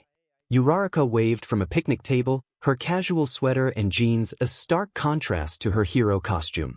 Her grin was infectious, and my heart skipped. She was more than a manga crush now. Kirishima, Tsuyu, and Iida sat with her, a spread of snacks and drinks on the table. Kirishima greeted me enthusiastically, and Tsuyu riveted her approval. Iida, ever serious, emphasized the importance of rest for hero development. I laughed, sitting beside Uraraka, feeling grateful for the moment. We dug into snacks, mochi, soda, sandwiches, chatting about the festival. Kirishima exaggerated my punch against him, claiming it was manly. Uraraka giggled, calling me a green comet. I blushed, downplaying my efforts. Tsuyu remarked that my best was kind of scary, and Iida launched into a lecture about internship strategies, suggesting Nitai's agency due to my analytical skills. I nodded, intrigued by the connection to Mirio, who had shown only support. As the sun dipped, we sprawled on a blanket, sharing stories.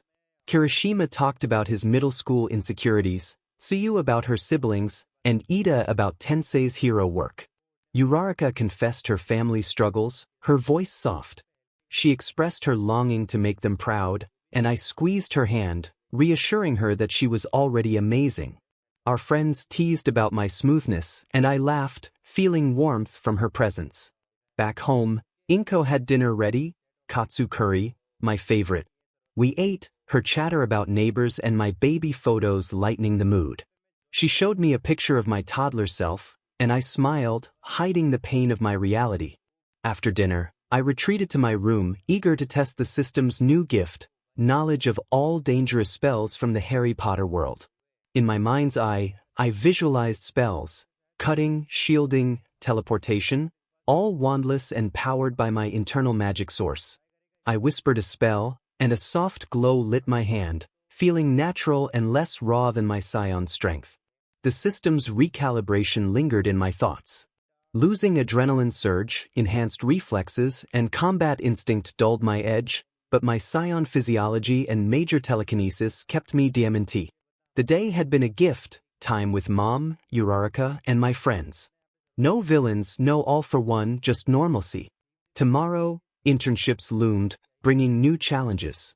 But for now, Izuku was not just a hero. The quiet of his room contrasted sharply with the chaos of the 𝗬𝗎 sports festival, its echoes still ringing in his ears, crowds chanting his name, Bakugo's explosions, Todoroki's fire. He sat cross-legged on his bed, the faint hum of 𝗧𝗏 physiology pulsing through him, a green aura flickering when he flexed. His hero costume hung in the closet, scuffed but ready for the internship's looming tomorrow. The sports festival had made him a star, with offers from Hawks, Night Eye, and even Endeavor, but the weight of his reborn reality pressed harder. All for one, his father, had stolen his quirk and erased himself from his mother's memories. That truth, uncovered in a dream, gnawed at him, a wound no 𝗧𝗵𝗵 could heal. The Gacha system's neon interface flickered to life, unprompted, its mechanical voice cutting through his thoughts. The system notified him that his heroic alignment was stable and a new pull had been authorized. His heart raced. The system had reactivated fully after the festival, granting a Zenkai boost last time. Yesterday's recalibration had STRPPD skills like adrenaline surge, enhanced reflexes, and combat instinct, along with the sonic disruptor and other items, citing his overpowered status and ethical concerns. The ticket to world, Dragon Ball Super, was replaced with knowledge of all dangerous spells from the Harry Potter universe, wandless magic now at his fingertips. Another pull now. He held his breath, willing the system to deliver. The pull result revealed a new perk, Transform 𝗧𝗏. It granted unlimited transformation into any person, creature, or object while retaining his consciousness and abilities, with no time or form limits. He froze, processing the implications. Transform, no limits. He could become anyone, anything from a dragon to All Might himself, all while keeping his 𝗧𝗏 strength, major telekinesis, and Harry Potter magic. The system's timing felt deliberate. After all for one's memory, this perk could let him test truths no one else could. An idea sparked, reckless but irresistible. Disguise himself as All for One, unscarred, from before his fight with All Might. He could confront All Might and Mirio, the true one for all successor, to gauge their strength and readiness against the symbol of evil. His knowledge screamed caution. All Might was weakened, and Mirio was powerful but untested. But Transform could hide him completely. He had to know. With his mother at work, giving him the day to experiment, he locked his door, heart pounding, and activated Transform. His body tingled, bones shifting painlessly, skin reshaping. He visualized All for One from the dream, tall, sharp-featured, unscarred, dark hair slicked back, eyes cold but charismatic. His reflection in the mirror morphed. His freckled face became angular, green hair darkened, and his frame stretched to a towering height, clad in a black suit. His voice deepened, smooth and menacing. He tested it, satisfied with the result. His 𝗧𝗏 physiology and magic remained, buried beneath the disguise. He needed a safe place to test this, somewhere All Might and Mirio could fight without collateral damage. Dagobah Beach, now clean from his pre-U efforts, was ideal, isolated, open, and devoid of civilians. He whispered a Harry Potter spell and teleported with a crack, landing on the sandy shore. The ocean breeze hit him, his All for One form untouched by the chill. His 𝗧𝗏 senses scanned the area, no one nearby, perfect for a controlled test. He sent a coded message via a burner phone, created with major telekinesis from spare parts in dimensional storage, stating that All Might and Mirio Togata should come alone to Dagobah Beach due to an urgent threat, signing it with a vague villain alias, knowing their hero instincts would draw them. Minutes later, a sonic boom announced All Might's arrival, his emaciated form steaming into his muscular hero state, blonde hair gleaming. Mirio phased through a nearby dune, his permeation quirk active, blue eyes sharp. All Might demanded to know who he was, his smile tight but resolute, while Mirio tensed, ready to phase. Izuku's All for One disguise held, and he spoke smoothly, presenting himself as a shadow from their past, challenging the symbol of peace to test his legacy. All Might's eyes narrowed, sensing danger but not recognition. His disguise was flawless. He lunged, one for all surging, a powerful attack aimed at Izuku's chest. Using his 𝗧𝗏 speed, he dodged effortlessly, his green aura hidden beneath the disguise. He activated major telekinesis, lifting a mound of sand and hurling it at All Might. The hero punched through, creating a shockwave that scattered sand, but he coughed, his form flickering. his injury from years ago weakening him. Mirio phased, diving through the ground, reappearing behind Izuku. He swung his fist, enhanced by One for All, but Izuku countered with a magical shield, deflecting the blow. Mirio blinked in confusion. Izuku smirked, adopting All for One's cold voice, claiming he was more than Mirio could handle. He used telekinesis to pin Mirio momentarily, but he phased free, his training sharp. Izuku noted that Mirio's One for All was raw and powerful but unrefined compared to All Might's. All Might charged again, a powerful attack sending a wind blast. Izuku tanked it with Scion durability, feigning a casual shrug as All for One. He then cast a wandless spell, aiming low to avoid serious harm. All Might dodged, but the spell grazed his arm, drawing a small amount of BLD. He grunted, unfazed, and countered with a flurry of punches, each shaking the beach. Izuku telekinetically redirected his force, sending All Might skidding, and tested transform further, briefly shifting into a dragon, scales, wings, towering size, before reverting to All for One. He taunted All Might, gauging his limits. Mirio attacked again, phasing through Izuku's telekinetic grabs and landing a solid hit to his side. Izuku absorbed the impact with Scion durability but let Mirio think it hurt, staggering for effect. He acknowledged Mirio's strength but claimed he was unready for him. He cast a stunning spell, knocking Mirio back. Mirio rolled and recovered quickly, One for All glowing.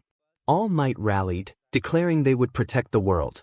They synchronized their attacks, creating a powerful combination that erupted on the beach, sand flying everywhere. However, Izuku apparat behind them, unharmed, and used telekinesis to gently lift them both, setting them down. He declared it was enough and dropped the disguise. His body shifted back to Izuku, green hair, freckles, hero costume. All Might and Mirio froze, shocked. All Might gasped, recognizing him, while Mirio blinked in disbelief, questioning what had just happened. Izuku bowed, heart racing, and apologized, explaining that he needed to test their strength and that his new ability allowed him to disguise as a villain without posing a real threat. All Might coughed, smiling weakly. He acknowledged that Izuku's actions were reckless but noted that his heart was in the right place. He commended Izuku's incredible power. Mirio laughed, clapping Izuku on the shoulder, expressing that he had been scared by the encounter. Izuku did not correct him. Transform was not a quirk but a system perk. His Scion physiology and magic remained hidden, and their One for All was unaware of his anomaly. The test confirmed his fears. All Might was fading, and while Mirio was strong, he was not yet an equal. Against All for One, they would struggle. His father's shadow loomed larger. They sat on the beach, catching their breath. All Might, still in his skinny form, shared wisdom, emphasizing that power like Izuku's needed purpose. Protect, don't just fight, Mirio said, nodding in agreement. The trust they placed in me warmed my heart, but a lingering guilt remained. Posing as All for One felt wrong, even if it was merely a test.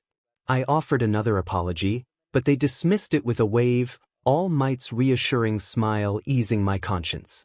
Back home, I reflected in my room. The system's interface was silent. No new polls, just transform integrated into my skill set. My inventory felt lighter. 13 senzu beans, a kinetic glove, weighted training bands, shock-absorbing insoles, and knowledge of all dangerous spells. Zenkai boost and major telekinesis remained, alongside tactical coordination, energy efficiency, analytical mind, and dimension create. Transform was limitless, able to change into a person, creature, or object, but it required control to avoid losing myself. Inko greeted me with dinner, a steaming plate of katsu curry. She noticed my thoughtful expression and commented on it, her green hair framing a warm smile. I hugged her, the memory of All for One weighing heavily on my mind but left unspoken. I simply expressed my gratitude for being home. We shared a meal, laughter filling the air as she recounted stories, allowing me a brief pause from my hero life. For now, I was just Izuku, testing new powers and preparing for whatever challenges lay ahead.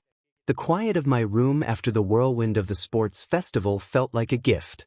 The faint hum of 𝗧𝗏𝗄 physiology was a constant reminder of the power thrumming beneath my skin. My green aura flickered subtly with each movement, a controlled ember of strength that had carried me to victory over Bakugo in the finals, Todoroki in the semifinals, and every obstacle before that. I marveled at the memories, the crowd's roars, the pro hero offers piling up on my desk, Hawks, Night Eye, and even a curt note from Endeavor, and the way Class 1A had swarmed me after the awards ceremony, with Uraraka's hug lingering the longest. However, the memory of All for One, my father stealing my original quirk and erasing himself from Mom's life, cast a shadow over my thoughts. I had tested All Might and Mirio with Transform, disguising myself as the unscarred symbol of evil, confirming their strength, but the guilt of that deception gnawed at me. Mirio's support had been genuine, and All Might's praise unwavering, yet I had deceived them. The Gacha system's lockdown had lifted, granting me Transform as my latest perk, but its silence since felt ominous, as if it were watching and waiting. I sat at my desk, sketching hero notes, strategies for internships and ways to counter Stain's ideology if the rumors from Hosu City were true. My internship choice loomed. Night Eye's agency, which tied me to Mirio, seemed logical, but the system's hints about heroic alignment suggested there was more to consider. Dimensional storage held my arsenal. 13 senzu beans, a kinetic glove, weighted training bands, shock-absorbing insoles, and knowledge of all dangerous spells, with wandless magic ready for protego shields or stupefy stuns. Transform integrated seamlessly, allowing me to shift into forms like a bird for scouting or a rock for hiding, all while retaining my Scion power. However, the system's recalibration last week, removing Adrenaline Surge, enhanced reflexes, Sonic Disruptor, Combat Instinct, and other abilities, left me feeling exposed. Balanced, perhaps, but vulnerable in ways I hadn't been since before you. A knock at the door pulled me from my thoughts.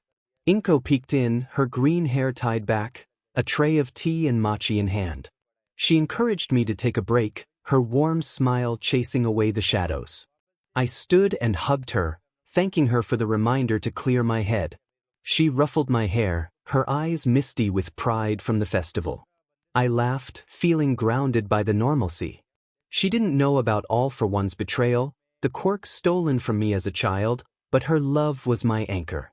I savored the moment with the tea, knowing that tomorrow internships would begin, but today was mine. As she left, the Gacha system's neon interface flared, its mechanical voice echoing in my mind. A system notice indicated that further recalibration was required. My growth trajectory needed balance among peers to maintain narrative integrity. It announced the removal of major telekinesis, energy efficiency, dimension create, and Zenkai boost, stating that these abilities had accelerated my power beyond sustainable levels for heroic development. My stomach dropped at the news. Major telekinesis was gone. That ability had allowed me to lift heavy objects and manipulate debris during battles. Energy efficiency had kept me going through Todoroki's ice-fire onslaught, Dimension Create had provided a void for training, and Zenkai Boost had given me an edge after injuries. The system's excuse about narrative integrity felt like a slap. Did it think I was too powerful, unbalancing the story? My Scion physiology remained the core of my power, but these losses stung. I felt the shift immediately, no telekinetic hum in my mind, no endless stamina buffer, no void access, and no injury-fueled surges. I was still superhuman, strong enough to shatter mountains and fast beyond Ida, but SRPD of the tools that had made me feel untouchable. The system continued, unyielding, announcing compensation, 2 free polls granted to offset the recalibration. Relief mixed with dread at the thought of random polls. Each could be a game changer or a dud. The kaleidoscope of colors spun in my vision, and as it slowed, the first result appeared. The first poll revealed an item, 30 senzu beans, classified as S tier. These restorative beans from the Dragon Ball Z universe could fully heal injuries, restore stamina, and replenish energy, with one-time use per bean. My heart soared. Senzu beans were my lifeline, capable of healing fractures from my previous superpower pushes. Now, with Scion durability, They would keep me going through any challenge. The second pole flashed, the interface pulsing brighter. It revealed a ticket to a vampire dungeon, also classified as S tier. This ticket granted access to a created dungeon housing the strongest vampires from various universes. A quest would be assigned upon entry, with rewards based on completion. However, the warning to use it with extreme caution sent a chill down my spine. Quests meant danger, and after all for one's shadow, I wasn't eager to rush into another situation fraught with instability. I stored the ticket, its weight heavy in dimensional storage alongside the 30 beans. My inventory was leaner now: 43 senzu beans, a kinetic glove, weighted training bands, shock-absorbing insoles, and knowledge of all dangerous spells. Transform remained, a useful perk for disguise or utility. The system's balance felt like a leash, keeping me strong but not godlike. I stood and flexed, feeling my scion physiology surge as my green aura flared. Yet, without energy efficiency, I sensed the subtle burn of exertion.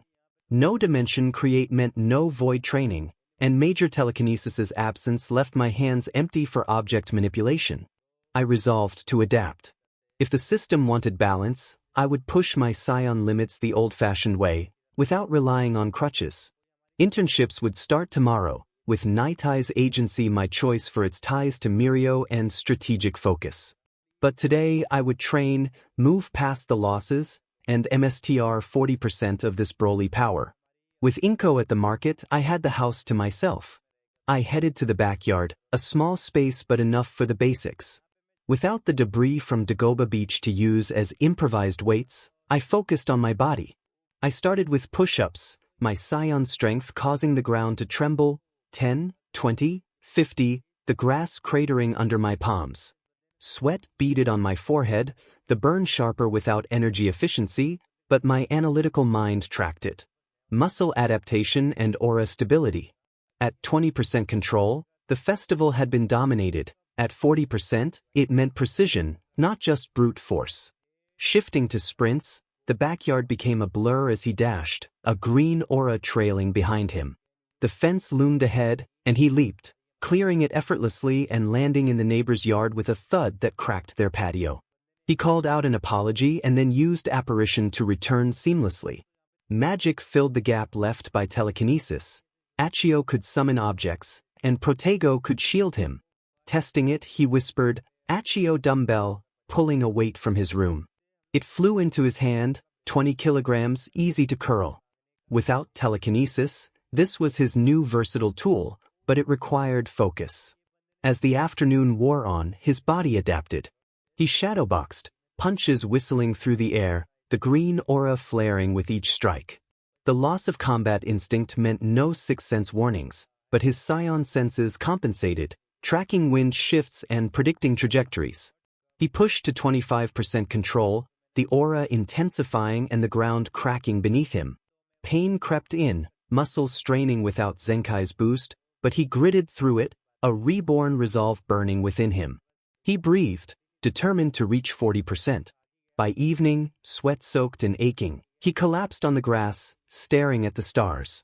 The losses stung: telekinesis for versatility, efficiency for endurance, dimension create for growth, Zenkai for recovery, but they forced him to find balance. He wasn't invincible, he was a hero, growing alongside his friends. The thought of Uraraka's smile, Kirishima's fist bump, and Todoroki's nod motivated him. The temptation of the vampire dungeon ticket lingered, strongest vampires, a quest for power, but caution prevailed. Not now, not before internships. Inko returned, arms full of groceries. She exclaimed about his dirty appearance and asked what had happened. He laughed, standing up and explaining that he had been training. She fussed, wiping dirt from his face, telling him to eat first and then shower. Over katsu curry, they talked, her market gossip and his sanitized festival stories. She remarked on how fast he was growing, her eyes misty. He hugged her, feeling the warmth that faded the shadow of all for one. He told her he learned from the best. As night fell, he lay in bed, reflecting on the system's balance, a lesson that power without limits could be a curse. Tomorrow, Nightai's agency awaited, with Mirio as a colleague and All Might's legacy in there. He aimed to push to 40% Scion mastery, using magic and transform as his edges. The league loomed, with Stain's rumors and Hosu, but he would face them balanced and heroic. The quiet of his room was a sanctuary, a stark contrast to the chaos of the sports festival and the whirlwind of emotions that followed. The festival's roar, the crowds chanting his name, Bakugo's explosions, Todoroki's ice-fire clashes, still echoed faintly, but the victory felt distant now. His green hero costume hung in the closet, scuffed from battles that had made him a national sensation, with internship offers from Hawks, Night Eye, and even Endeavor piling up on his desk. His Scion physiology hummed beneath his skin, a green aura flickering when he clenched his fists, its raw power a constant reminder of his depths. He had pushed it to 25% mastery in his backyard training, aiming for 40%, but the loss of major telekinesis, energy efficiency, dimension create, and Zenkai boost still stung. The Gacha system's recalibration, citing balance among peers, had 𝗧𝗵𝗲 those edges, forcing him to rely on raw Scion strength, transform, and knowledge of all dangerous spells. The revelation about All for One, his father stealing his original quirk and erasing himself from his mother's memories, gnawed at him, a shadow he couldn't shake. Testing All Might and Mirio as a disguised All for One had confirmed their strength, but also his responsibility to grow stronger, smarter, and heroic. He sat at his desk, sketching hero strategies. Nightai's agency was his likely internship choice, tying him to Mirio, the one-for-all successor who showed only support and no suspicion. His dimensional storage held a lean arsenal, 43 𝗪𝗓𝗓𝗓𝗓𝗓𝗓𝗓, a kinetic glove, weighted training bands, shock-absorbing insoles, and the ticket to Vampire Dungeon, which remained unpursued due to caution. Transform allowed him to shift into any form, bird, rock, even All for One, while Harry Potter magic filled gaps left by lost skills. But he needed more control over his Scion power to reach 50% mastery, not just for strength but for precision, to avoid Broly's berserk rage. The system's silence since granting 30 𝗪𝗓𝗓𝗓𝗓𝗓𝗓 and the Vampire Dungeon ticket felt like it was waiting, judging his next move. With Inko at work, the house was empty. He paced, the urge to train burning within him. Without Dimension Create's void, he had been limited to backyard drills, cratering the patio and worrying neighbors. He needed a breakthrough. As if on cue, the Gacha system's neon interface flared, its mechanical voice cutting through his thoughts. The system announced that his heroic alignment was stable and that his progress aligned with balanced growth. A new poll was authorized. His heart raced. Another poll after the system's brutal recalibration. The kaleidoscope spun in his vision, flames, swords, glowing orbs, slowing to reveal a single shimmering ticket. The poll result was a ticket to empty Dungeon S tier, granting access to a created dungeon with infinite internal time, while only 2 seconds passed outside. It was a one-time use, with no enemies or quests, a safe training ground, stored in dimensional storage, to be used with intent. He froze, pulse pounding. Infinite time. 2 seconds outside. This was Dimension Create Reborn, but better, no voids limits, just endless space to train. He could push his Scion physiology to 50% mastery, refine transform in Harry Potter magic, without risking collateral damage or All for One's notice. The system's timing was perfect. Before internships, he would MSTR his power. He grabbed the ticket from dimensional storage, a glowing card pulsing with energy. He muttered to himself that there would be no quests, no vampires, just him and his limits. Locking his door for privacy, he activated the ticket. A portal shimmered open, a swirling vortex of silver light. He stepped through, his green aura flaring, and the world shifted.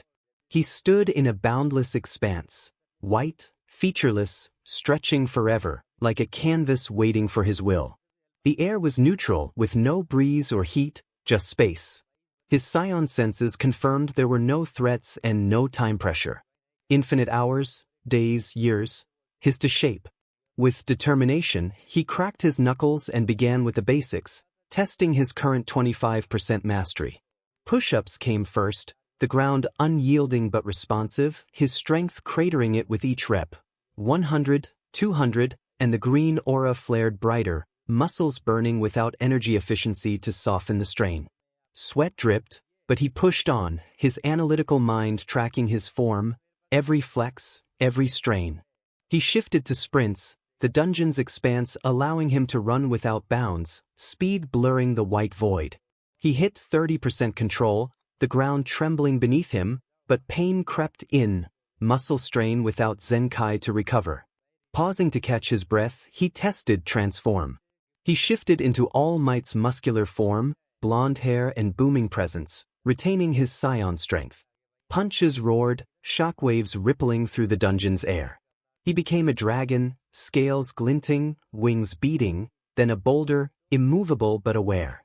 Each form was seamless, his consciousness intact, scion power constant. He reverted to himself, grinning. Transform was limitless, a trump card for internships. Next, he focused on Harry Potter magic. He cast 𝗵𝘃𝗀𝗀, a shimmering shield blocking his own test punch, the aura-enhanced strike bouncing off. Summoning a weight from dimensional storage, he said, "Accio dumbbell," and the 20 kilograms weight flew into his hand. Without major telekinesis, this was his new method of object control. The protagonist attempted 𝗧𝗵𝗵𝗃, a spell that carved a glowing mark into the dungeon's ground, which gradually faded away. Using apparition, they teleported across the vast space, though it was draining. Magic wasn't infinite without energy efficiency. They cast lumos to illuminate the darkness and nox to dim it, honing their precision. Hours passed, or perhaps days. Time seemed to blur in the infinite expanse. Focusing on scion physiology, they pushed their power beyond 30%. Shadowboxing, their punches cracked through the air, each strike becoming faster and stronger. A green aura flared around them, reminiscent of Broly's restrained rage. They visualized Bakugo's howitzer impact, countering with aura-enhanced blocks, and imagined dodging Todoroki's ice-fire waves with scion speed. Pain surged through their body, muscles straining, bones creaking, but they consumed a 𝗧𝗵𝗲, feeling the instant healing. Determined, they growled at themselves to keep going, pushing to 35%. Using magic, they conjured obstacles, stone walls with 𝐒𝐭𝐲 and fire barriers with 𝗓𝗏𝗍𝗔. They smashed through these barriers, their aura blazing as they trained their precision. At 40%, the ground trembled beneath them, their punches shattering the conjured boulders. The berserk edge loomed, their vision tinged with green, but they focused on Inko's smile and Uraraka's encouragement, reminding themselves they were not a beast but a hero. Transforming into All Might, they practiced heroic poses, then shifted into Mirio, phasing through their own conjured walls with imagined permeation. Each transformation honed their control, blending forms with scion power. Days blurred into weeks as they lost track of time in the dungeon's infinity. They pushed to 45%, their aura resembling a storm, each punch creating a sonic boom. Mid-punch, they cast Stupefy, stunning an imagined opponent,